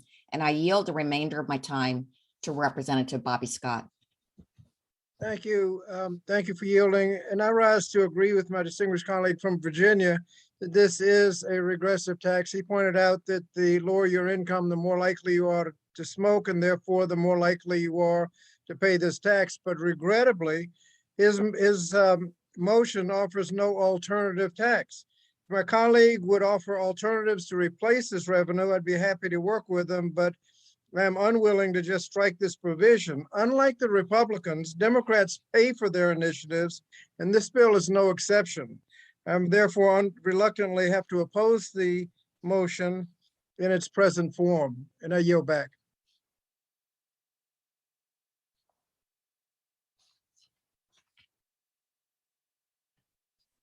Gentlemen, the gentlewoman's time has expired. The gentleman from Virginia is recognized for 1 minute to close. Thank you, Mr. Chairman, and I want to thank my colleagues for their comments, especially my colleague from great Commonwealth of Virginia. The motion, again, a tobacco tax will hurt lower income individuals the most, breaking a promise made by President Biden to not raise taxes on earners making more than $400,000 a year. It will increase criminal enterprises and gang-related activity. And finally, this proposal will actually make it harder for people to quit smoking. This tax proposal is wrong, and I urge my colleagues to support the motion, and I yield back. All time for debate on the motion has expired. The question is on the motion by the member from Virginia. All members should unmute at this time. All those in favor of the motion say aye. Aye. Aye. All opposed say no. No. No. In the opinion of the chair, the noes have it. Mr. Chairman, I ask for a recorded vote. Roll call vote has been requested. They never do, but they. Consent agreement, the roll call vote will be postponed. And before this next motion, I want to advise everyone that following this next motion, which is the 9th of 18 that will be offered today, we will have the series of roll call votes on the first 9 motions. So prepare for that. I now recognize Mr. Carter for the purpose of a motion. Thank you, Mr. Chairman. Mr. Chairman, today we're debating a seismic overhaul of Medicaid. Mr. Carter, if you suspend for a second. And then we'll have some votes. Staff has distributed copies of the motion. Clerk will report the motion. Mr. Chairman, we have at the desk a motion offered by Mr. Carter. Clerk may dispense with the reading. The member of Georgia is recognized for 4 minutes, and he will have an additional 1 minute to close. Thank you, Mr. Chairman. Mr. Chairman, today we're debating a seismic overhaul of Medicaid that will upend the program as we know it. From 1965, when the program was founded until this very markup, Republicans and Democrats alike have said that states should be able to design the best possible Medicaid program for their constituents. That's why even in their misguided efforts to force states to expand Medicaid and the Affordable Care Act, they left the ability to operate and manage Medicaid policies at the state level. The Supreme Court concurred and determined the Affordable Care Act's forced Medicaid expansion was unconstitutional, leaving the decision to expand it up to the states. Today, though, Democrats are preparing to seize control of Medicaid and end the state-federal partnership that has worked for over half a century. Why is that the case? They don't care about what works and instead are dead set on fulfilling the campaign promise to build a bridge to 100% federally run health care. Let me be clear. My Democrat colleagues have made it known they think they are smarter than our state elected officials. They have constantly tried to take away constitutionally mandated state powers in favor of letting swampy DC bureaucrats decide how our lives should be run. Instead of making DC bureaucrats more powerful, let's actually work together to make the Medicaid program work better for the states and the people they serve. My home state of Georgia, for example, received an 1115 waiver last year to expand Medicaid up to 100% of the federal poverty level, which is a level lower than the ACA's Medicaid expansion level.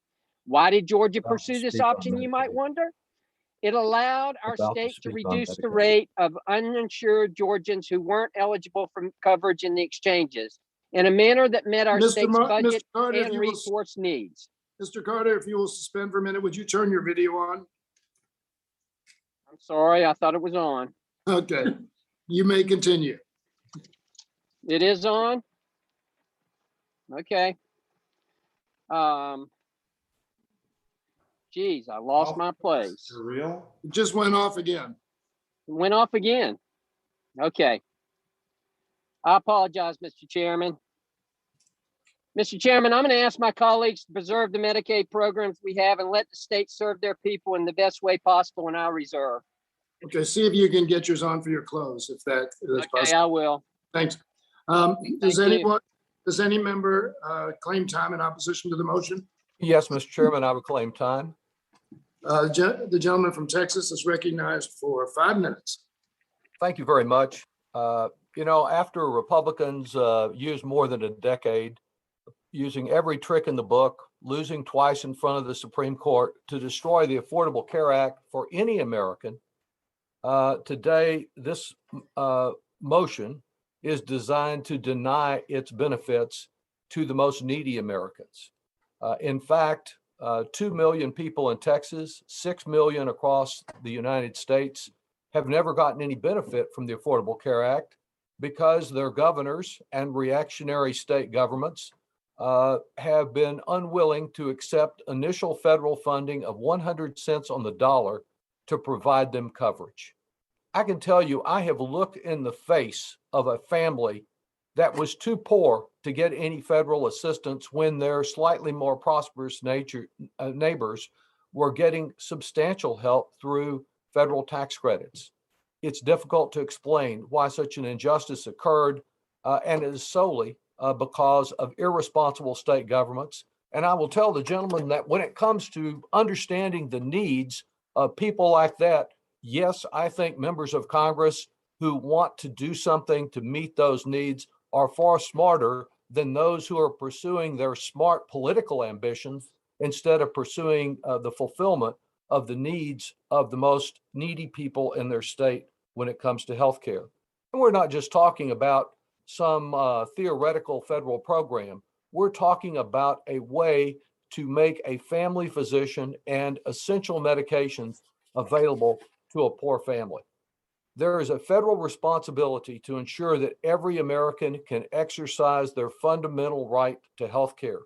Build Back Better assumes that responsibility, and it provides federal health coverage first through the Affordable Care Act marketplaces themselves for 3 years or until such time as a federal Medicaid program is fully operational. These provisions guarantee that our most economically disadvantaged neighbors are no longer left out and left behind as they have been for over a decade. These are the very citizens who have suffered the most infection and the most death during this pandemic, particularly in Texas, our Latino neighbors. In Texas, we have the disgraceful distinction, even outpacing Georgia and Florida, of having more uninsured citizens, more uninsured children than any place in America. 2 million, because Governors Abbott and Perry put their political health above the health of their constituents. The 3/4 of this coverage gap in Texas is comprised of people of color, of which Latino families represent over a half. They borne the great burden of the pandemic. They deserve to get access to a physician.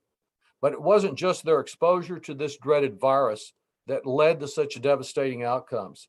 It was the many years before the pandemic that they were denied access to a physician. Another consequence of no coverage, our unacceptable maternal mortality rate. 1 in 5 uninsured women of reproductive age are Texans, yet they keep falling behind. And Black women in Texas are 3 times more likely to die from pregnancy than white women. There's something we can do about it, and we're doing it with Build Back Better. The Children's Defense Fund in Texas says that closing the Medicaid gap is the most significant single thing that we can do to create more equity and address the structural racism in our healthcare system. Bolstering families, leveling the playing field, and creating new opportunities so that every American, regardless of their income, their race, their ethnicity, their zip code, or any other factor, can achieve their full potential. Permanently closing the coverage gap is our first and most important step, and it is certainly my top healthcare priority. I urge rejection of the motion and yield back. Gentleman yields back. The gentleman from Georgia will have 1 minute to close. Thank you, Mr. Chairman. While I respectfully disagree with my colleague from Texas that federal level Democrats are so much smarter than state legislators, I would propose that we keep the program, the flexibility that exists now with the state Medicaid programs, to let them innovate and decide for themselves what is best for their citizens, instead of having these federal level Democrats who are so much smarter making those decisions and mandating what should be done. Mr. Chairman, I ask for a recorded vote and I yield back. A gentleman yields back. All time for debate on the motion has expired. Members will unmute at this time. Question is on the motion by the member from Georgia. All those in favor say aye. Aye. Aye. All opposed say no. No. No. No. In the opinion of the chair, the noes have it. Chairman, I ask for a recorded vote. From Georgia requested a recorded vote with musical accompaniment. Buddy caught Roll call vote has been requested. Pursuant to our unanimous consent agreement, the roll call will be postponed. Thank you. We can use a little musical interlude at this time. We have now completed half of the motions to instruct pursuant to our unanimous consent agreement. We'll now vote on any roll call votes requested for the first half of our motions, which were all of them. So there will be 9 roll call votes. It is now in order to consider voting on motion number 1, offered by Ranking Member Smith, which previously failed by voice vote. As a reminder, members must have their cameras on and must be visible on screen in order to vote. Members should state their name and how they are voting, such as Smith votes aye. The clerk will report the motion and call the roll. Motion number 1 offered by Mr. Smith. Mr. Jeffries. Jeffries votes no. Mr. Jeffries votes no. Mr. Higgins. Higgins, no. Mr. Higgins votes no. Mr. Boyle. Boyle votes no. Mr. Boyle votes no. Mr. Doggett. Doggett votes no. Mr. Doggett votes no. Mr. Price. Ms. Schakowsky. Schakowsky votes no. Ms. Schakowsky votes no. Mr. Kildee. Kildee votes no. Mr. Kildee votes no. Mr. Morelli. Morelli votes no. Mr. Morelli votes no. Mr. Horsford. Horsford from Nevada votes no. Mr. Horsford votes no. Miss Lee.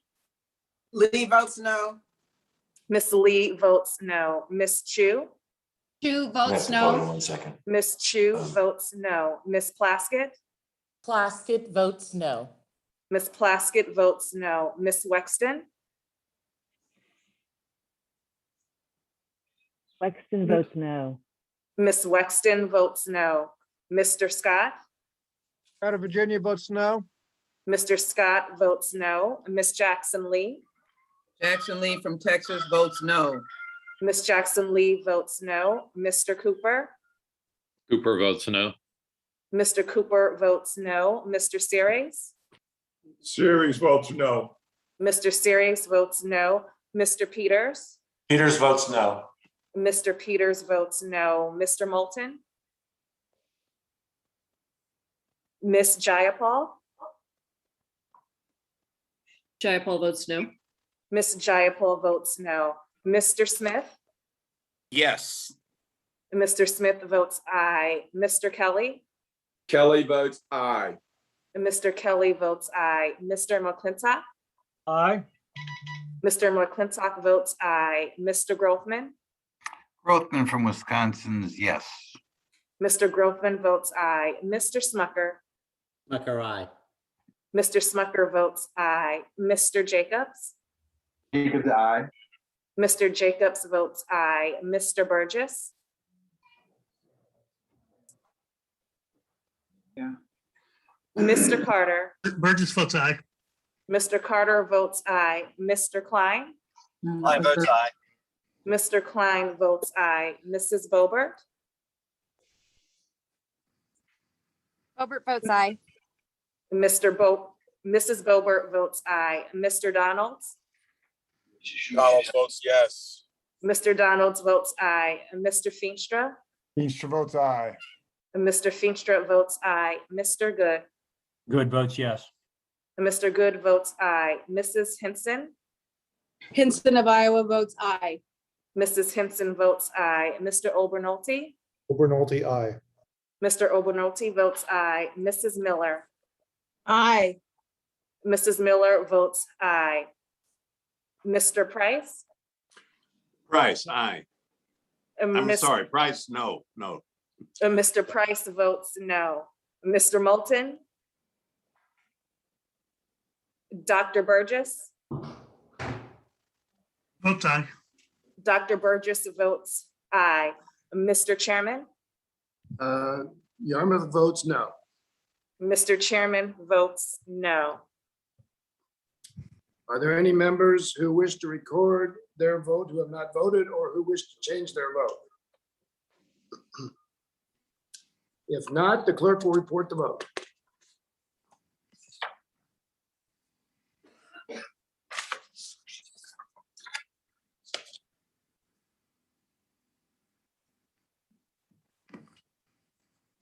Mr. Chairman, on that vote, the ayes are 16, the noes are 20. The ayes being 16, the noes being 20, the motion is not agreed to. It's now in order to consider voting on motion number 2 offered by Representative Kelly, which previously failed by voice vote. As a reminder, members must have their cameras on and must be visible on screen in order to vote. The clerk will report the motion and call the roll. Motion number 2 offered by Mr. Kelly. Mr. Jeffries. Jeffries votes no. Mr. Jeffries votes no. Mr. Higgins. Higgins, New York, Thank no. Mr. Higgins votes no. Mr. Boyle. Boyle votes no. Mr. Boyle votes no. Mr. Doggett. Doggett votes no. Mr. Doggett votes no. Mr. Price. Price, no. Mr. Price votes no. Ms. Schakowsky. Kowski votes no. Ms. Schakowsky votes no. Mr. Kildee. Kildee votes no. Mr. Kildee votes no. Mr. Morelli. Mr. Morelli votes no. Mr. Morelli votes no. Mr. Horsford. Horsford votes no. Mr. Horsford votes no. Miss Lee. Lee votes no. Miss Lee votes no. Miss Chu. Chu votes no. Miss Chu votes no. Miss Plaskett. Plaskett votes no. Miss Plaskett votes no. Miss Wexton. Wexton votes no. Miss Wexton votes no. Mr. Scott. Out of Virginia votes no. Mr. Scott votes no. Miss Jackson Lee. Jackson Lee votes no. Miss Jackson Lee votes no. Mr. Cooper. Cooper votes no. Mr. Cooper votes no. Mr. Series. Series votes no. Mr. Series votes no. Mr. Peters. Mr. Moulton. Miss Jayapal. No. Miss Jayapal votes no. Mr. Smith. Smith votes yes. Mr. Smith votes aye. Mr. Kelly. Kelly votes yes. Mr. Kelly votes aye. Mr. McClintock. Aye. Mr. McClintock votes aye. Mr. Grothman. Aye. Mr. Grothman votes aye. Mr. Smucker. Smucker, aye. Mr. Smucker votes aye. Mr. Jacobs. Jacobs, aye. Mr. Jacobs votes aye. Dr. Burgess. Burgess votes aye. Dr. Burgess votes aye. Mr. Carter. Carter from Georgia votes votes aye. Excuse me. Mr. Carter votes aye. Mr. Klein. Aye. Mr. Klein votes aye. Mrs. Bobert. Bobert votes aye. Mrs. Bobert votes aye. Mr. Donalds. Donald's from Florida votes aye. Mr. Donalds votes aye. Mr. Feenstra. Feenstra votes aye. Mr. Feenstra votes aye. Mr. Good. Good votes yes. Mr. Good votes aye. Mrs. Henson. Henson of Iowa votes yes. Mrs. Henson votes aye. Mr. Obernolte. Obernolte, aye. Mr. Obernolte votes aye. Mrs. Miller. Miller from West Virginia votes aye. Mrs. Miller votes aye. Mr. Peters. Peters votes no. Mr. Peters votes no. Mr. Moulton. Mr. Chairman.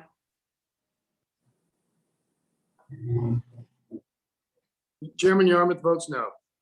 Mr. Chairman votes no. Are there any members who wish to record their vote who have not voted or who wish to change their vote? If not, the clerk will report the vote. Mr. Chairman, on that vote, the ayes are 16, the noes are 20. The ayes being 16 and the noes 20, the motion is not agreed to. It is now in order to consider voting on motion number 3 offered by Representative McClintock, which previously failed on a voice vote. As a reminder, members must have their cameras on and must be visible on screen in order to vote. The clerk will report the motion and call the roll. Motion number 3 offered by Mr. McClintock. Mr. Jeffries. Jeffries votes no. Mr. Jeffries votes no. Mr. Higgins. Higgins, New York, no. Mr. Higgins votes no. Mr. Boyle. Boyle votes no. Mr. Boyle votes no. Mr. Doggett. Doggett votes no.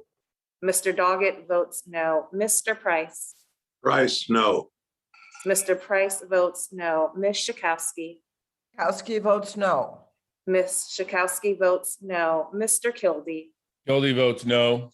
Mr. Kildee votes no. Mr. Morelli. Morelli votes no. Mr. Morelli votes no. Mr. Horsford. Horsford votes no. Mr. Horsford votes no. Miss Lee. Lee votes no. Miss Lee votes no. Miss Chu. Chu votes no. Miss Chu votes no. Miss Plaskett. Plaskett votes no. Miss Plaskett votes no. Miss Wexton. Wexton votes no. Miss Wexton votes no. Mr. Scott. Out of Virginia votes no. Mr. Scott votes no. Miss Jackson Lee. Miss Jackson Lee votes no. Miss Jackson Lee votes no. Mr. Cooper. Cooper votes no. Mr. Cooper votes no. Mr. Series. Series votes no. Mr. Series votes no. Mr. Peters. Peters votes no. Mr. Peters votes no. Mr. Moulton. Miss Jayapal. Jayapal votes no. Miss Jayapal votes no. Mr. Smith. Smith votes yes. Mr. Smith votes aye. Mr. Kelly. Kelly votes aye. Mr. Kelly votes aye. Mr. McClintock. Aye. Mr. McClintock votes aye. Mr. Grothman. Aye. Mr. Grothman votes aye. Mr. Smucker. Smucker, aye. Mr. Smucker votes aye. Mr. Jacobs. Jacobs aye. Mr. Jacobs votes aye. Dr. Burgess. Burgess votes aye. Dr. Burgess votes aye. Mr. Carter. Carter from Georgia votes aye. Mr. Carter votes aye. Mr. Klein. Klein votes aye. Mr. Klein votes aye. Mrs. Boebert.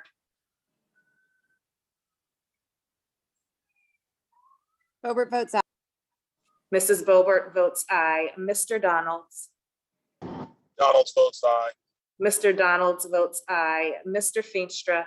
Feenstra votes aye. Mr. Feenstra votes aye. Mr. Good. Good votes yes. Mr. Good votes aye. Mrs. Henson. Henson votes aye. Mrs. Henson votes aye. Mr. Obernolte. Obernolte, aye. Mr. Obernolte votes aye. Mrs. Miller. Miller from West Virginia votes aye. Mrs. Miller votes aye. Mr. Moulton. Mr. Chairman. Chairman Yarmouth votes no. Mr. Chairman votes no. Are there any members who wish to record their vote who have not voted or who wish to change their vote? If not, the clerk will report the vote. Mr. Chairman, on that vote, the ayes are 16, the noes are 20. The ayes 16, the noes being 20, the motion is not agreed to.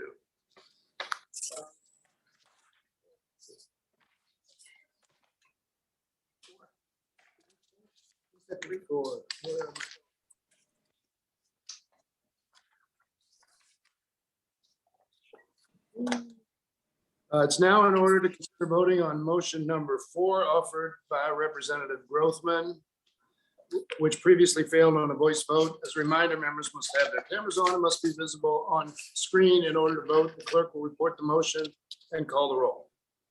Motion number 4 offered by Mr. Grothman. Mr. Jeffries. Jeffries votes no. Mr. Jeffries votes no. Mr. Higgins. Mr. Boyle. Votes no. Mr. Higgins votes no. Mr. Boyle. Boyle votes no. Mr. Boyle votes no. Mr. Doggett. Doggett votes no. Mr. Doggett votes no. Mr. Price. Price, no. Mr. Price votes no. Ms. Schakowsky. Schakowsky votes no. Ms. Schakowsky votes no. Mr. Kildee. Kildee votes no. Mr. Kildee votes no. Mr. Morelli. Mr. Morelli is no. Mr. Morelli votes no. Mr. Horsford. Horsford votes no. Mr. Horsford votes no. Miss Lee. Lee, no. Miss Lee votes no. Miss Chu. Chu votes no. Miss Chu votes no. Miss Plaskett. Plaskett votes no. Miss Plaskett votes no. Miss Wexton. Wexton votes no. Miss Wexton votes no. Mr. Scott. Scott votes no. Mr. Scott votes no. Miss Jackson Lee. Jackson Lee votes no. Miss Jackson Lee votes no. Mr. Cooper. Cooper votes no. Mr. Cooper votes no. Mr. Series. Series votes no. Mr. Series votes no. Mr. Peters. Mr. Moulton. Miss Jayapal. No. Miss Jayapal votes no. Mr. Peters Smith. votes no. Mr. Peters votes no. Mr. Smith. Smith votes yes. Mr. Smith votes aye. And Mr. Kelly. Kelly votes yes. Mr. Kelly votes aye. Mr. McClintock. Aye. Mr. McClintock votes aye. Mr. Grothman. Mr. Aye. Mr. Grothman votes aye. Mr. Smucker. Smucker, aye. Mr. Smucker votes aye. Mr. Jacobs. Aye. Mr. Jacobs votes aye. Dr. Burgess. Burgess votes aye. Dr. Burgess votes aye. Mr. Carter. Carter from Georgia votes aye. Mr. Carter votes aye. Mr. Klein. Klein votes aye. Mr. Klein votes aye. Mrs. Boebert. Boebert votes aye. Mrs. Boebert votes aye. Mr. Donalds. Donalds votes yes. Mr. Donalds votes aye. Mr. Feenstra. Feenstra votes aye. Mr. Feenstra votes aye. Mr. Good. Good votes yes. Mr. Good votes aye. Mrs. Henson. Henson from Iowa votes aye. Mrs. Henson votes aye. Mr. Obernolte. Obernolte, aye. Mr. Obernolte, aye. Mrs. Miller. Mrs. Miller, aye. Mrs. Miller votes aye. Mr. Moulton.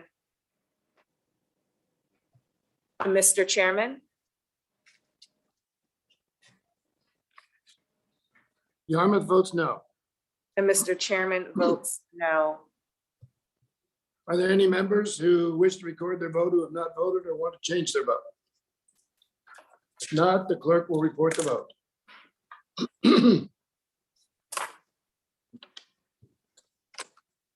Mr. Chairman, on that vote, the ayes are 16, the noes are 20.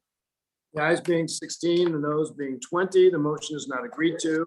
Santa Maria. It is now in order to consider voting on motion number 5 offered by Representative Smucker, which previously failed on a voice vote. As a reminder, members must have their cameras on and must be visible on screen in order to vote. The clerk will report the motion and call the roll. Motion number 5 offered by Mr. Smucker. Mr. Jeffries. Jeffries votes no. Mr. Jeffries votes no. Mr. Higgins. Higgins, no. Mr. Higgins votes no. Mr. Boyle. Boyle votes no. Mr. Boyle votes no. Mr. Doggett. Doggett, no. Mr. Doggett votes no. Mr. Price. Price, no. Mr. Price votes no. Ms. Schakowsky. Kowski votes no. Ms. Schakowsky votes no. Mr. Kildee. Kildee votes no. Mr. Kildee votes no. Mr. Morelli. Morelli is no. Mr. Morelli votes no. Mr. Horsford. Aye. That's it. Okay. Okay. So is it on your? Mr. map? Horsford votes aye. I wasn't seeing it on the. Miss Lee. Lee, no. Miss Lee votes no. Miss Chu. Chu votes no. Miss Chu votes no. Miss Plaskett. Plaskett votes no. Miss Plaskett votes no. Miss Wexton. Wexton votes no. Miss Wexton votes no. Mr. Scott. Out of Virginia votes no. Mr. Scott votes no. Miss Jackson Lee.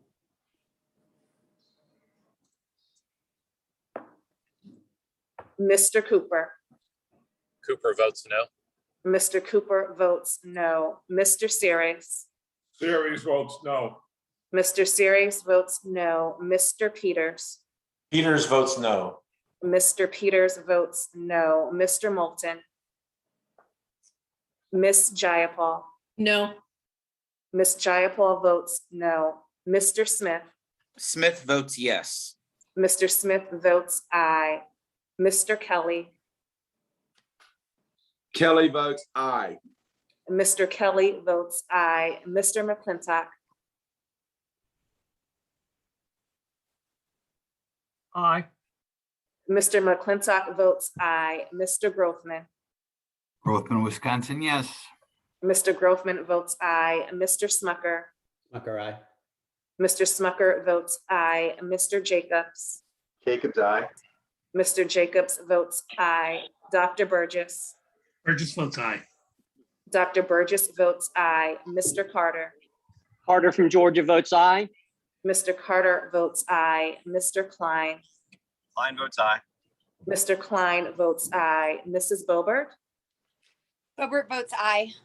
Mrs. Bobert votes aye. Mr. Donalds. Donalds votes aye. Mr. Donalds votes aye. Mr. Feenstra. Feenstra votes aye. Mr. Feenstra votes aye. Mr. Good. Good votes yes. Mr. Good votes aye. Mrs. Henson. Henson from Iowa votes aye. Mrs. Henson votes aye. Mr. Obernolte. Obernolte, aye. Mr. Obernolte votes aye. Mrs. Miller. Miller from West Virginia votes aye. Mrs. Miller votes aye. Miss Jackson Lee. Ms. Jackson Lee votes no. Miss Jackson Lee votes no. Mr. Moulton. Mr. Chairman. Yarmouth votes no. Mr. Chairman votes no. Are there any members who wish to record their vote who have not voted or wish to change their vote? If not, the clerk will report the vote.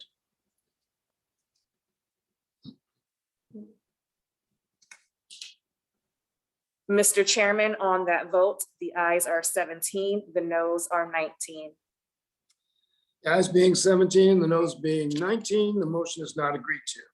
It's now in order to consider voting on motion number 6 offered by Representative Jacobs, which previously failed on voice vote. As a reminder, members must have cameras on and must be visible on screen in order to vote. Before we vote, Mr. Jacobs, I wonder if you'd want to introduce the committee to the guest we just saw in your lap. Oh, that was my daughter, Anna. Thank you. She's now up to bath time, but She's enjoy adorable. seeing you all. She's adorable and welcome to the committee. Thank The you. clerk will report the motion and call the roll. Motion number 6 offered by Mr. Jacobs. Mr. Jeffries. Jeffries votes no. Mr. Jeffries votes no. Mr. Higgins. Higgins, no. Mr. Higgins votes no. Mr. Boyle. Boyle votes no. Mr. Boyle votes no. Mr. Doggett. Doggett votes no. Mr. Doggett votes no. Mr. Price. Price, no. Mr. Price votes no. Ms. Schakowsky. Schakowsky votes no. Ms. Schakowsky votes no. Mr. Kildee. Kildee votes no. Mr. Kildee votes no. Mr. Morelli. Morelli votes no. Mr. Morelli votes no. Mr. Horsford. Horsford votes no. Mr. Horsford votes no. Miss Lee. No. Lee, no. Miss Lee votes no. Miss Chu. Chu votes no. Miss Chu votes no. Miss Plaskett. Plaskett votes no. Miss Plaskett votes no. Miss Wexton. Wexton votes no. Miss Wexton votes no. Mr. Scott. Out of Virginia votes no. Mr. Scott votes no. Miss Jackson Lee. Mr. Cooper. Jackson Lee votes no. Miss Jackson Lee votes no. Mr. Cooper Cooper. votes no. Mr. Cooper votes no. Mr. Series. Votes no. Mr. Series. Mr. Peters. Peters votes no. Mr. Peters votes no. Mr. Moulton. Miss Jayapal. No. Miss Jayapal votes no. Mr. Smith. Smith votes yes. Mr. Smith votes aye. Mr. Kelly. Kelly votes yes. Mr. Kelly votes aye. Mr. McClintock. Aye. Mr. McClintock votes aye. Mr. Grothman. Aye. Mr. Grothman votes aye. Mr. Smucker. Smucker, aye. Mr. Smucker votes aye. Mr. Jacobs.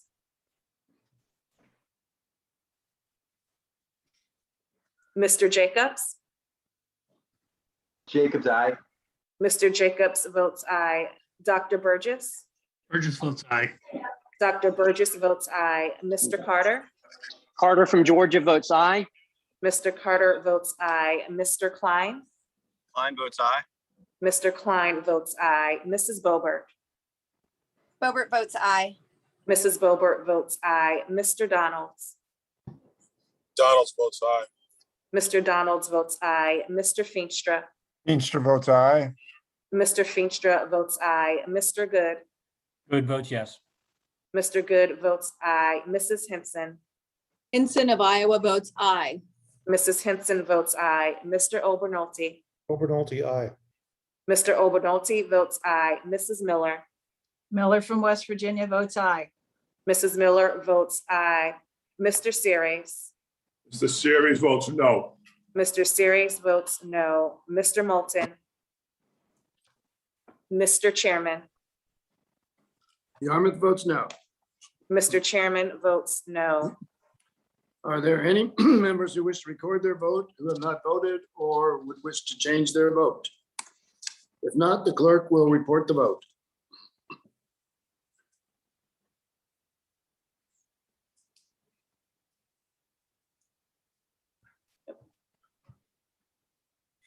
Mr. Chairman, on that vote, the ayes are 16, the noes are 20. The ayes being 16 and the noes being 20, the motion is not agreed to. It's now in order to consider voting on motion number 7 offered by Representative Burgess, which previously failed on voice vote. As a reminder, members must have their cameras on, must be visible on screen in order to vote. The clerk will report the motion and call the roll. Motion number 7 offered by Dr. Burgess. Mr. Jeffries? Jeffries votes no. Mr. Jeffries votes no. Mr. Higgins? Higgins, no. Mr. Higgins votes no. Mr. Boyle? Boyle votes no. Mr. Boyle votes no. Mr. Doggett? Doggett votes no. Mr. Doggett votes no. Mr. Price? Ms. Schakowsky? Schakowsky votes no. Ms. Price, Schakowsky? no. Ms. Schakowsky votes no. Mr. Price? No. Mr. Price votes no. Mr. Kildee? Mr. Kildee votes no. Mr. Kildee votes no. Mr. Morelli? Morelli is no. Mr. Morelli votes no. Mr. Horsford? Horsford votes no. Mr. Horsford votes no. Miss Lee? Lee votes no. Miss Lee votes no. Miss Chu? Chu votes no. Miss Chu votes no. Miss Plaskett? Plaskett votes no. Miss Plaskett votes no. Miss Wexton? Wexton votes no. Miss Wexton votes no. Mr. Scott? Out of Virginia votes no. Mr. Scott votes no. Miss Jackson Lee? Jackson Lee votes no. Miss Jackson Lee votes no. Mr. Cooper? Cooper votes no. Mr. Cooper votes no. Mr. Series? Series votes no. Mr. Series votes no. Mr. Peters? Peters votes no. Mr. Peters votes no. Mr. Moulton? Miss Jayapal? No. Miss Jayapal votes no. Mr. Smith? Smith votes yes. Mr. Smith votes aye. Mr. Kelly? Kelly votes yes. Mr. Kelly votes aye. Mr. McClintock? Aye. Mr. McClintock votes aye. Mr. Grothman? Aye. Mr. Grothman votes aye. Mr. Smucker? Smucker, aye. Mr. Smucker votes aye. Mr. Jacobs? Jacobs, aye. Mr. Jacobs votes aye. Dr. Burgess? Burgess votes aye. Dr. Burgess votes aye. Mr. Carter? Carter from Georgia votes aye. Mr. Carter votes aye. Mr. Klein? Klein votes aye. Mr. Klein votes aye. Mrs. Boebert? Boebert, aye. Mrs. Boebert votes aye. Mr. Donalds? Donalds votes aye. Mr. Donalds votes aye. Mr. Feenstra? Feenstra votes aye. Mr. Feenstra votes aye. Mr. Good? Good votes yes. Mr. Good votes aye. Mrs. Henson? Henson from Iowa votes aye. Mrs. Henson votes aye. Mr. Obernolte. Obernolte, aye. Mr. Obernolte votes aye. Mrs. Miller. Miller from West Virginia votes aye. Mrs. Miller votes aye. Mr. Moulton. Mr. Chairman. Yarmouth votes no. Mr. Chairman votes no. Are there any members who wish to vote who have not voted or who wish to change their vote? If not, the clerk will report the vote. Mr. Chairman, on that vote, the ayes are 16, the noes are 20. The ayes being 16 and the noes being 20, the motion is not agreed to. It's now in order to consider voting on motion number 8 offered by Representative Klein, which previously failed on voice vote. As a reminder, members must have their cameras on, must be visible on screen in order to vote. Clerk will report the motion and call the roll. Motion number 8, offered by Mr. Klein. Mr. Jeffries. Jeffries votes no. Mr. Jeffries votes no. Mr. Higgins. Higgins, no. Mr. Higgins votes no. Mr. Boyle. Boyle votes no. Mr. Boyle votes no. Mr. Doggett. Doggett votes no. Mr. Doggett votes no. Mr. Price. Price, no. Mr. Price votes no. Ms. Schakowsky. Schakowsky votes no. Ms. Schakowsky votes no. Mr. Kildee. Kildee votes no. Mr. Kildee votes no. Mr. Morelli. Morelli is no. Mr. Morelli votes no. Mr. Horsford. Horsford, aye. Mr. Horsford votes aye. Miss Lee. Lee votes no. Miss Lee votes no. Miss Chu. Chu votes no. Miss Chu votes no. Miss Plaskett. Plaskett votes no. Miss Plaskett votes no. Miss Wexton. Wexton votes no. Miss Wexton votes no. Mr. Scott. Scott votes no. Mr. Scott votes no. Miss Jackson Lee. Jackson Lee votes no. Miss Jackson Lee votes no. Mr. Cooper. Cooper votes no. Mr. Cooper votes no. Mr. Series. Series votes no. Mr. Series votes no. Mr. Peters. Peters votes no. Mr. Peters votes no. Mr. Moulton. Miss Jayapal. No. Miss Jayapal votes no. Mr. Smith.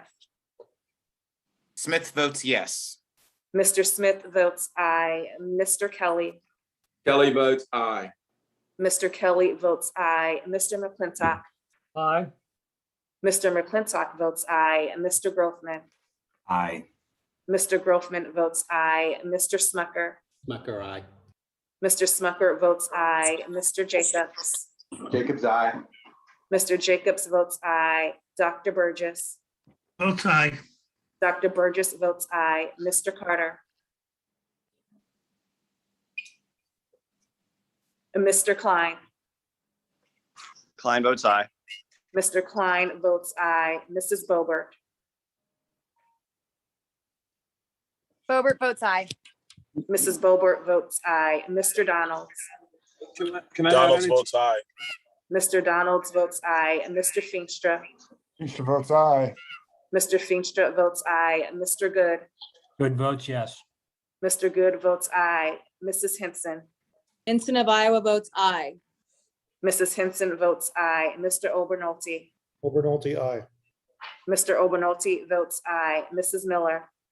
Mrs. Miller of West Virginia votes aye. Mrs. Miller votes aye. And Mr. Moulton. Mr. Carter. Carter from Georgia votes aye. Mr. Carter votes aye. And Mr. Chairman. Yarmouth votes no. Mr. Chairman votes no. Hello. Who's that? Somebody need to be, is there any member who has not voted who wishes to vote? Or who wishes to change their vote?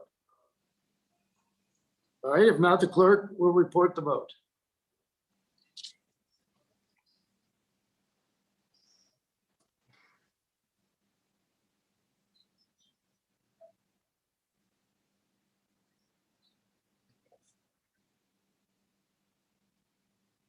Mr. Chairman, on that vote, the ayes are 17, the noes are 19. The ayes being 17, the noes being 19, motion is not agreed to. We will now be voting on motion number 9. And I just wanted, this will be the last vote in this series. And there will be I will call a short recess after this vote, 10 minutes or so, subject to the call of the chair. And then we will resume with the last 9 motions and the votes. But this is motion number 9 offered by Representative Carter, which previously failed on a voice vote. As a reminder, members must have their cameras on and must be visible on screen in order to vote. Clerk will report the motion and call the roll. After this vote. Motion number 9 offered by Mr. Carter. Mr. Jeffries. Jeffries votes no. Mr. Jeffries votes no. Mr. Higgins. Higgins, no. Mr. Higgins votes no. Mr. Boyle. Boyle votes no. Mr. Boyle votes no. Mr. Doggett. Doggett votes no. Mr. Doggett votes no. Mr. Price. Price, no. Mr. Price votes no. Ms. Schakowsky. Kowski votes no. Ms. Schakowsky votes no. Mr. Kildee. Kildee votes no. Mr. Kildee votes no. Mr. Morelli. Mr. Morelli votes no. Mr. Morelli votes no. Mr. Horsford. Horsford votes no. Mr. Horsford votes no. Miss Lee. Lee votes no. Miss Lee votes no. Miss Chu. Chu votes no. Miss Chu votes no. Miss Plaskett. Plaskett votes no. Miss Plaskett votes no. Miss Wexton. Wexton votes no. Miss Wexton votes no. And Mr. Scott. Scott of Virginia votes no. Mr. Scott votes no. Miss Jackson Lee. Jackson Lee votes no. Miss Jackson Lee votes no. Mr. Cooper. Cooper votes no. Mr. Cooper votes no. Mr. Series. Series votes no. Mr. Series votes no. Mr. Peters. Peters votes no.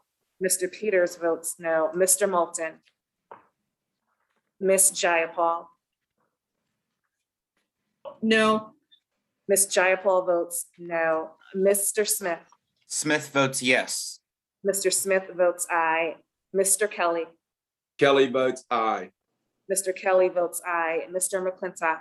Aye. Mr. McClintock votes aye. Mr. Grothman. Grothman, yes. Mr. Grothman votes aye. Mr. Smucker. Smucker, aye. Mr. Smucker votes aye. Mr. Jacobs. Jacobs, aye. Mr. Jacobs votes aye. Dr. Burgess. Votes aye. Dr. Burgess votes aye. Mr. Carter. Carter from Georgia votes aye. Mr. Carter votes aye. Mr. Klein. Klein votes aye. Mr. Klein votes aye. Mrs. Bobert. Bobert votes aye. Mrs. Bobert votes aye. Mr. Donalds. Donalds votes aye. Mr. Donalds votes aye. Mr. Feenstra. Sure votes aye. Mr. Feenstra votes aye. Mr. Good. Good votes yes. Mr. Good votes aye. Mrs. Henson. Henson of Iowa votes aye. Mrs. Henson votes aye. Mr. Obernolte. Obernolte, aye. Mr. Obernolte votes aye. Mrs. Miller. Mrs. Miller of West Virginia votes aye. Mrs. Miller votes aye. Mr. Moulton. Mr. Chairman. Yarmouth votes no. Mr. Chairman votes no. Are there any members who wish to record their vote who have not voted or who wish to change their vote? If not, the clerk will report the vote.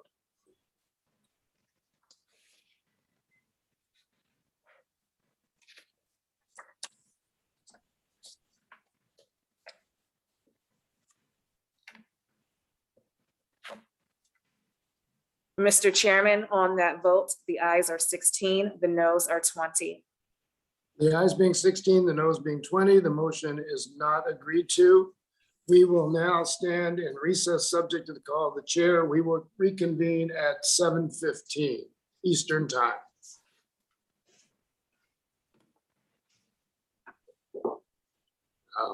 Hit the gavel.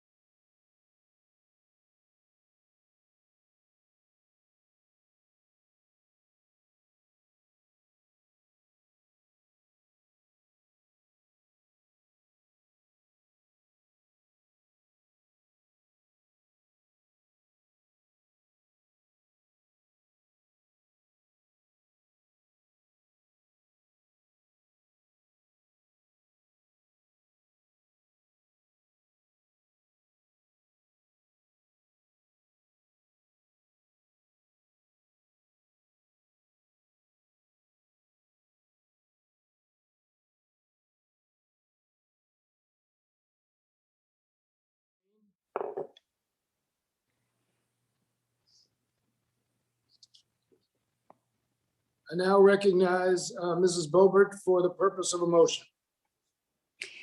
Thank you, Mr. Chairman. I have a motion at the desk. The staff has distributed copies of the motion. The clerk will report the motion. Mr. Chairman, we have at the desk a motion offered by Mrs. Boebert. The clerk may dispense with reading. The member from Colorado is recognized for 4 minutes, and she will have 1 minute to close. Thank you, Mr. Chairman. My motion would make an order and amendment to strike funding for the following line items. $200 million earmark for the Swanky Presidio Trust in San Francisco, $25 million for plants in Hawaii, $25 million for butterflies, $25 million for freshwater mussels, $25 million for desert fish, and a $10 million earmark for the District of Columbia for electric vehicles and other so-called infrastructure priorities of Mayor Bowser that I'm sure will include paying for tacky, expensive art. The amendment would instead direct this wasteful use of taxpayer money to things America actually needs, including resources to combat catastrophic wildfires and to provide much needed relief for communities that were devastated by Hurricane Ida and related funding. Mr. Chairman, my motion would remove a disgusting and corrupt earmark for Nancy Pelosi and redirect scarce taxpayer resources to help Americans recover from major natural disasters that have caused significant harm to our neighbors and way of life.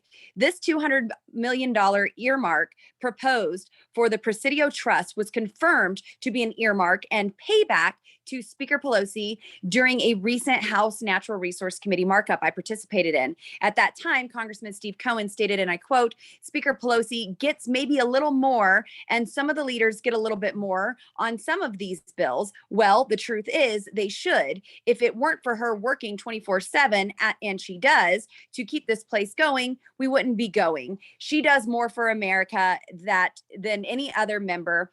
I would submit in this Congress times 10. So I support the proposal, end quote. Bullcrap. No politician, Mr. Chairman, regardless of who they are, deserves a corrupt $200 million earmark that funnels hundreds of millions of taxpayer money to luxury golf courses, hotels, and homes in their district. The Presidio is known for its premier golf course and luxury hotels. Speaker Pelosi is a regular visitor. Members of the trust are big donors too. They've contributed nearly $19 million to Pelosi and the Democrat Congressional Campaign Committee, including $1 million just this past June. Let me be very clear. This is some of the most valuable real estate in the world, and it's right in Nancy Pelosi's backyard. There is no need for Congress to subsidize a safe place for social and environmental justice and failed women's studies and graduates to work. No other member of Congress would be able to secure this earmark for their district. This is blatant corruption, and anyone who allows this should frankly be in jail. This comes at a time when massive wildfires have brought devastation to communities across the Western United States, where more than 45,000 wildfires have burned up more than 5.7 million acres this year alone. This falls on the heels of the worst wildfire season in U.S. history in 2020. The U.S. set a new record for the number of acres burned by wildfires, as more than 10.3 million acres went up in smoke. Last year, Colorado also suffered the worst fire season in Colorado history, which also includes 3 of the largest recorded wildfires in state history. Mr. Chairman, my constituents have literally been choking on smoke and endured haze and significant health issues for months because other Western states and the federal government refuse to manage their forests. And this is unacceptable. 70% of wildfires occur on federal lands, and we all know they are poorly managed. Congress has a responsibility to help prevent, mitigate, and manage these wildfires as a result. And Mr. Chairman, throughout our recent natural resource markups, Representatives Garrett Graves has done a fabulous job traveling around his district and showing us the devastation caused by Hurricane Ida. These are the things Congress should be focused on, not sending corrupt earmarks to the rich and powerful friends of Speaker Pelosi. I yield back. Gentlelady has yielded back. Does any member wish to claim the time in opposition to the motion? Mr. Chairman, I wish to claim time in opposition to the motion. The gentlewoman from the U.S. Virgin Islands is recognized for 5 minutes. Thank you very much, Madam Chair, Mr. Chair. At this moment, let me first deal with the first instance that my colleague discussed, that being the Presidio, so we can get to the real crux of the issue here. I know that Speaker Pelosi is the greatest boogeyman for Lauren Boebert. My colleague sees her under her bed, in her closet, everywhere she goes. But the Presidio is in fact an instrument that needs the support of the Congress. In the bipartisan Great American Outdoors Act, we covered deferment and maintenance for almost all of our national parks in that legislation. It does not cover the Presidio because of the unique status of the Presidio Trust as a wholly owned government corporation. Therefore, the Build Back America Back has $200 million for infrastructure and deferred maintenance on this jewel of America. The Presidio also is probably a place where over 7.5 million people visit every year. It contains not just the Golden Gate Bridge, the Crissy Field, the Main Post, Southern Wilds. It is also home to one of our oldest military posts. It is incumbent that we as Americans do our best by these locations as well. Additionally, let's get to the notion of deferring money to support hurricanes. In previous supplementals, during Hurricane Harvey, Irma, and Maria of 2017 and 2018, this Congress allocated $21.6 billion with a B dollars to Texas alone for hurricane recovery and mitigation. We put in $42 billion with a B in disaster relief for Puerto Rico after Hurricane Maria. My own islands of the US Virgin Islands after Hurricanes Irma and Maria received $8 billion allocated to us. The notion that $310 million is going to affect any types of hurricane relief or wildfire prioritization is absolutely ludicrous. We have just, by this motion, struck the last word in a long host in pages and books of need that is for hurricane and disasters relief. The victims of recent wildfires, hurricanes, and other natural disasters certainly deserve assistance.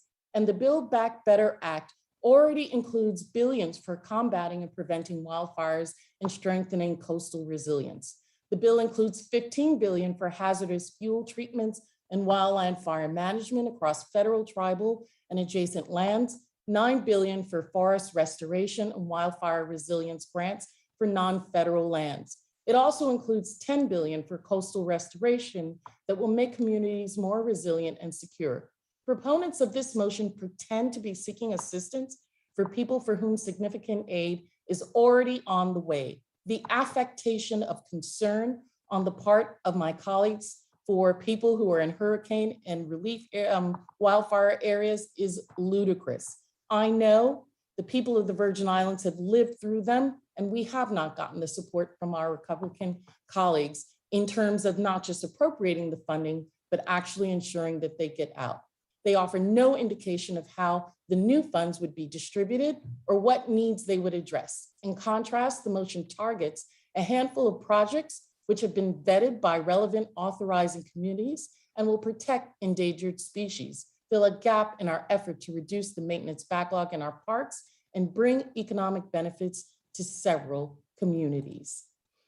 Today, committee Republicans are offering a motion designed to appeal to an audience that views any environmental spending as wasteful by contrasting such spending against aid to victims of hurricanes and wildfires. Yet, a few days ago, they all voted against legislation that would provide significant aid to the very people this motion pretends to assist. I ask that my colleagues vote no on this motion. I yield back. The member of the Virgin Islands' time has expired. The member from Colorado is recognized for 1 minute to close. Thank you, Mr. Chairman. Well, boogie woogie woo. Unfortunately, Speaker Pelosi is in everyone's bedroom because her policies affect everyone's life and is destroying every single one of them. So maybe she could take a pause on that. That would be fantastic. Democrats are the last people in the world that can claim fiscal responsibility and have any credibility. If they have their way They'll spend nearly $10 trillion before this year is over. Here, they'd spend $25 million for plants in Hawaii, $25 million for butterflies, $200 million on Pelosi earmarks, Pelosi payouts. And at a time when people are displaced from their homes, businesses, and struggling to hire workers with an invasion at our southern border, and Americans are still trapped in Afghanistan, Democrats are utterly wasting $3.5 trillion. And really, we're looking at more than that, 4.3 trillion we're looking at to fulfill a wish list for their extreme leftist agenda. Liberal environmentalists, environmental groups spend millions of dollars arming teams of lawyers to stifle proper forest management activities that prevent wildfires, but can't cough up money to protect. They can cough up money to protect butterflies and want the American taxpayer to foot the bill as they seek to lock up more through unwarranted Endangered Species Act. If you want to construct a pipeline or responsibly extract energy or valuable minerals, you can be sure that Enviros will file a frivolous lawsuit to stop it. However, if you need an earmark for butterflies, Members' time is then expired. have Members' at time- it. I yield back. Members' time has expired. All time for debate on the motion has expired. The question is on the motion by the member from Colorado. All members should unmute at this time. All those in favor say aye. Aye. Aye. Those opposed say no. No. In the opinion of the chair, the noes have it. Mr. Chairman, could we have a recorded vote? Roll call vote has been requested pursuant to our unanimous consent agreement. The roll call will be postponed. I now recognize Mr. Donalds for the purpose of a motion. Mr. Chairman, I have a motion at the desk. Staff has distributed copies of the motion. The clerk will report the motion. Mr. Chairman, we have at the desk a motion offered by Mr. Donalds. The clerk may dispense with the reading. The member from Florida is recognized for 4 minutes. He also will have 1 minute to close. Thank you, Mr. Chairman. Before I start, I would like to ask unanimous consent to submit for the record an article from Tax Notes, a letter from the National Federation of Independent Businesses, a letter from the Consumer Bankers Association, and a letter from the American Bankers Association. That objection so ordered. This legislation is unjustifiable. There are multiple provisions that undermine the American people and completely contradict the promises this administration and many of my colleagues across the aisle have made. There are several recommendations that have been made without true consideration of our small businesses, our financial institutions, our economy, or the American people. It is a failure of this body that taxpayers and future generations will have to pay the price for. My motion to instruct simply requests that Congress not weaponize the IRS and invade Americans' privacy by mandating financial institutions to report to the IRS on how much money has gone into and out of accounts holding more than $600, which is a far jump from the current $10,000 threshold. I was a community banker for several years. So when I speak on these issues, it isn't as an elected official.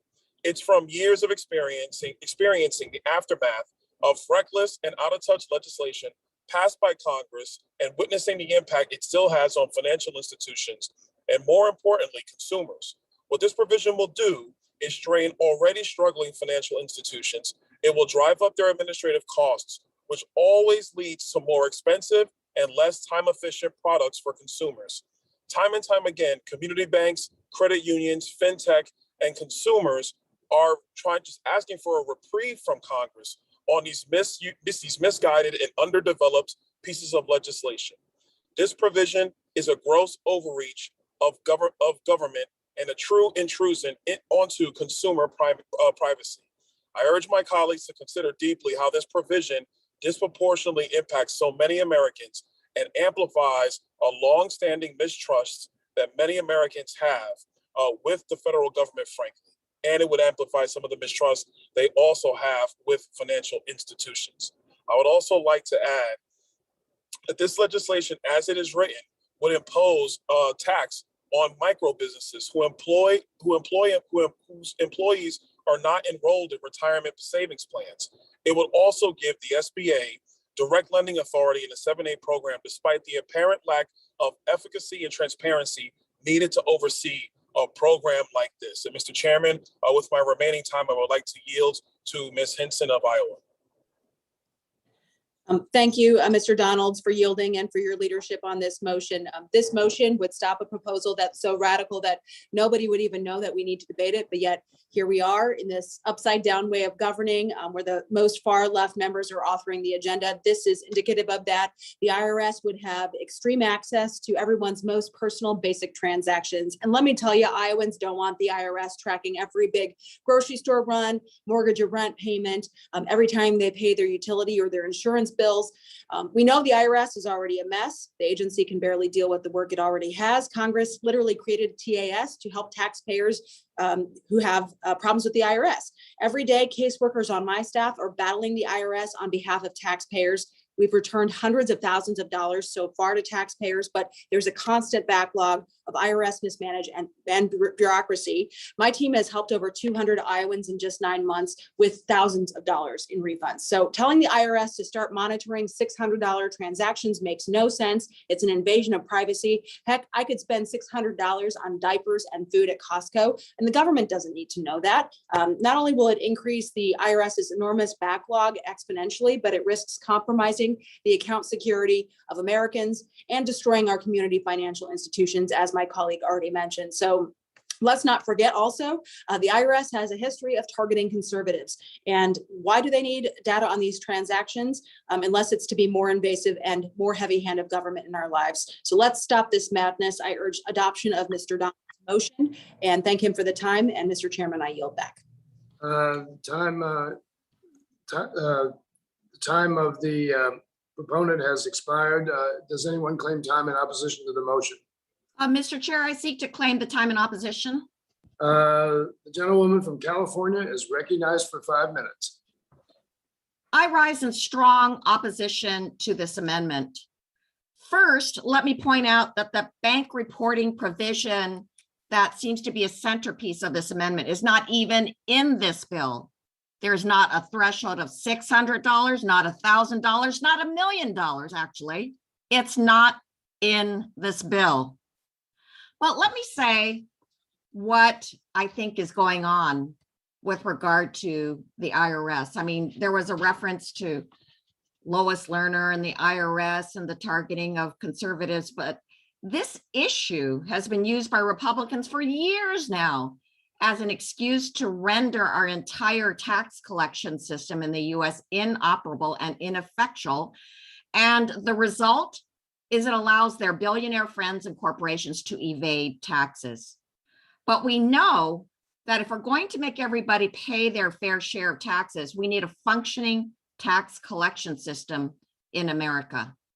And in fact, the IRS has been systematically defunded by Republicans over the last decade, forcing out thousands of experienced and skilled IRS enforcement personnel. What's more, high income and corporate tax dodgers have benefited to the tune of billions of dollars per year in unpaid taxes, a cost shouldered by honest families and businesses. By undercutting the IRS, Republicans have enabled a situation where last year, 55 of the nation's largest corporations paid no federal taxes despite making over $40 billion in profits. No wonder the audit rates for millionaires plummeted by more than 60%, and the audit rate for the largest corporations plummeted by nearly 50% from 2010 to 2018, while decreasing much less for middle income taxpayers. Without the staff needed to examine the complex returns of wealthy individuals and large corporations, the IRS has been forced to focus their audits on low-wage workers who claim the earned income tax credit, who are disproportionately African-American and Hispanic because their returns are less complex. When sophisticated, high-income and corporate taxpayers are able to evade or aggressively dodge taxes due to non-enforcement, it undermines the fairness and integrity of the tax system. It also worsens inequality along class and racial lines and drains enormous amounts of revenue from the Treasury. Now, most Americans play by the rules. They work hard, they pay their taxes, but we know that the wealthiest among us skirt those rules, using high-paid attorneys to hide their income and avoid paying their fair share. But the Build Back Better bill before us today will put a stop to this. We have a historic opportunity to lay the groundwork for stronger and more inclusive prosperity for decades to come. And that includes giving the IRS the tools and resources it needs to better target the enforcement of would-be tax cheats. This amendment would be counterproductive to those enforcement efforts. I urge my colleagues to vote against this motion, and I yield back. The member from California's time has expired. The member from Florida is recognized for 1 minute to close. Thank you, Mr. Chairman. Like I said, ladies and gentlemen, this provision, what it would do was put a massive unnecessary burden on financial institutions all across the country. With all due respect to my colleague, there is a reason why community bankers have been calling my office about this very provision, because frankly, they're scared to death of it. We've seen time and time again, as somebody who came out of the space and knows the implications of federal legislation, what it actually ends up doing is putting more compliance pressure people in their community. This type of legislating has actually led to the decrease in community banks across our country. We've already seen the effects of this.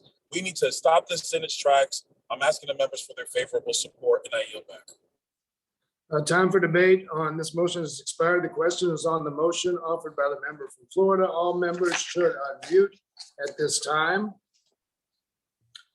All those in favor of the motion say aye. Aye. Those opposed say no. No. No. In the opinion of the chair, the noes have it. No. Mr. Chairman, I request a recorded vote. Roll call vote has been requested pursuant to our unanimous consent agreement. The roll call will be postponed. I now recognize Mr. Feenstra for the purpose of a motion. Thank you, Mr. Chairman. I have a motion at the desk. Staff has distributed copies of the motion. The clerk will report the motion. Mr. Chairman, we have at the desk a motion offered by Mr. Feenstra. The clerk may dispense with the reading. The member from Iowa is recognized for 4 minutes. The member will also have 1 minute to close. Thank you, Mr. Chairman. My motion would stop this Congress from rushing through trillions of dollars in spending without knowing its full cost. This bill is being sold to the American people as $3.5 trillion. If that were true, it would be more than the GDP of Canada and Mexico combined. However, the real truth is that members of Congress on both sides work together to cut parts of this bill. And rather than adapt, the Democratic leadership created more debt, ignoring the president's promise to pay every part of this bill. It's hard to follow the reconciliation process. So I want to be clear, since this debacle of a bill has been introduced, the $3.5 trillion has ballooned to $4.3 trillion.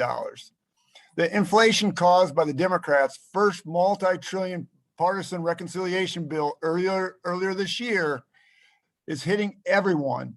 Gas is up 64%, meat is up 13%, clothes is up 8%, and now this bill is up to 4.3 trillion. It's funny. I joined my colleagues on a bipartisan basis calling foul on the Agriculture Committee, hiding 28 billion until it got snuck into this bill at rules. I didn't realize this shady behavior would make our committee look like we were fiscal hawks, because I've since learned that 6 out of every 13 markups have busted the caps and overspent their already sky-high budget limits. This is why we need the CBO to score this bill. So far, the CBO has only scored 4 portions of this bill, equaling only 1% of its total. And it's already confirmed that 2 committees have overspent. Mr. Chairman, the majority leader agreed that a CBO score would be important for this bill as recently as yesterday. He alluded that you were seeking a CBO score soon as it would be attained. I'm glad to hear that valued placement on an independent analysis of this bill. It needs it, and we need to wait until we get it. How else can you do our due diligence as members on the Budget Committee to ensure that this bill is compliant with our committee's instructions? How else can we ensure that this bill is paid for without raising taxes on those making less than $400,000? I offered an amendment in Agricultural Committee that would freeze spending until we can confirm no taxes would be raised on farmers. The committee struck it down. However, it took hours to find the votes to get it done. This is only a poison pill if the intent of the majority is to speed past all the stop signs and rush through this. And what is the rush? There is so much unspent money in the last several dump trucks of federal dollars that we have unloaded on our states that Iowa can't even spend the money it has from the federal government from the past debacle of spending. This is no way to finance federal government. We are spending billions to force electric vehicles when the Biden administration itself released a report saying that liquid fuel vehicles would still make up 79% of the cars sold in 2050. How do we pay for that? According to this bill, we will tax smokers, the vast majority of which are working class Americans. How many packs of cigarettes do the American people need to buy to pay for that brand new fleet of electric postal trucks? The Federal Reserve keeps moving its timeline up, acting against the 9-month and accounting transitory inflation that we have been experiencing. How can we in good conscience flood the economy with at least 4.3 trillion without giving the CBO time to warn us of the consequences of our actions? With that, I reserve the remainder of my time. The gentleman's time has expired. I will claim time in opposition to the motion and recognize myself. I mean, there are dilatory tactics and there are dilatory tactics, and that's fine. But when we're talking about the subject of inflation, what we've seen, and I know Republicans love to jump on the fact that inflation in June and July was at a relatively high number. Of course, that number was based on a very low base in the heart of the pandemic of 2020. And if you have a low base, then numbers are going to look, the inflation rate's high. But what's happened recently, August inflation numbers were lower than projected. The CPI was only up 0.3%. The core inflation rate was 0.1%, well within very, very acceptable ranges, according to the Federal Reserve. But more importantly than that, I mean, the gentleman from Iowa talked about the 3.5 trillion as compared to the GDP of Canada and another country. Of course, he's comparing it to 1 year of GDP, not the 10 years over which 3.5 trillion would be spent. But the 3.5 trillion in gross spending, even if you talk about 4.3 trillion, I don't know where that number comes from, but you're still talking about 1 to 1.5% of GDP over that 10-year period. This is a minuscule amount of the American economy that we're proposing to provide incredibly important benefits to tens of millions of Americans. And so when you look at the whole question of inflation and CBO score, yes, we'll have a CBO score. There's no question about it. We definitely have to have a CBO score. But when you talk about these threats of inflation, we have 15 Nobel Prize winning economists who have said the Build Back Better Act will actually help long-term inflationary pressures because it builds capacity and productivity in the economy. So yeah, we can ask for determinations of what inflation might be. Everybody knows there are so many factors that contribute to inflation that it's a pointless analysis because the marketplace changes so rapidly and the economy changes so rapidly. So again, this is basically a rhetorical amendment. There's no reason to have it. It delays the process. And I certainly hope my colleagues will reject it. And with that, I yield the balance of my time to the gentlewoman from California, Ms. Lee.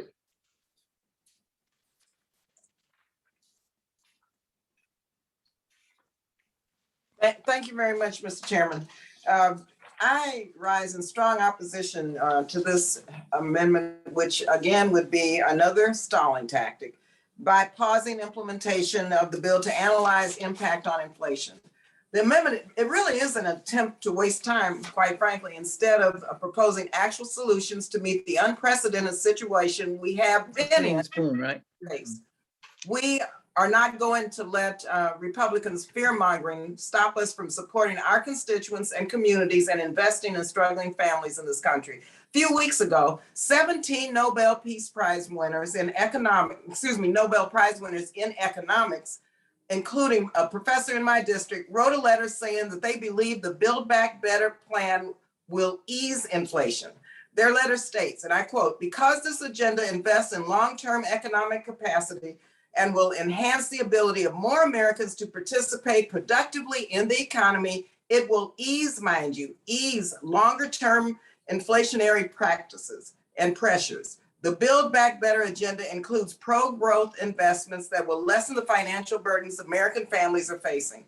If Republicans are truly concerned about inflation, they should be in favor of supporting this bill because it will ultimately reduce the cost for American working families." So I urge my colleagues to oppose this motion, and I yield back.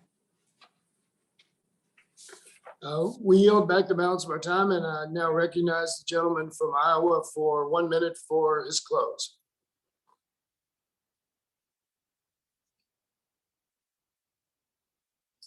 Mr. Feenstra, you have a minute to close. Oh, you're muted.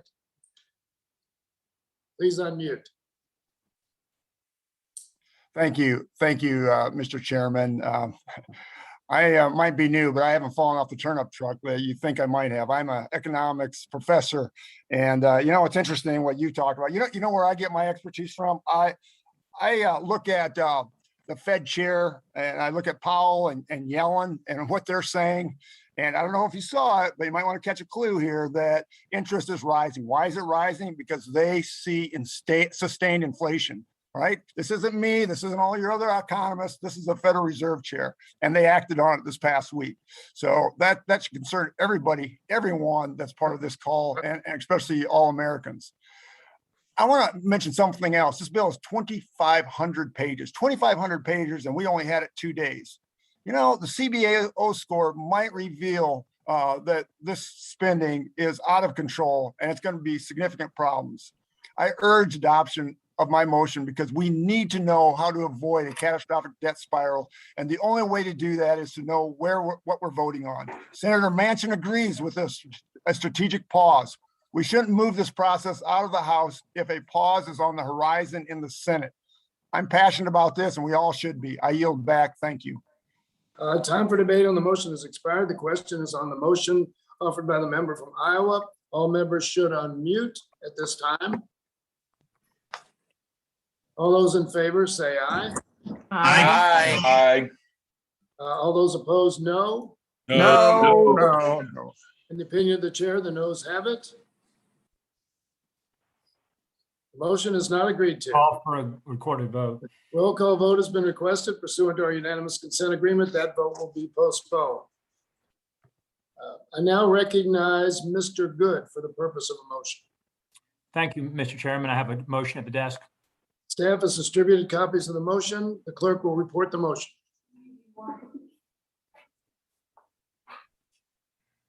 Mr. Chairman, we have at the desk a motion offered by Mr. Good. Clerk may dispense with the reading. The member from Virginia is recognized for 4 minutes. He also will have 1 minute to close. Thank you, sir. I'm offering a motion to instruct to include protections from taxpayer-funded abortions in this reconciliation package. No American should have their hard-earned tax dollars fund the taking of an innocent human life. History is on the side of life because since 1976, Congress has supported the Hyde Amendment to ensure that taxpayer dollars are not used to fund abortions. This pro-life protection has been a bipartisan priority for the last 45 years. But sadly, House Democrats have shattered this long-standing precedent and want to require that all taxpayers start funding abortions. Just yesterday, this House majority passed the most radical pro-abortion bill in history with only one Democrat dissenting. Tragically, this was no surprise as the Democrat Party has become the party of death in the womb. Yesterday's bill requires that every state allow unlimited, on-demand abortion with no restrictions, no parental consent for minors, and not even any protections for a baby born alive during a failed abortion procedure. Now House Democrats want to require all Americans to pay for their unlimited, anti-life, pro-abortion policies. This despite data such as the 2020 Marist poll that found that 60% of Americans, including 37% of those who identify as pro-choice, oppose taxpayer funding of abortion. President Joe Biden used to be one of those Americans. During his long tenure in the Senate, he supported the Hyde Amendment. And in a 1994 letter to a constituent, he bragged about his consistent voting record of opposing federally funded abortion more than 50 times. He wrote, quote, "Those of us who are opposed to abortion should not be compelled to pay for them," end quote. However, he reversed that position during his presidential campaign. What does it say about a person who's willing to trade his conviction on life for political gain? We all know that the science shows that life begins at conception, and the right to life is fundamental to America, distinguishing us from other nations around the world. There is no greater responsibility of government than the protection of precious, innocent life. While the Democrat Party may not agree that life deserves unrestricted protection, it's a clear statement of how extreme they have become when they want every taxpayer to fund their abortion on demand. So I welcome the opportunity for my colleagues on the other side of the aisle to explain why they oppose including this historically bipartisan protection in their massive spending bill. And I yield my time, reserve the balance of my time. Gentlemen, as time has expired, does any member wish to claim time in opposition to the motion? Yes, Mr. Chairman, I claim time in opposition. Gentlewoman from California is recognized for 5 minutes. Thank you, Mr. Chairman. I rise in strong opposition to this motion deceptively named Protect Life for All. This motion attempts to add the discriminatory Hyde Amendment into this bill. Once again, Republicans are trying to control our bodies and our freedom. It's simply disgraceful. The decision to have an abortion should be left up to the person and those who they want to consult with. Access to the full range of reproductive health care includes abortion, and politicians should not be making these decisions. Also, it should not depend on how much money you have or your zip code to exercise your constitutional rights. I've been fighting against this discriminatory amendment for years, first as a congressional staffer and now as co-chair of the Pro-Choice Caucus and the lead author of the EACH Act. I'm proud that we removed the Hyde Amendment in the House 22 Labor HHS Appropriations Bill and across all subcommittees. The constitutional right to an abortion is not real if people are not able to access it. Republicans and anti-choice state legislatures are desperately trying to restrict abortion access in any way that they can. The harm of abortion coverage bans fall hardest, mind you, hardest on people of color and people working to make ends meet. Now, I remember the days of unsafe and back alley abortions. People died, especially Black women, women of color, and low-income people. Don't forget what Henry Hyde said. He said when he offered this amendment, "I certainly would like to prevent, if I could, legally, anybody having an abortion, a rich woman, a middle-class woman, or a poor woman. Unfortunately, the only vehicle available is the Medicaid bill." Now, the Hyde Amendment from its inception was aimed at people with low incomes and people of color. The majority of voters in America do believe Medicaid insurance should cover abortion care just as it covers other related pregnancy care. Now the other side will try to mislead us and give us misleading data, but we have the latest polling data that shows what Americans truly believe and want. Regardless of one's personal views about abortion, the American people want everyone to have access to the comprehensive reproductive health care in an equitable and fair manner. They want all people to have access to safe, legal, and accessible abortion care if that is their decision. So it is unconscionable for politicians to force someone to carry unexpected pregnancies, and yet that's what the Hyde Amendment does for too many people working to make ends meet. Finally, this amendment is not necessary. It's unfortunate, but still the Hyde Amendment also is in law, and there are the prohibitions still against the use of federal funds for abortion. So this is a message amendment, and it's a shame and disgrace we're talking about this in this bill. Now I yield 2.5 minutes to my colleague, Congresswoman Jan Schakowsky.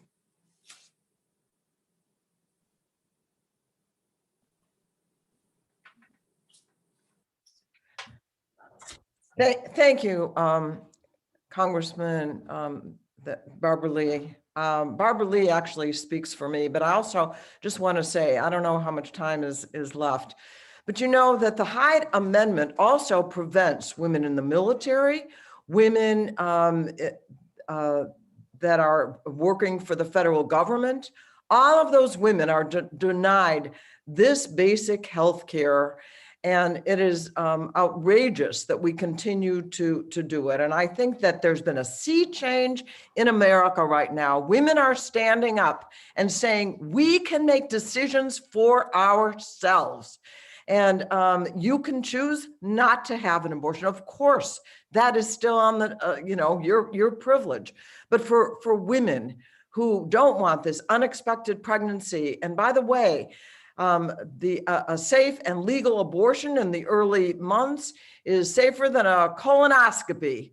And having to carry a baby to term actually physically is more demanding. Healthcare is part of abortion rights, and women should be able to have the choice, not stopped because the Hyde Amendment says, if you can't afford it, you are doomed to do things that you don't choose to do. Unfair, and I yield back. The gentlewoman from California's time has expired. The gentleman from Virginia is recognized for 1 minute to close.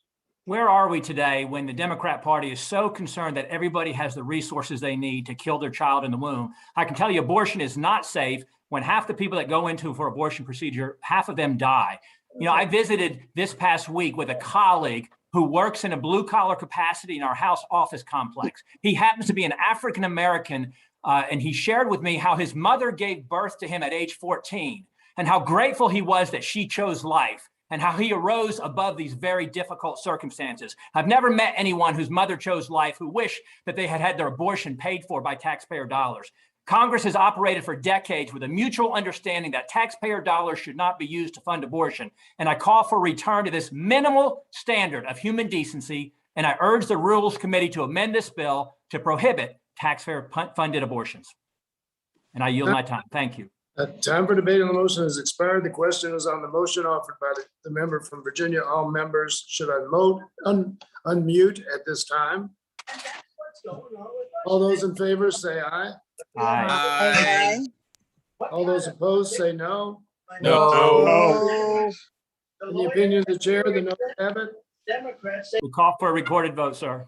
Roll call vote has been requested pursuant to our unanimous consent agreement. That vote will be postponed. I now recognize Mrs. Hinson for the purpose of a motion. Yes, thank you, Mr. Chairman. I have a motion at the desk. Staff has distributed copies of the motion. The clerk will report the motion. Mr. Chairman, we have at the desk a motion offered by Mrs. Hinson. The clerk may dispense with the reading. The member from Iowa is recognized for 4 minutes. The member will also have 1 minute to close. Thank you, Mr. Chairman. My motion would instruct the chairman to revamp the electric vehicle tax credit to ensure that taxpayers aren't funding luxury cars for high income earners specifically. The underlying provision is disrespectful to taxpayers. It fails to help Americans most in need. It ignores the readily available solution of biofuels available from states like Iowa, and it hands taxpayer money to the Chinese Communist Party. So let's talk about the differences between effective green energy provisions and what we have in front of us in this bill. My colleagues are claiming this bill will make low emission vehicles more accessible to working Americans. But if you take a look at the fine print, this bill pointlessly extends and nearly doubles existing tax credits for the ultra rich and barely helps those in need of them the most. According to the Congressional Research Service, 78% of these credits were claimed by people making over $100,000 a year.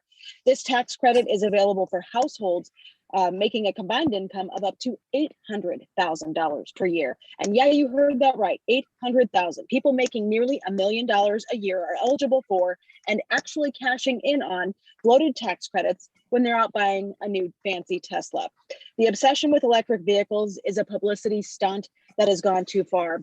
And I think we should all be in agreement here that a working family in Iowa shouldn't have to be sending their tax dollars to DC to subsidize some wealthy Californian's Tesla. And to do so when you're already recklessly spending taxpayer money is offensive. The point of these credits should be to help working families across the country. To regular Americans, buying a car is a real investment and a major financial decision. Instead, this credit just paves the way for the rich to go get an electric vehicle on a shopping spree on the taxpayer's dime.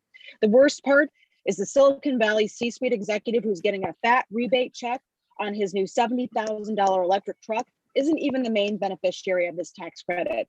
No, that win goes to communist China. Where do electric vehicle parts come from? China. Where will this investment create jobs? China. Who's the biggest environmental offender on the planet? Stay with me, China.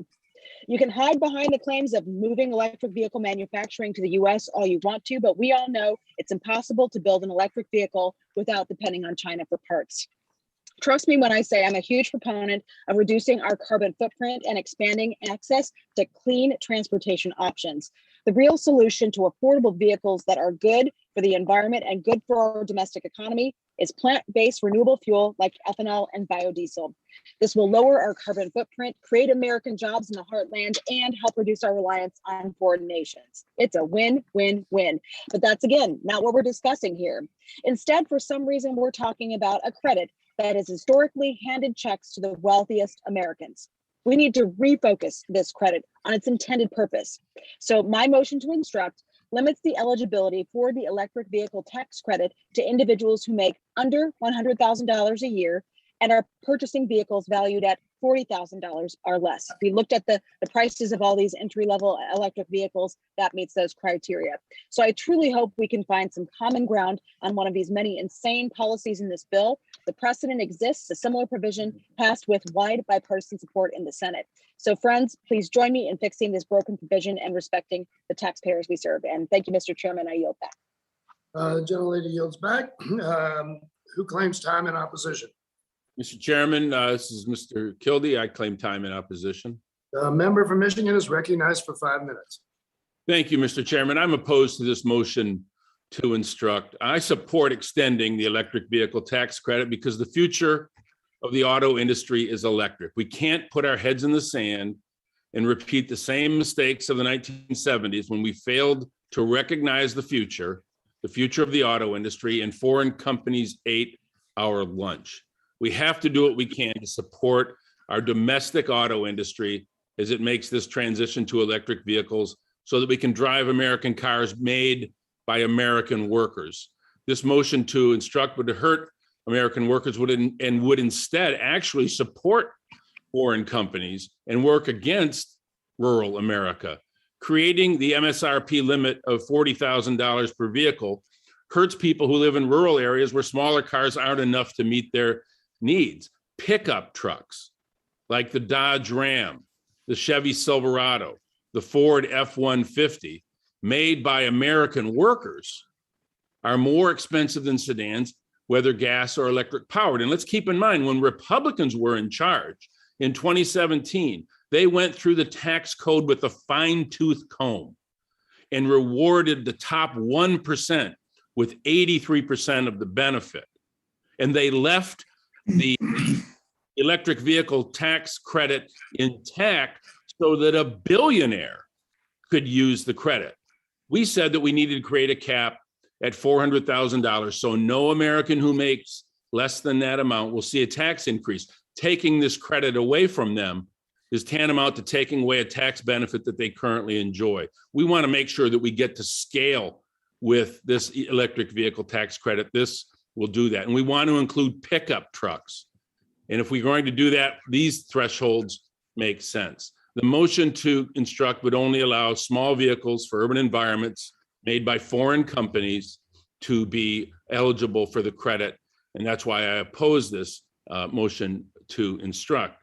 The credit would ensure that high-end luxury vehicles are not eligible, as the Republicans left them eligible in 2017. We take that away. Furthermore, including a too low income limit is equivalent, as I said, to a tax increase on those people who make more than $100,000 but are still working hard to support their families. This means 98% of Americans would be eligible for the credit. The motion to instruct would prevent 20% of Americans who lived in high-cost areas from being eligible to accept this credit. I ask my colleagues to oppose this motion. And let me keep in mind, if you read the actual fine print of the credit of the legislation, you'll see that it's in year 5, domestic only vehicles will be eligible. And I know it's very fashionable now to talk about the Chinese Communist Party, whether we're talking about electric vehicles or toothbrushes or whatever it is.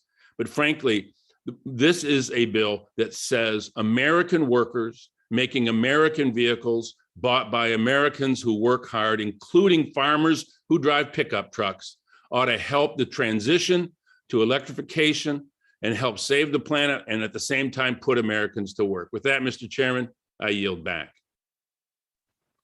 Gentleman yields back. The gentleman from Iowa, I'm sorry, the gentlewoman from Iowa is recognized for 1 minute to close. Thank you, Mr. Chairman, and I appreciate my colleagues' comments, but this plan is clearly designed to benefit the wealthy with these tax credits.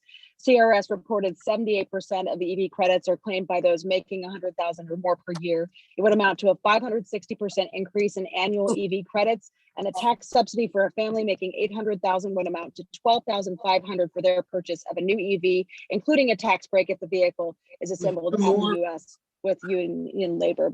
So again, I think we need to be respecting taxpayers in this process. It's common sense. Let's make sure it's actual use to help working Americans make these decisions to buy these vehicles. We can all agree a dual income household making hundreds of thousands does not need extra money from hardworking taxpayers to buy a luxury car or a luxury truck. So with that, I'd ask for your support and adoption of this motion to instruct. And Mr. Chairman, I yield back. Time for And I'd debate. ask for a recorded vote. All right, time for the debate on the motion has expired. The question is on the motion offered by the member from Iowa. All members should unmute at this time. All those in favor say aye. Aye. Aye. All opposed say no.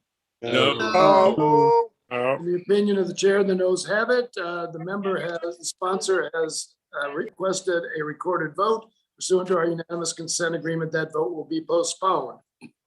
I now recognize Mr. Obernolte for the purpose of a motion. Mr. Chairman, I have a motion at the desk. Staff has distributed copies of the motion. The clerk will report the motion. Mr. Chairman, we have at the desk a motion offered by Mr. Obernolte. Clerk may dispense with the reading. The member from California is recognized for 4 minutes. He will also have 1 minute to close. Thank you, Mr. Chairman. Our federal budget deficit this year is estimated to be about $2.3 trillion. And I don't think anyone on this committee would argue that the bill that we're marking up today will not make that worse. It will be certainly worse in the short term, but even more so in the long term, because many of the programs that are anticipated under the legislation that we're considering don't phase in until later years.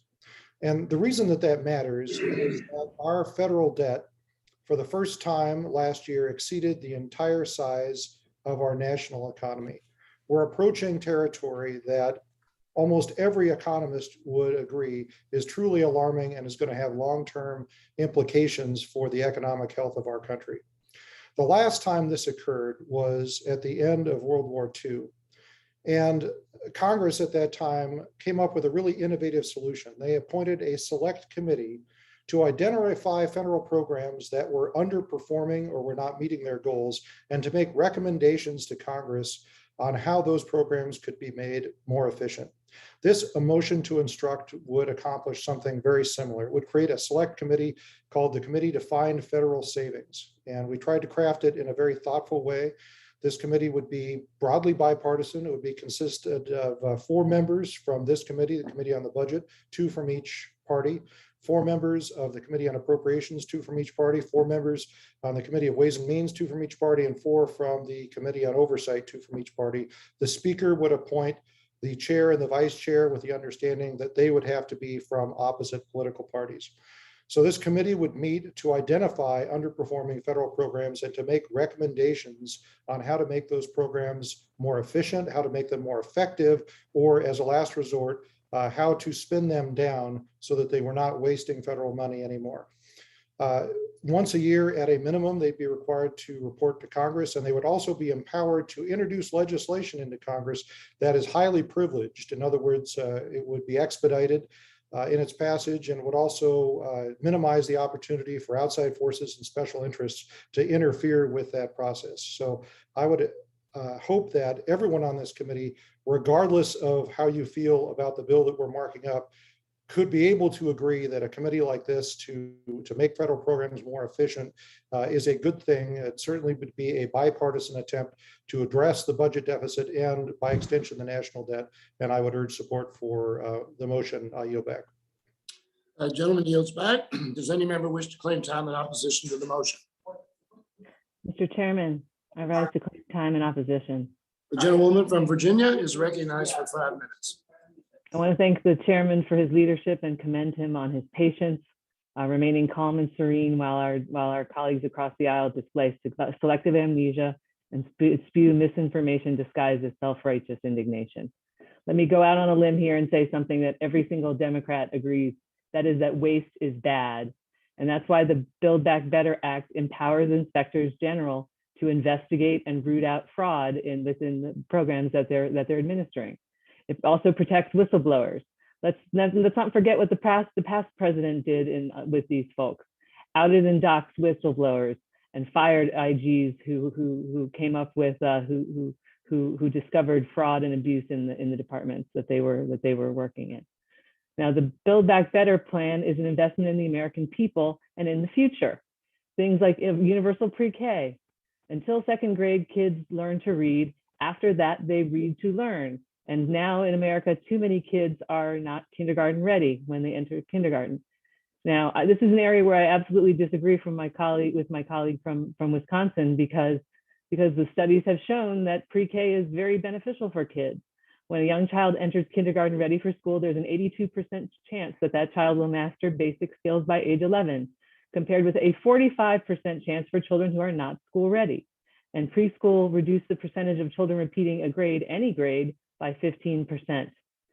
The Build Back Better plan also includes funding for childcare and elder care to get women back into the workforce.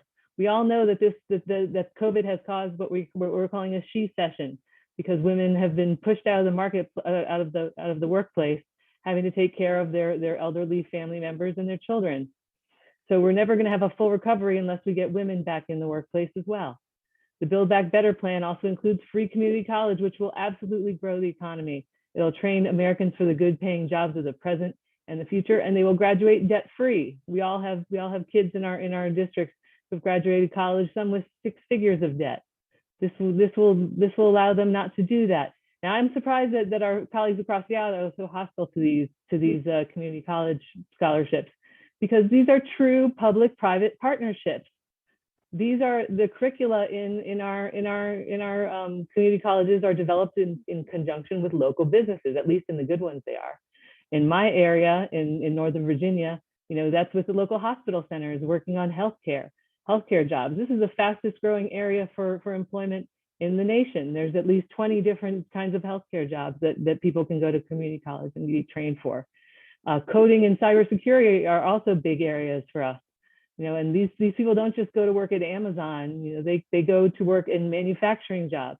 As I toured the rural part of my district, which has a lot of manufacturing concerns, people told me, the managers there told me that the one job that they're having a lot of trouble filling are people who are able to code and handle the machines that require a lot of computer skill in order to run them. And how about the skilled trades, building trades, plumbing, electrical, HVAC? Those folks will never want for a job, and they will always make a good living. Now, our friends across the aisle are displaying selective amnesia. Deficits and debt aren't based entirely on one side of the ledger. The 2017 GOP tax scam gave the vast majority of the benefits to the top 100%, and did not pay a dime for it. And after racking up all that debt on the nation's credit card, now you're threatening not to pay the bill. You know, if you want to talk about something that will throw the economy into a tailspin, it would be refusing to raise the debt limit. So I'm a little bit tired of this selective amnesia and self-righteous indignation. Let's work together, and I urge a no vote on the motion.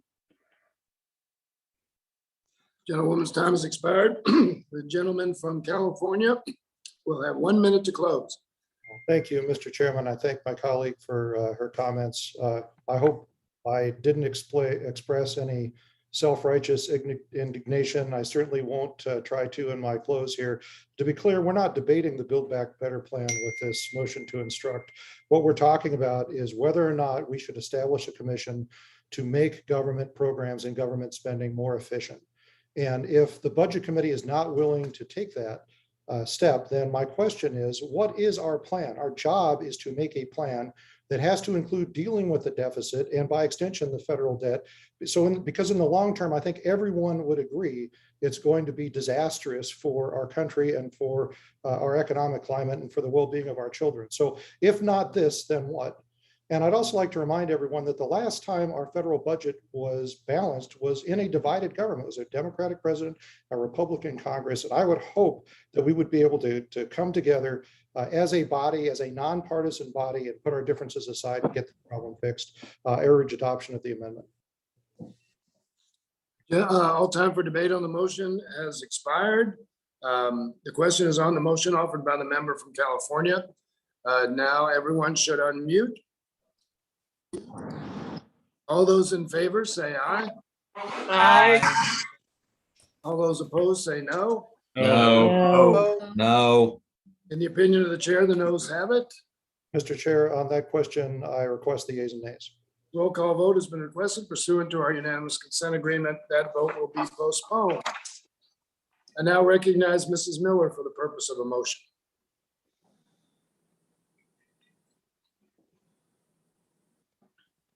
Hold on, I'm messing up here.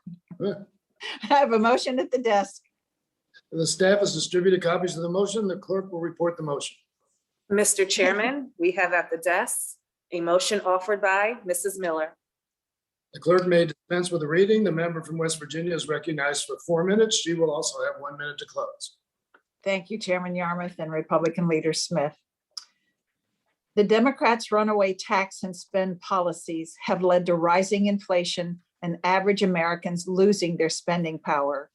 The effects of inflation are felt most severely by individuals living paycheck to paycheck and retirees who are on a fixed income. The bill we are considering today not only includes unprecedented amounts of spending that will cause further inflation, but pairs the spending with tax increases that will increase the cost of everyday life for many Americans. My motion today will hold President Biden accountable to his promise not to raise taxes on those making less than $400,000 a year by instructing the Rules Committee to strike any provision that raises taxes on the Americans who can least afford them. This includes striking the huge increases in taxes on grieving families with an enhanced death tax, protecting small businesses from the limited 20% small business deduction, and the plethora of taxes on job creators, where low and middle income Americans bear 2/3 of the increased burden. My motion will also cut costs for hardworking families and farmers, striking the tax on methane emissions that will increase energy costs per family by $134 on average each year and cost a dairy farmer as much as additional $6,500 annually. Further accepting this motion will ensure that regressive taxes on tobacco, where nearly 94% of the increase will be paid by Americans making less than $200,000, are removed and halt our current reckless inflation from eroding the value of the child tax credits and Social Security benefits. I ask my colleagues to join me in protecting Americans who are facing the most pain from these tax increases. I reserve the balance of my time. Gentlewoman Time yields her time. Is there any member who wishes to claim time in opposition? Mr. Chairman, I seek to claim time in opposition. The member from Nevada, Mr. Horsford, is recognized for 5 minutes. Thank you, Mr. Chairman. First, let me just say that the Build Back Better Act provides huge tax cuts to Americans making less than $400,000 a year, especially low and middle income families with children. The bill extends the historic expansion of the child tax credit. This is a tax cut for the majority of middle-class families. This is not a welfare program, as some on the other side have tried to describe it as. Just like you give tax cuts to the very wealthy and the big corporations, Democrats are proposing to give tax cuts to middle-class families with children, which will provide, as I said, a major tax cut to 39 million households and nearly 90% of children in the United States.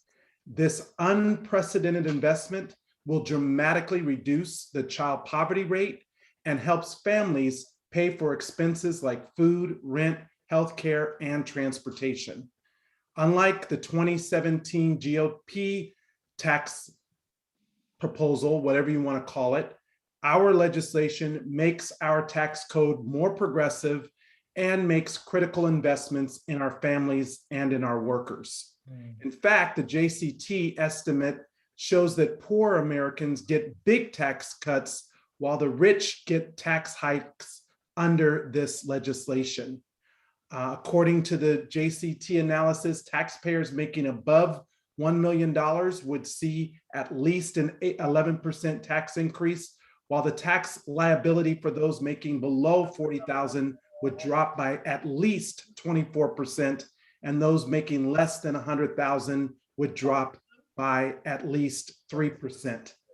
However, we know from our previous experience with the 2017 GOP tax law that there are no strong links between corporate tax rates and worker wages. I want to point out, Mr. Chairman, that under the Build Back Better Act, we actually cut the tax rate for corporations with income below 400,000 to 18%, and we do not increase the rate for corporations with income between 400,000 and $5 million. Now, a lot of talk is made about the job creators, but I also want to talk about the American worker, because it's the American worker who actually helps build the middle class in this country and who help make these corporations profitable. It's the American worker, the American people who create the ingenuity that allow America to be as great as it is. So a lot of focus is placed on the corporations and their tax rates, but this legislation actually focuses on the American people and the American worker. So I hope that my colleagues fully understand that. I also would like to say that this bill makes wise investments in our families, workers, and infrastructure, which ensures strong economic growth and benefits all corporations. According to the Economic Policy Institute, the investments in this bill, along with the investments in the bipartisan infrastructure bill, will support more than 4 million jobs per year, raise business and worker productivity, and create faster and more equitable long-run economic growth. This will benefit all Americans and help our businesses become more competitive. Like others, before I came to Congress, I started my own small business. And so I know what it means to make a payroll, and I know what it means to be competitive. I also know what it means to invest in your future. And the investments in the Build Back Better Act will make America and the American family and the American worker and the American small business stronger and more competitive. We are building a more equitable and inclusive future that does not leave anyone or any community behind. That's why I would ask my colleagues to oppose this motion to instruct on the amendment as proposed. Thank you, and I yield back. The gentleman yields back. The member from West Virginia is recognized for 1 minute to close. Thank you again, Chairman Yarmouth. I want to reiterate that my call that this motion will protect working class Americans from the harmful tax increases proposed by the Biden administration. And you or any of us as small business owners and job creators understand how we value the workers, because you can't have a small business or a large business without good workers, and you appreciate those good workers. And from small business owners on Main Street to our farmers across the nation and everyday Americans, these taxes will strangle those from all walks of life. This motion will ensure that the most unable to pay will be protected. I urge adoption of my motion, and I do request a recorded vote. I yield back. Thank you. All time for debate on the motion has expired. The question is on the motion from the member from West Virginia. All members should unmute at this time. All those in favor say aye. Aye. Those opposed say no. No. No. In the opinion of the chair, the noes have it. On the south side, just some high points. They have Motion spots. is not agreed to. We request a recorded vote. Okay, roll call vote has been requested pursuant to our unanimous consent agreement. That vote will be postponed. That concludes the minority motions to instruct. We have 2 motions to instruct from majority member, and I now recognize Ms. Jackson Lee for the purpose of a motion.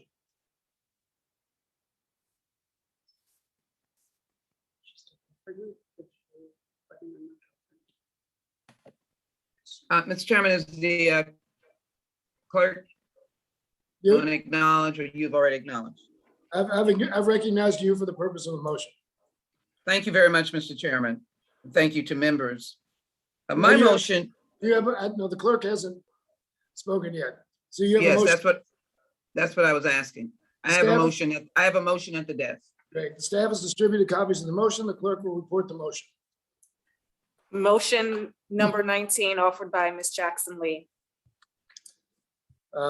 Staff has distributed copies of the motion. The clerk will. I'm sorry.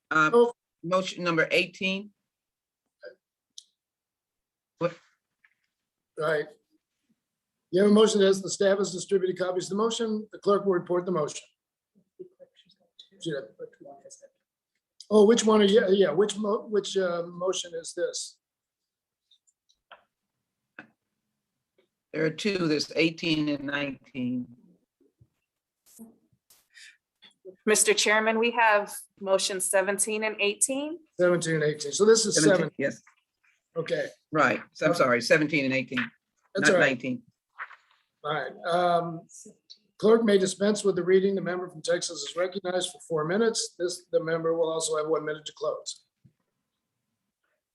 Thank you very much, Mr. Chairman. Over 27 million Americans have been insured because of the Affordable Care Act. But let me read you the roll. Alabama, Florida, Georgia, Kansas, Mississippi, North Carolina, South Carolina, North Carolina, Tennessee, Texas, Wisconsin, and Wyoming have suffered over the years not having the ability to engage with the Affordable Care Act. One of the issues, because of the very large gap between traditional Medicaid eligibility levels and 100% of federal poverty levels, a large number of uninsured adults could gain coverage if the gap was filled. However, these states did not even engage in selecting an opportunity for Medicaid. My amendment simply says that the rule for consideration of the Build Back Better Act not make and order any amendment that would impede the continued and timely implementation of the federal Medicaid program in Texas or any state or territory in the United States. Let me cite for you some very dastardly numbers. 1 in 5 women with incomes under 200% are uninsured. A higher share of single mothers are uninsured. The idea that we have had in this modern society, individuals who've not had access to health care is shame on us. It is important to insist that when we move forward on a new opportunity, that CMS moves as quickly and consistently as possible. This language or this effort has been worked on by my colleague, Congressman Doggett, and all members have joined together out of our Texas delegation. But as I indicated to you, there are 12 states that have not been able to secure insurance for those individuals that are without insurance. This has impacted women of color dastardly. 3 out of 4 uninsured persons are people of color. Many of them do not qualify for subsidies in the state's healthcare marketplace because they do not earn more than the federal poverty level, which is about $1,100 a month for an individual. Currently, people with disabilities and adults with children can only qualify for Medicaid in Texas if they earn $300 per month or less for a family of 4, or $150 per month or less of an individual. Adults without disabilities or dependent children do not qualify, no matter how little they earn. That means that we're leaving enormous number of individuals uninsured. Children can qualify if their parents earn up to 200% of poverty. I remember when we were signing people up for the Affordable Care Act, I met a family of 5. They did not qualify under those present regulations because our state did not opt to move into the expanded Medicaid. And that is for 12 other states, all losing, if you will, the opportunity to insure desperate people. So I want to make sure that as we move forward, that as this is implemented, it's implemented quickly, because people are calling and saying that if it is not implemented quickly, then the time runs out. States will not opt in. So the program must be put in place as quickly as possible to ensure that those who are not insured can. In the early stages of the hearings on the Affordable Care Act, I met so many families whose loved ones had lost their life because they were uninsured, or they had not been able to access good health care because they were uninsured. The stories were devastating. The emotion was high. Medical care is crucial, and poor people should not be left out. The expanded Medicaid is crucial, but we must move it as quickly as possible and continue it until it is in complete operation to save lives and to enhance the numbers of Americans that can have the opportunity to access the expanded Medicaid program. Women of color, families of color are prime in the loss of health care or not being able to access it. And so I ask my colleagues to support this motion to instruct to ensure that protection. I yield back. Gentlewoman, time has expired. Does anyone claim time in opposition to the motion?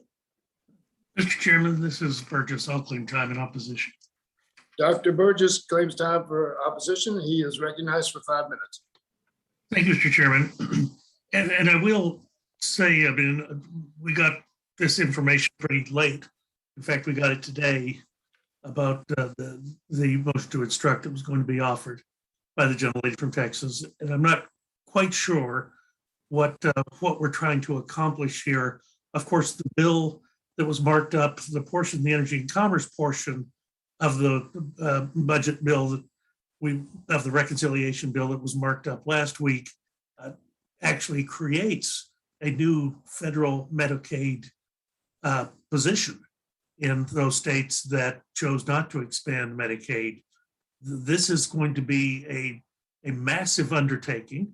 This is not something that is going to be accomplished quickly. I heard the gentlelady say that I think the words were, I hope CMS moves quickly, or we want CMS to move quickly.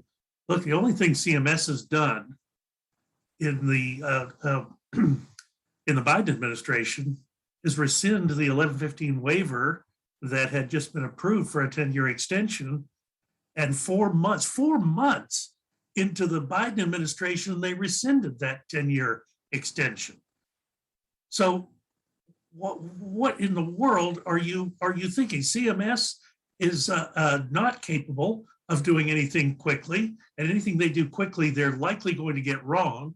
But you're talking about setting up a massive new federal program. This is not going to be available for people by the end of this calendar year, or the next calendar year, or the next calendar year. Remember how long after you enacted the Affordable Care Act, remember how long it took for those programs to come online and be enacted? This is not, CMS is not an agile agency. it moves slowly, it moves deliberately. And as we found out this year in Texas, it can sometimes move harmfully. Look, I've had multiple discussions with people at the agency. I'm not sure that I'm getting anywhere with them, but I don't know that what you're talking about here would actually change things one bit. In fact, I've talked to constituents in your district who are worried about losing benefits they have currently under the Medicaid waiver, the 1115 waiver that is operating in the state of Texas. You're not going to get this new program up and running in time to save those people. So it just begs the question, would you rather have an ideological win, or would you rather take care of people? Look, I don't know. I was there when you all did the Affordable Care Act. I did not understand why you excluded some of the poorest people from coverage in the exchanges. The way the language in the Affordable Care Act is written is there is no option. They must be covered under Medicaid. I never understood why you would approach it like that, but that's what you did. That is the law that you wrote and was signed into law by President Obama at the time. And although there have been some changes brought by the courts, it's not been substantially withdrawn. The change that was brought by the court was the states can't be forced, as a condition of continuing their traditional Medicaid programs, the states cannot be forced to expand under what was then the Affordable Care Act. And I actually think that was a wise decision by the Supreme Court, because if you get into the business of the federal government coercing the states, suddenly we've lost all measure of state sovereignty. Again, Mr. Chairman Yarmouth, I will admit to some, I'm not sure I quite understand what is attempting to be accomplished with this, other than perhaps poke again at the state of Texas, which some people just love to do. But there are plenty of problems that we all should be working on. And when we go at things at an adversarial nature, it accomplishes nothing. We got a big problem in Texas right now with the lack of monoclonal and polyclonal antibodies. I don't know why the administration withdrew the orders that the previous administration had put in, but last March, they withdrew those orders, I guess thinking that the vaccines were going to take a hold and solve all of our problems, but they didn't. And now we have serious shortages of the monoclonal antibodies, and those shortages are primarily showing up in, you guessed it, the states that didn't expand Medicaid. I don't know whether that's part of coercion or not, but I know that the people who are being hurt are the people that you say you're trying to help, and that's not right. So don't do this motion to instruct. It is not necessary. It accomplishes nothing. Instead, work with us to get the reinstitution of the 10-year extension on the 1115 waiver for the state of Texas. That would be doing something useful for your constituents. And I'll yield back. Gentleman's time has expired. The gentlewoman from Texas has 1 minute to close.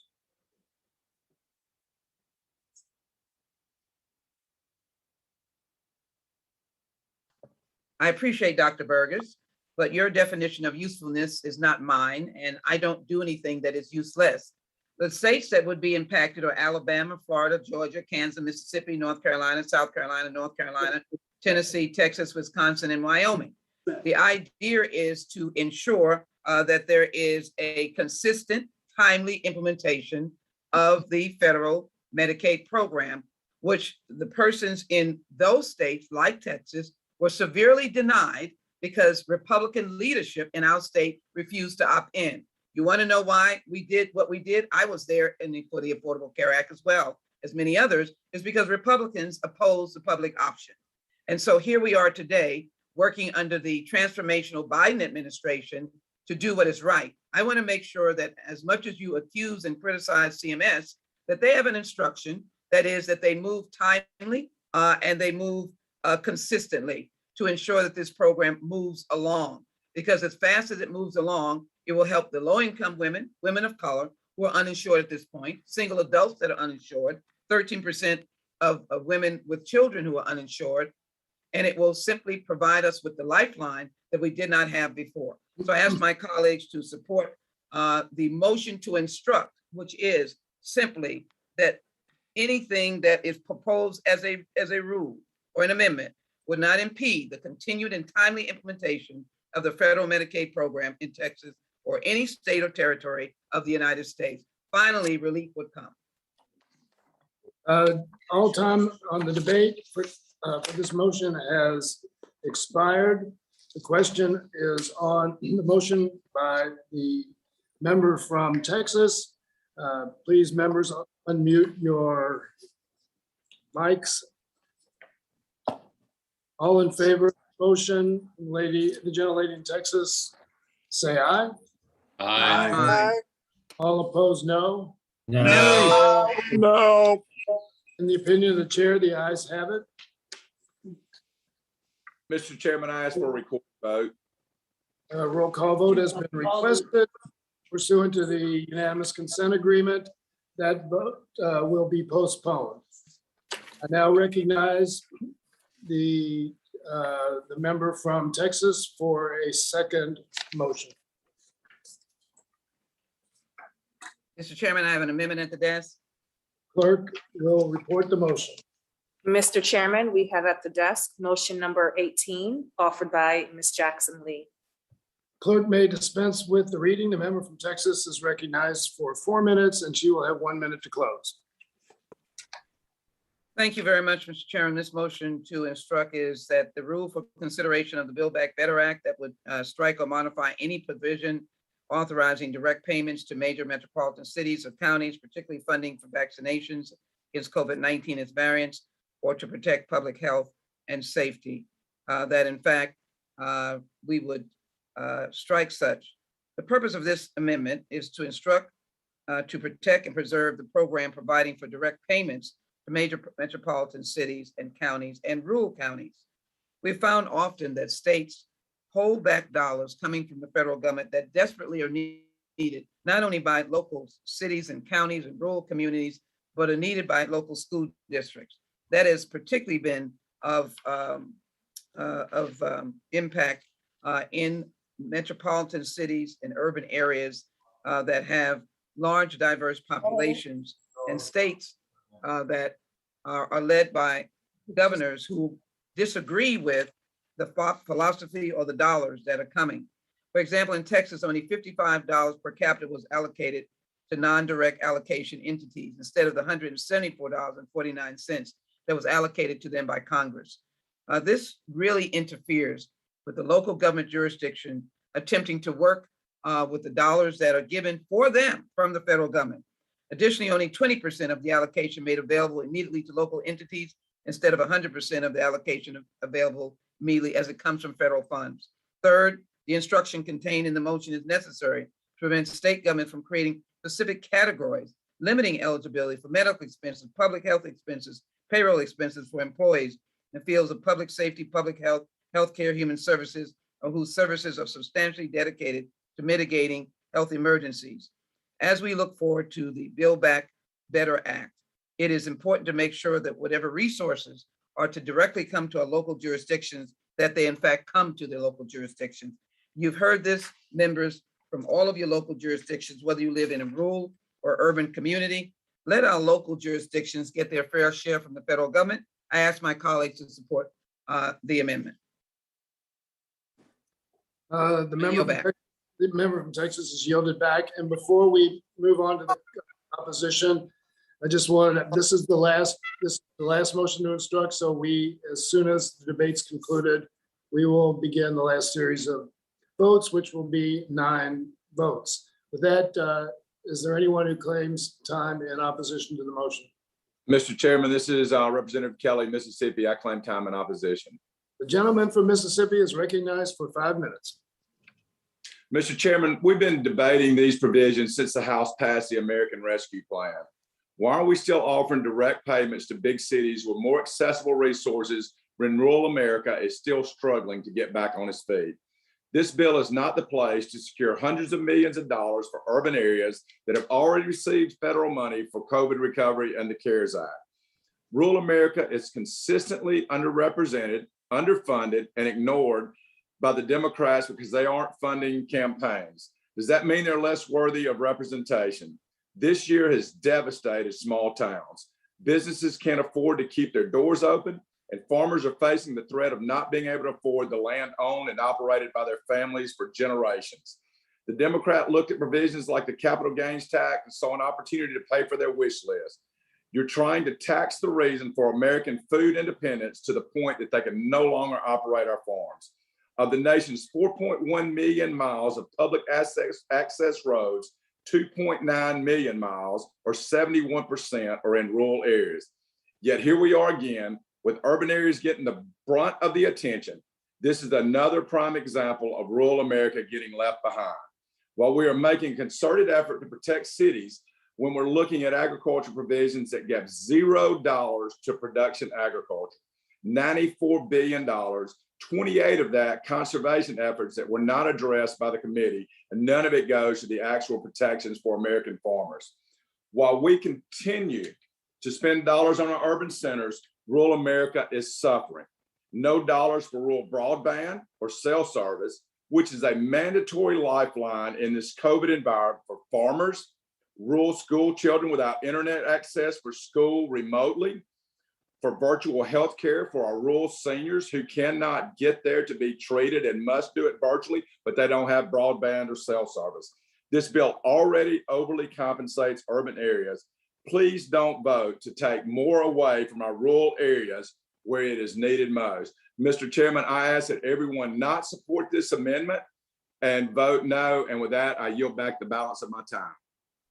Gentleman yields back. I now recognize once again the gentlewoman from Texas for 1 minute to close.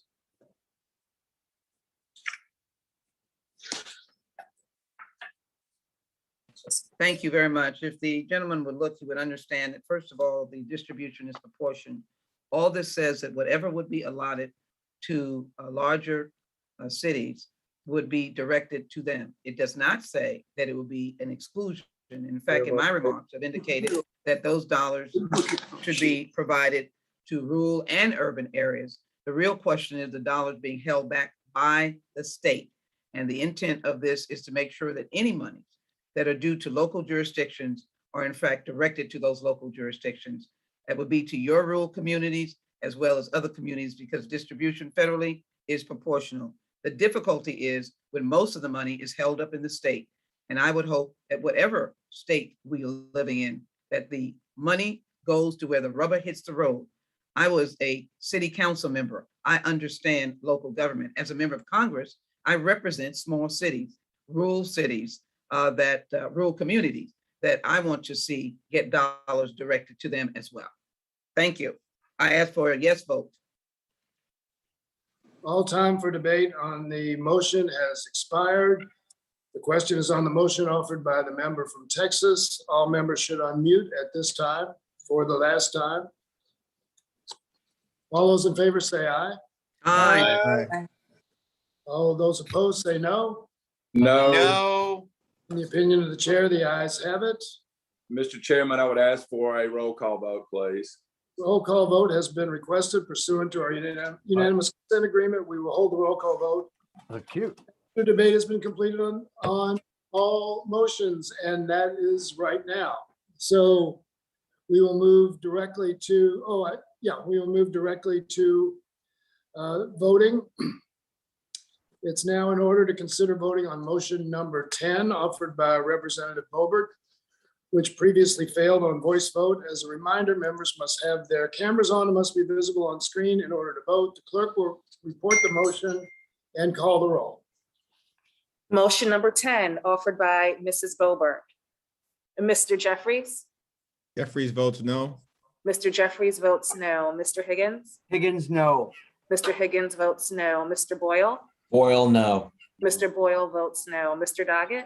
Doggett, no. Mr. Doggett I votes. snuck one a while ago. Mr. Doggett votes I wouldn't no. mind another Mr. one. Price? Price, no. Mr. Price votes no. Ms. Schakowsky? Oops. Votes no. Ms. Schakowsky votes no. Mr. Kildee? Kildee votes no. Mr. Kildee votes no. Mr. Morelli? Morelli votes no. Mr. Morelli votes no. Mr. Horsford? Votes no. Mr. Horsford votes no. Ms. Lee? Lee votes no. Miss Lee votes no. Miss Chu. Chu votes no. Miss Chu votes no. Miss Plaskett. Plaskett votes no. Miss Plaskett votes no. Miss Wexton. Wexton votes no. Miss Wexton votes no. Mr. Scott.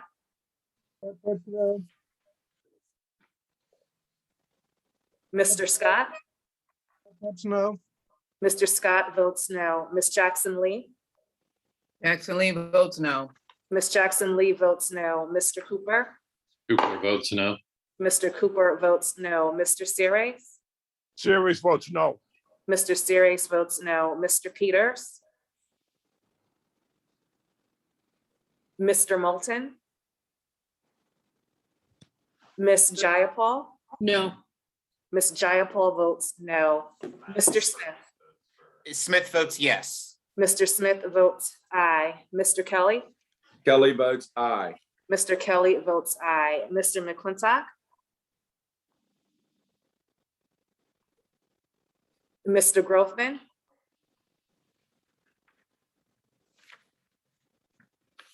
Yes. Mr. Grothman votes aye. Mr. Smucker. Smucker, aye. Mr. Smucker votes aye. Mr. Jacobs. Jacobs, aye. Mr. Jacobs votes aye. Dr. Burgess. Burgess votes aye. Dr. Burgess votes aye. Mr. Carter. Carter from Georgia votes aye. Mr. Carter votes aye. Mr. Klein. Klein votes aye. Mr. Klein votes aye. Mrs. Boebert. Boebert votes yes to remove the $200 million Pelosi payout. Mrs. Boebert votes aye. Mr. Donalds. Donald votes aye. Mr. Donalds votes aye. Mr. Feenstra. Feenstra votes aye. Mr. Feenstra votes aye. Mr. Good. Good votes yes. Mr. Good votes aye. Mrs. Henson. Mrs. Henson votes aye. Mrs. Henson votes aye. Mr. Obernolte. Obernolte, aye. Mr. Obernolte votes aye. Mrs. Miller. Mrs. Miller votes aye. Mrs. Miller votes aye. Mr. Peters. Mr. Moulton.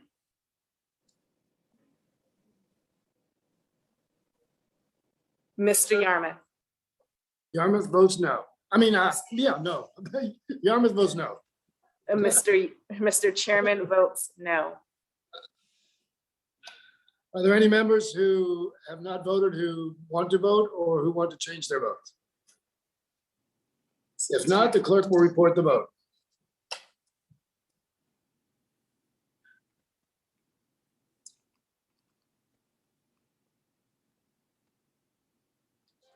Now, they're building a new underground protected blood center for the people of Israel to save even more lives. Mr. Chairman, on that vote, the ayes are 15, the noes are 19. On that vote, the ayes being 15 and the noes being 19, the motion is not agreed to. It is now in order to consider voting on motion number 11, offered by Representative Donalds, which previously failed on voice vote. As a reminder, members must have their cameras on and must be visible on screen in order to vote. The clerk will report the motion and call the roll. Motion number 11, offered by Mr. Donalds. Mr. Jeffries? Jeffries votes no. Mr. Jeffries votes no. Mr. Higgins? Higgins, no. Mr. Higgins votes no. Mr. Boyle? Boyle, no. Mr. Boyle votes no. Mr. Doggett? Doggett, no. Mr. Doggett votes no. Mr. Price? Price, no. Mr. Price votes no. Ms. Schakowsky? Kowski votes no. Ms. Schakowsky votes no. Mr. Kilby? Hildy votes no. Mr. Kilby votes no. Mr. Morelli? Mr. Morelli is no. Mr. Morelli votes no. Mr. Horsford? Aye. Mr. Horsford votes aye. Miss Lee? Lee votes aye. Miss Lee votes aye. Miss Chu? Chu votes no. Miss Chu votes no. Miss Plaskett? Plaskett votes no. Miss Plaskett votes no. Miss Wexton? Wexton votes no. Miss Wexton votes no. Mr. Scott? Scott votes no. Mr. Scott votes no. Ms. Jackson Lee? Jackson Lee votes no. Ms. Jackson Lee votes no. Mr. Cooper? Cooper votes no. Mr. Cooper votes no. Mr. Series? Series votes no. Mr. Series votes no. Mr. Peters? Mr. Moulton? Ms. Jayapal? No. Ms. Jayapal votes no. Mr. Smith? Smith votes yes. Mr. Smith votes aye. Mr. Kelly? Mr. Kelly votes aye. Mr. Kelly votes aye. Mr. McClintock? This one requires more effort. Now let's try this one. Mr. Grothman? Aye. Mr. Grothman votes aye. Mr. Smucker? Smucker, aye. Mr. Smucker votes aye. Mr. Jacobs? Jacobs, aye. Mr. Jacobs votes aye. Dr. Burgess? Votes aye. Dr. Burgess votes aye. Mr. Carter? Carter of Georgia votes aye. Mr. Carter votes aye. Mr. Klein? Klein votes aye. Mr. Klein votes aye. Mrs. Boebert?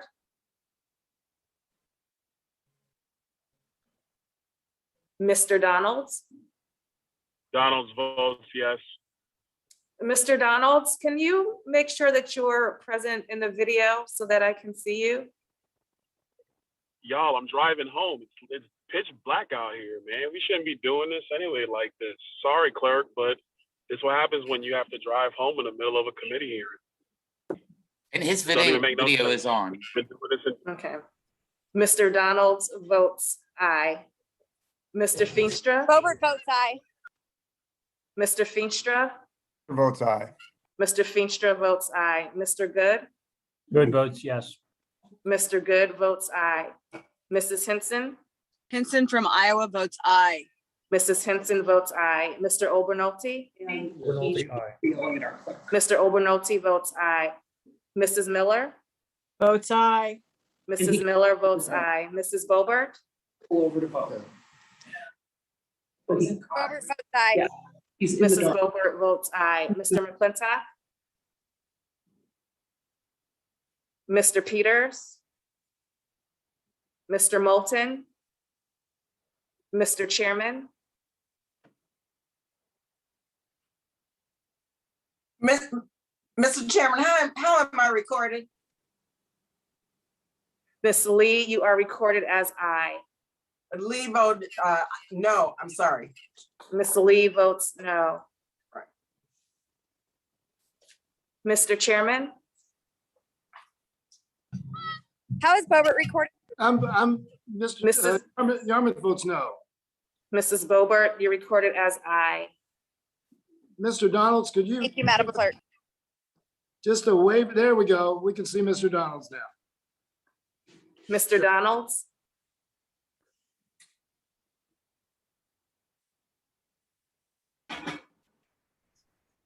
Mr. Donalds, can you cast your vote again? We can see you now.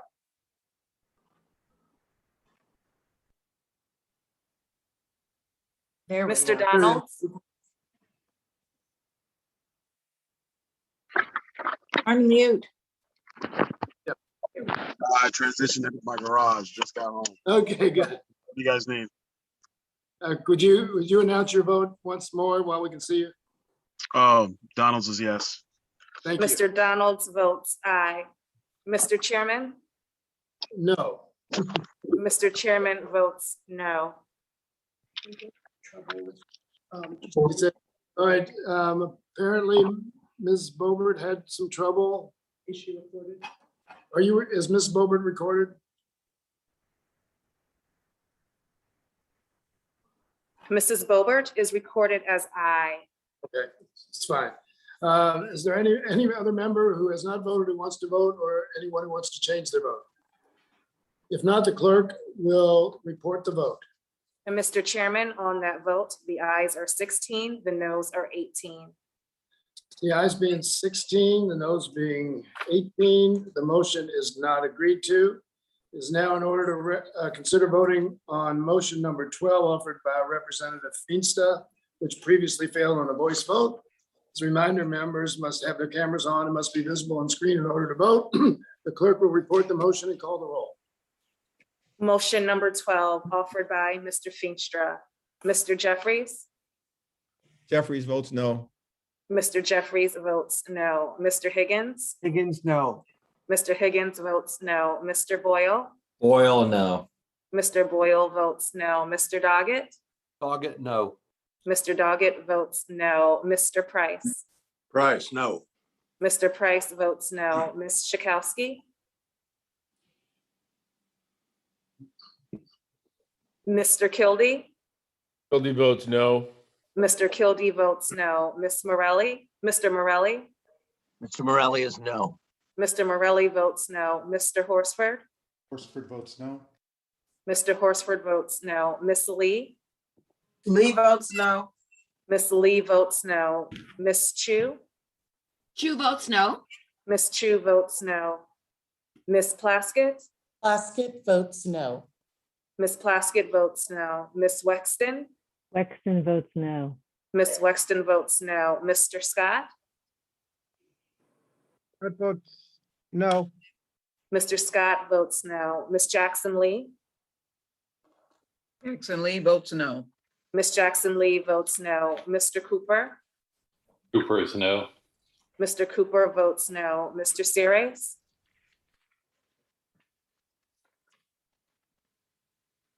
Mr. Peters? Mr. Moulton? Serious is no. Mr. Series votes no. Ms. Jayapal? No. Wow. Ms. Jayapal votes no. Mr. Smith? Smith, yes. Mr. Smith votes aye. Mr. Kelly? Kelly, yes. Mr. Kelly votes aye. Mr. McClintock? Aye. Mr. McClintock votes aye. Mr. Grothman? Aye. Mr. Grothman votes aye. Mr. Smucker? Smucker, aye. Mr. Smucker votes aye. Mr. Jacobs? Aye. Mr. Jacobs votes aye. Mr. Burgess? Burgess votes aye. Mr. Burgess votes aye. Mr. Carter? Carter of Georgia votes aye. Mr. Carter votes aye. Mr. Klein? Klein votes aye. Mr. Klein votes aye. Mrs. Boebert? Boebert votes aye. Mrs. Boebert votes aye. Mr. Donalds? Donald's votes yes. Mr. Donalds votes aye. Mr. Feenstra? Easter votes aye. Mr. Feenstra votes aye. Mr. Good? Good votes yes. Mr. Good votes aye. Mrs. Henson? Henson of Iowa votes aye. Mrs. Henson votes aye. Mr. Obernolte? Obernolte, aye. Mr. Obernolte votes aye. Mrs. Miller? Aye. Mrs. Miller votes aye. Mr. Peters? Mr. Moulton? Ms. Schakowsky? Schakowsky votes no. Ms. Schakowsky votes no. Mr. Chairman? Yarmouth votes no. Mr. Chairman votes no. Are there any members who wish to record their vote who have not voted or wish to change their vote? If not, the clerk will report the vote. She voted.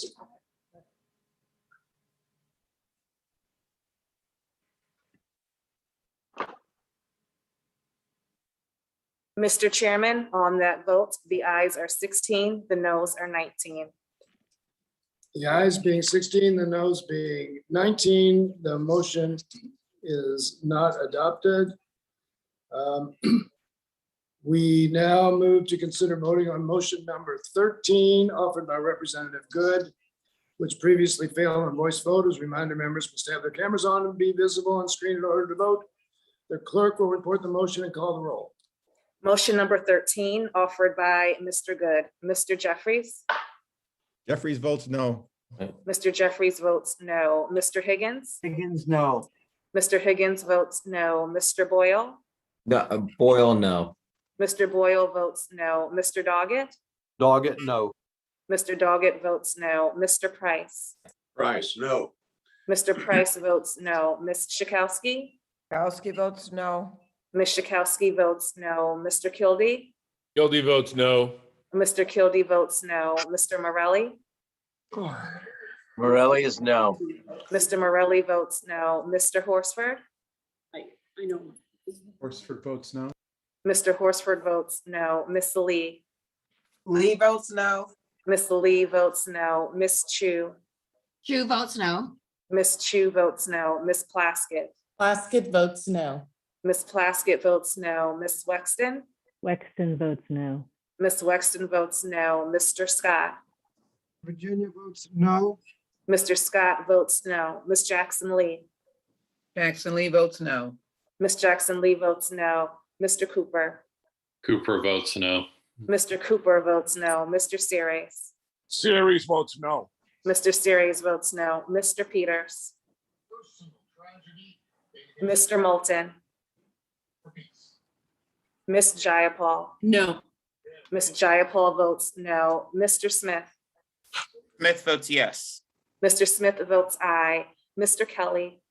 Kelly votes aye. Mr. Kelly votes aye. Mr. McClintock? Aye.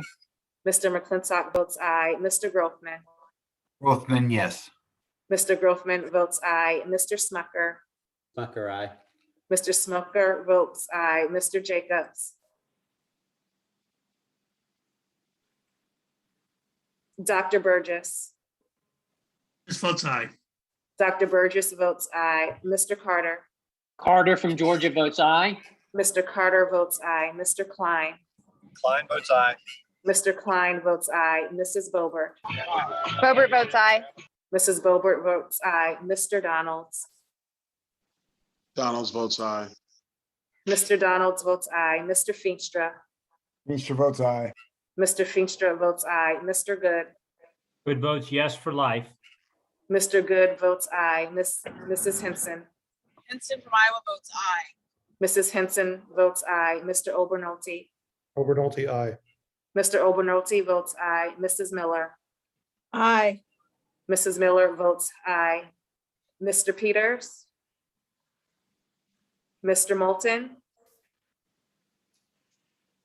Mr. Jacobs? Jacobs votes aye. Mr. Jacobs votes aye. Mr. Chairman? Yarmouth votes no. Mr. Chairman votes no. Are there any members who wish to vote who have not voted or who wish to change their vote? If not, the clerk will report the vote.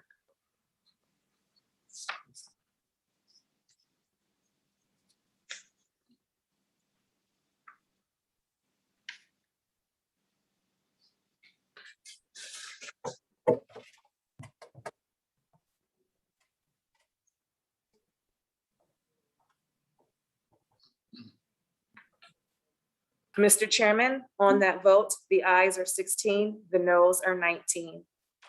The ayes being 16 and the noes being 19, the motion is not agreed to. Is now in order to consider voting on motion number 14 offered by Representative Hinson, which previously failed on voice vote. As a reminder, members must have their cameras on, must be visible on screen in order to vote. The clerk will report the motion and call the roll. Motion number 14 offered by Mrs. Henson. Mr. Jeffries? Jeffries votes no. Mr. Jeffries votes no. Mr. Higgins? Higgins, no. Mr. Higgins votes no. Mr. Boyle? Boyle, no. Mr. Boyle votes no. Mr. Doggett? Doggett, no. Mr. Doggett votes no. Mr. Price? Price, no. Mr. Price votes no. Ms. Schakowsky? Kowski votes no. Ms. Schakowsky votes no. Mr. Kildee? Kildee votes no. Mr. Kildee votes no. Mr. Morelli? Mr. Morelli is no. Mr. Morelli votes no. Mr. Horsford? Horsford votes no. Mr. Horsford votes no. Miss Lee? Lee votes no. Miss Lee votes no. Miss Chu? Chu votes no.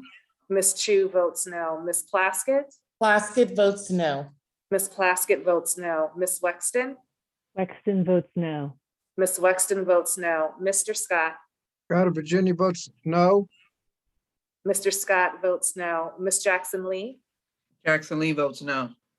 Miss Jackson Lee votes no. Mr. Cooper? Cooper votes no.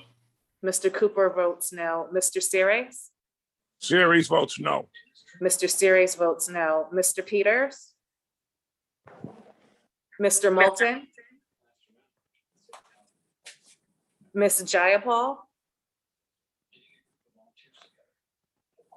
No. Mr. S- Ms. Jayapal Jayapal votes no. Ms. Jayapal votes no. Mr. Smith? Smith votes yes. Mr. Smith votes aye. Mr. Kelly? Kelly votes aye. Mr. Kelly votes aye. Mr. McClintock? Aye. Mr. McClintock votes aye. Mr. Groffman? Groffman, aye. Mr. Groffman votes aye. Mr. Smucker? Smucker, aye. Mr. Smucker votes aye. Mr. Jacobs? Jacobs votes aye. Mr. Jacobs votes aye. Dr. Burgess? Burgess votes aye. Dr. Burgess votes aye. Mr. Carter? Carter of Georgia votes aye. Mr. Carter votes aye. Mr. Klein? Klein votes aye. Mr. Klein votes aye. Mrs. Boebert? Boebert votes aye. Mrs. Boebert votes aye. Mr. Donalds? Donalds votes aye. Mr. Donalds votes aye. Mr. Feenstra? Feenstra votes aye. Mr. Feenstra votes aye. Mr. Good? Good votes yes. Mr. Good votes aye. Mrs. Henson? Henson votes aye. Mrs. Henson votes aye. Mr. Obernolte? Obernolte, aye. Mr. Obernolte votes aye. Mrs. Miller? Miller of West Virginia votes aye. Mrs. Miller votes aye. Mr. Peters? Mr. Moulton? Mr. Chairman? Yarmouth votes no. Mr. Chairman votes no. Are there any members who wish to record their vote who have not voted or wish to change their vote? If not, the clerk will report the vote. Mr. Chairman, on that vote, the ayes are 16, the noes are 19. The ayes being 16 and the noes being 19, the motion is not agreed to. 4 more to go, everybody. It is now in order to consider voting on motion number 15 offered by Representative Obernolte, which previously failed on voice vote. As a reminder, members must have their cameras on and must be visible on screen in order to vote. The clerk will report the motion and call the roll. Motion number 15, offered by Mr. Obernolte. Mr. Jeffries? Jeffries votes no. Mr. Jeffries votes no. Mr. Higgins? Higgins, no. Mr. Higgins votes no. Mr. Boyle? Boyle, no. Mr. Boyle votes no. Mr. Doggett? Doggett, no. Mr. Doggett votes no. Mr. Price? Price, no. Mr. Price votes no. Ms. Schakowsky? Votes no. Ms. Schakowsky votes no. Mr. Kildee? Kildee votes no. Mr. Kildee votes no. Mr. Morelli? Morelli is no. Mr. Morelli votes no. Mr. Horsford? Votes no. Mr. Horsford votes no. Miss Lee? Lee votes no. Miss Lee votes no. Miss Chu? Chu votes no. Miss Chu votes no. Miss Plaskett? Plaskett votes no. Miss Plaskett votes no. Miss Wexton? Wexton votes no. Miss Wexton votes no. Mr. Scott? Virginia votes no. Mr. Scott votes no. Miss Jackson Lee? Jackson Lee votes no. Miss Jackson Lee votes no. Mr. Cooper? Cooper votes no. Mr. Cooper votes no. Mr. Series? Mr. Series, it's a big no. Mr. Series votes no. Mr. Peters? Mr. Moulton? Miss Jayapal? No. Miss Jayapal votes no. Mr. Smith? Smith votes yes. Mr. Smith votes aye. Mr. Kelly? Kelly votes yes. Mr. Kelly votes aye. Mr. McClintock? Aye. Mr. McClintock votes aye. Mr. Groffman? Aye, aye. Mr. Groffman votes aye. Mr. Smucker? Smucker, aye. Mr. Smucker votes aye. Mr. Jacobs? Aye. Mr. Jacobs votes aye. Dr. Burgess? Burgess votes aye. Dr. Burgess votes aye. Mr. Carter? Carter from Georgia votes aye. Mr. Carter votes aye. Mr. Klein? Klein votes aye. Mr. Klein votes aye. Mrs. Boebert?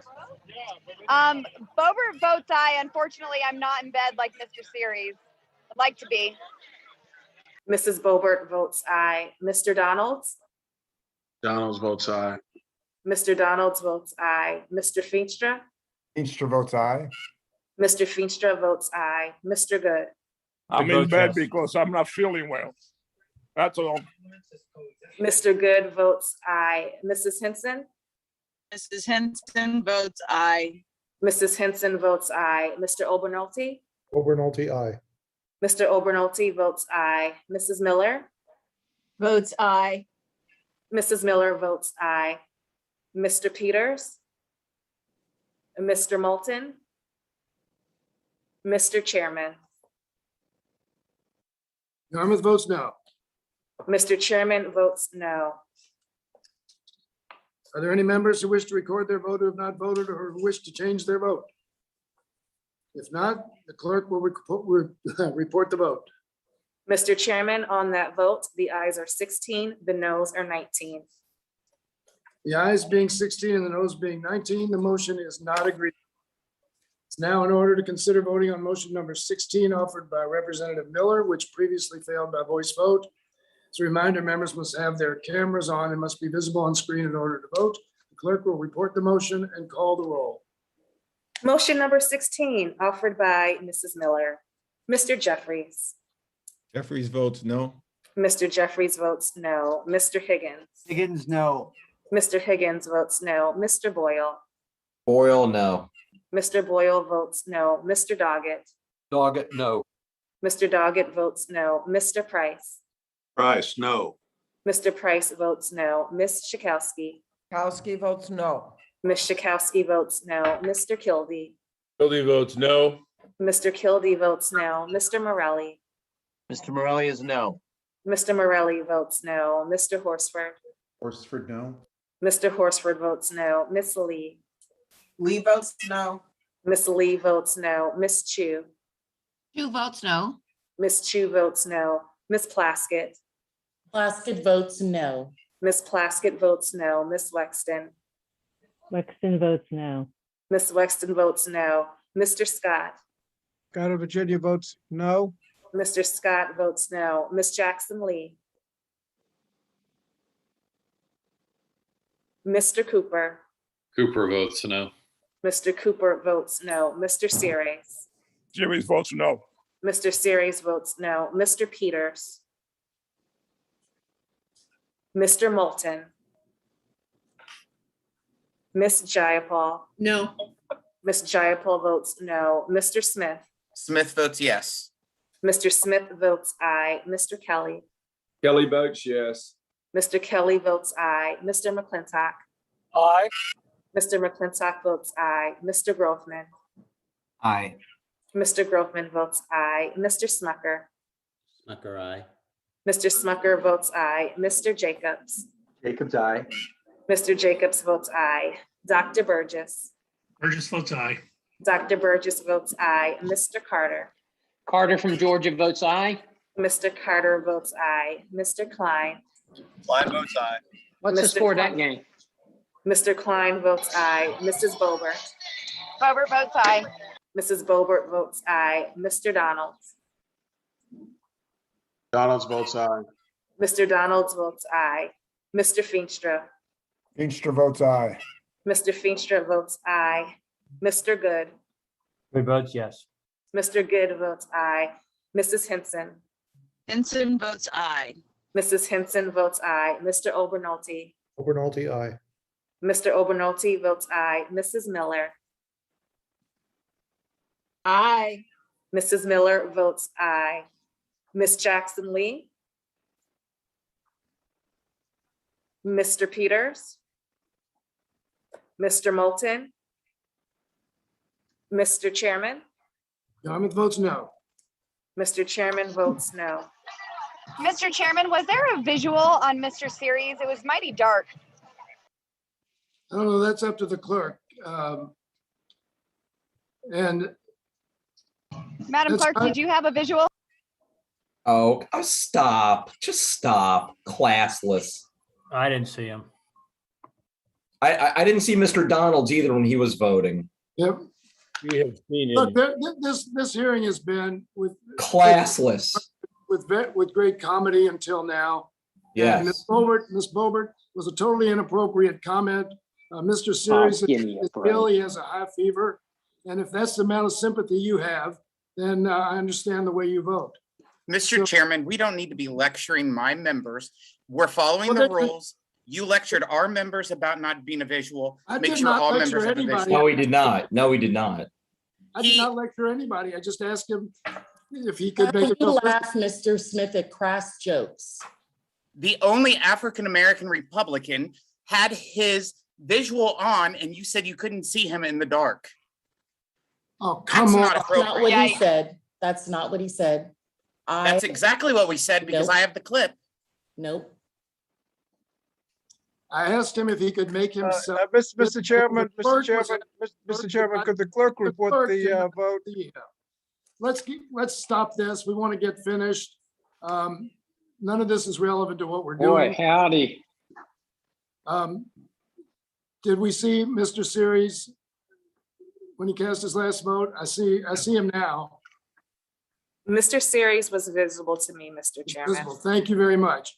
Have any members want to cast votes who haven't or want to change their votes? If not, the clerk will report the vote. Mr. Chairman, on that vote, the ayes are 16, the noes are 18. The ayes being 16, the noes being, you say 18, I'm sorry, 18, the motion is not agreed to. It's now in order to consider voting on motion number 17 offered by Representative Jackson Lee, which previously passed on voice vote.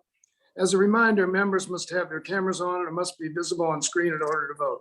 John's Clerk, been report the incredibly motion patient. and call the roll. Motion number 17 offered by Ms. Jackson Lee. Mr. Jeffries? Jeffries votes aye. Mr. Jeffries votes aye. Mr. Higgins? Yes. Mr. Higgins votes aye. Mr. Boyle? Boyle, aye. Mr. Boyle votes aye. Mr. Doggett? Doggett, aye. Mr. Doggett votes aye. Mr. Price? Price, aye. Mr. Price votes aye. Ms. Schakowsky? Kowski votes aye. Ms. Schakowsky votes aye. Mr. Kildee? Goldie votes aye. Mr. Kildee votes aye. Mr. Morelli? Mr. Morelli is aye. Mr. Morelli votes aye. Mr. Horsford? Horsford votes aye. Mr. Horsford votes aye. Ms. Lee?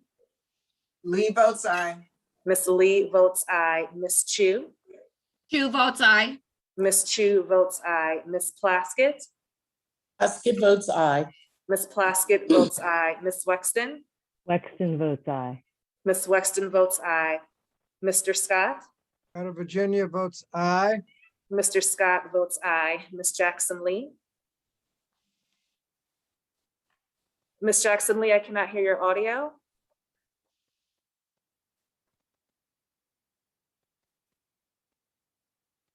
Hold us up some more. Sorry about that. Ms. Jackson Lee votes aye. Ms. Jackson Lee votes aye. Mr. Cooper? Cooper votes aye. Mr. Cooper votes aye. Mr. Series? Mr. Series votes aye. Mr. Series votes aye. Mr. Peters? Mr. Moulton? Ms. Jayapal? Mr. Smith? Mr. Smith votes no. Mr. Smith votes no. Mr. Kelly? Kelly votes no. Mr. Kelly votes no. Mr. McClintock? No. Mr. McClintock votes no. Mr. Grothman?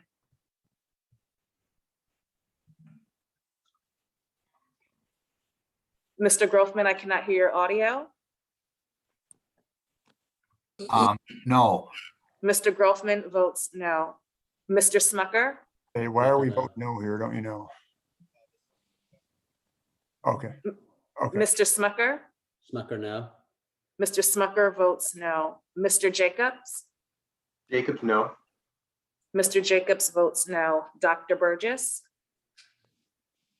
Burgess votes no. Dr. Burgess votes no. Mr. Carter?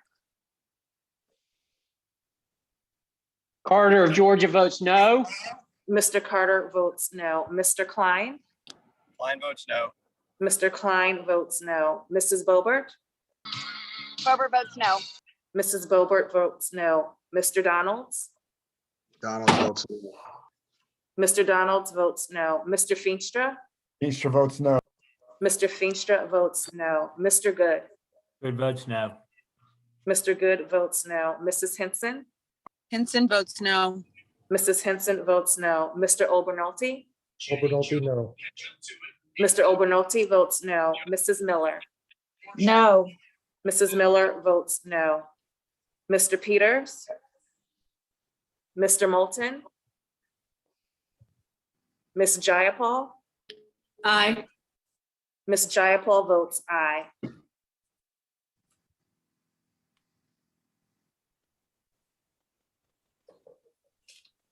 Mr. Chairman? Yarmouth votes aye. Mr. Chairman votes aye. Are there any members who wish to record their vote who haven't voted or who wish to change their vote? If not, the clerk will report the vote.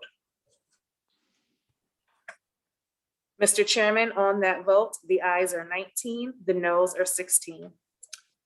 The ayes being 19, the noes being 16, the motion is agreed to. Is now in order to consider voting on motion number 18. This is the last motion offered by Representative Jackson Lee, which previously passed on voice vote. As a reminder, members must have their cameras on and must be visible on screen in order to vote. The clerk will report the motion and call the roll. Motion number 18 offered by Ms. Jackson Lee. Mr. Jeffries. Jeffries votes aye. Mr. Jeffries votes aye. Mr. Higgins. Higgins, yes. Mr. Higgins votes aye. Mr. Boyle. Boyle, aye. Mr. Boyle votes aye. Mr. Doggett. Doggett, aye. Mr. Doggett votes aye. Mr. Price. Price, yes. Mr. Price votes aye. Ms. Schakowsky. Kowski votes aye. Ms. Schakowsky votes aye. Mr. Kildee. Kildee votes aye. Mr. Kildee votes aye. Mr. Morelli. Mr. Morelli is aye. Mr. Morelli votes aye. Mr. Horsford. Horsford votes aye. Mr. Horsford votes aye. Miss Lee. Lee votes aye. Miss Lee votes aye. Miss Chu. Chu votes aye. Miss Chu votes aye. Miss Plaskett. Plaskett votes aye. Miss Plaskett votes aye. Miss Wexton. Wexton votes aye. Miss Wexton votes aye. Mr. Scott. Scott of Virginia votes aye. Mr. Scott votes aye. Miss Jackson Lee.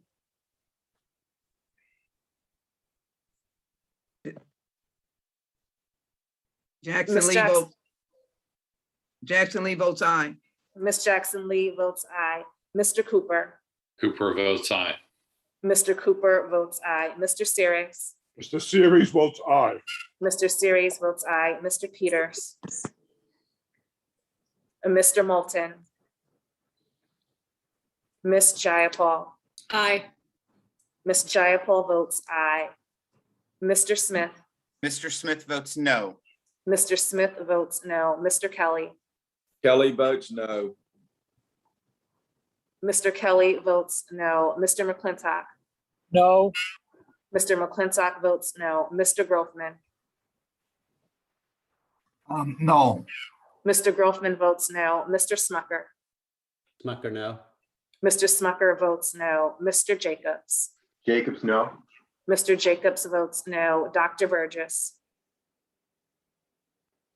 Dr. Burgess, I cannot hear your audio. Could you unmute? Burgess votes no. Dr. Burgess votes no. Mr. Carter. Carter of Georgia votes no. Mr. Carter votes no. Mr. Klein. Klein votes no. Mr. Klein votes no. Mrs. Boebert. Boebert votes no. Mrs. Boebert votes no. Mr. Donalds. Donalds votes no. Mr. Donalds votes no. Mr. Feenstra. Mr. Feenstra votes no. Mr. Feenstra votes no. Mr. Good. Good votes no. Mr. Good votes no. Mrs. Henson. Henson of Iowa votes no. Mrs. Henson votes no. Mr. Obernolte. Obernolte, no. Mr. Obernolte votes no. Mrs. Miller.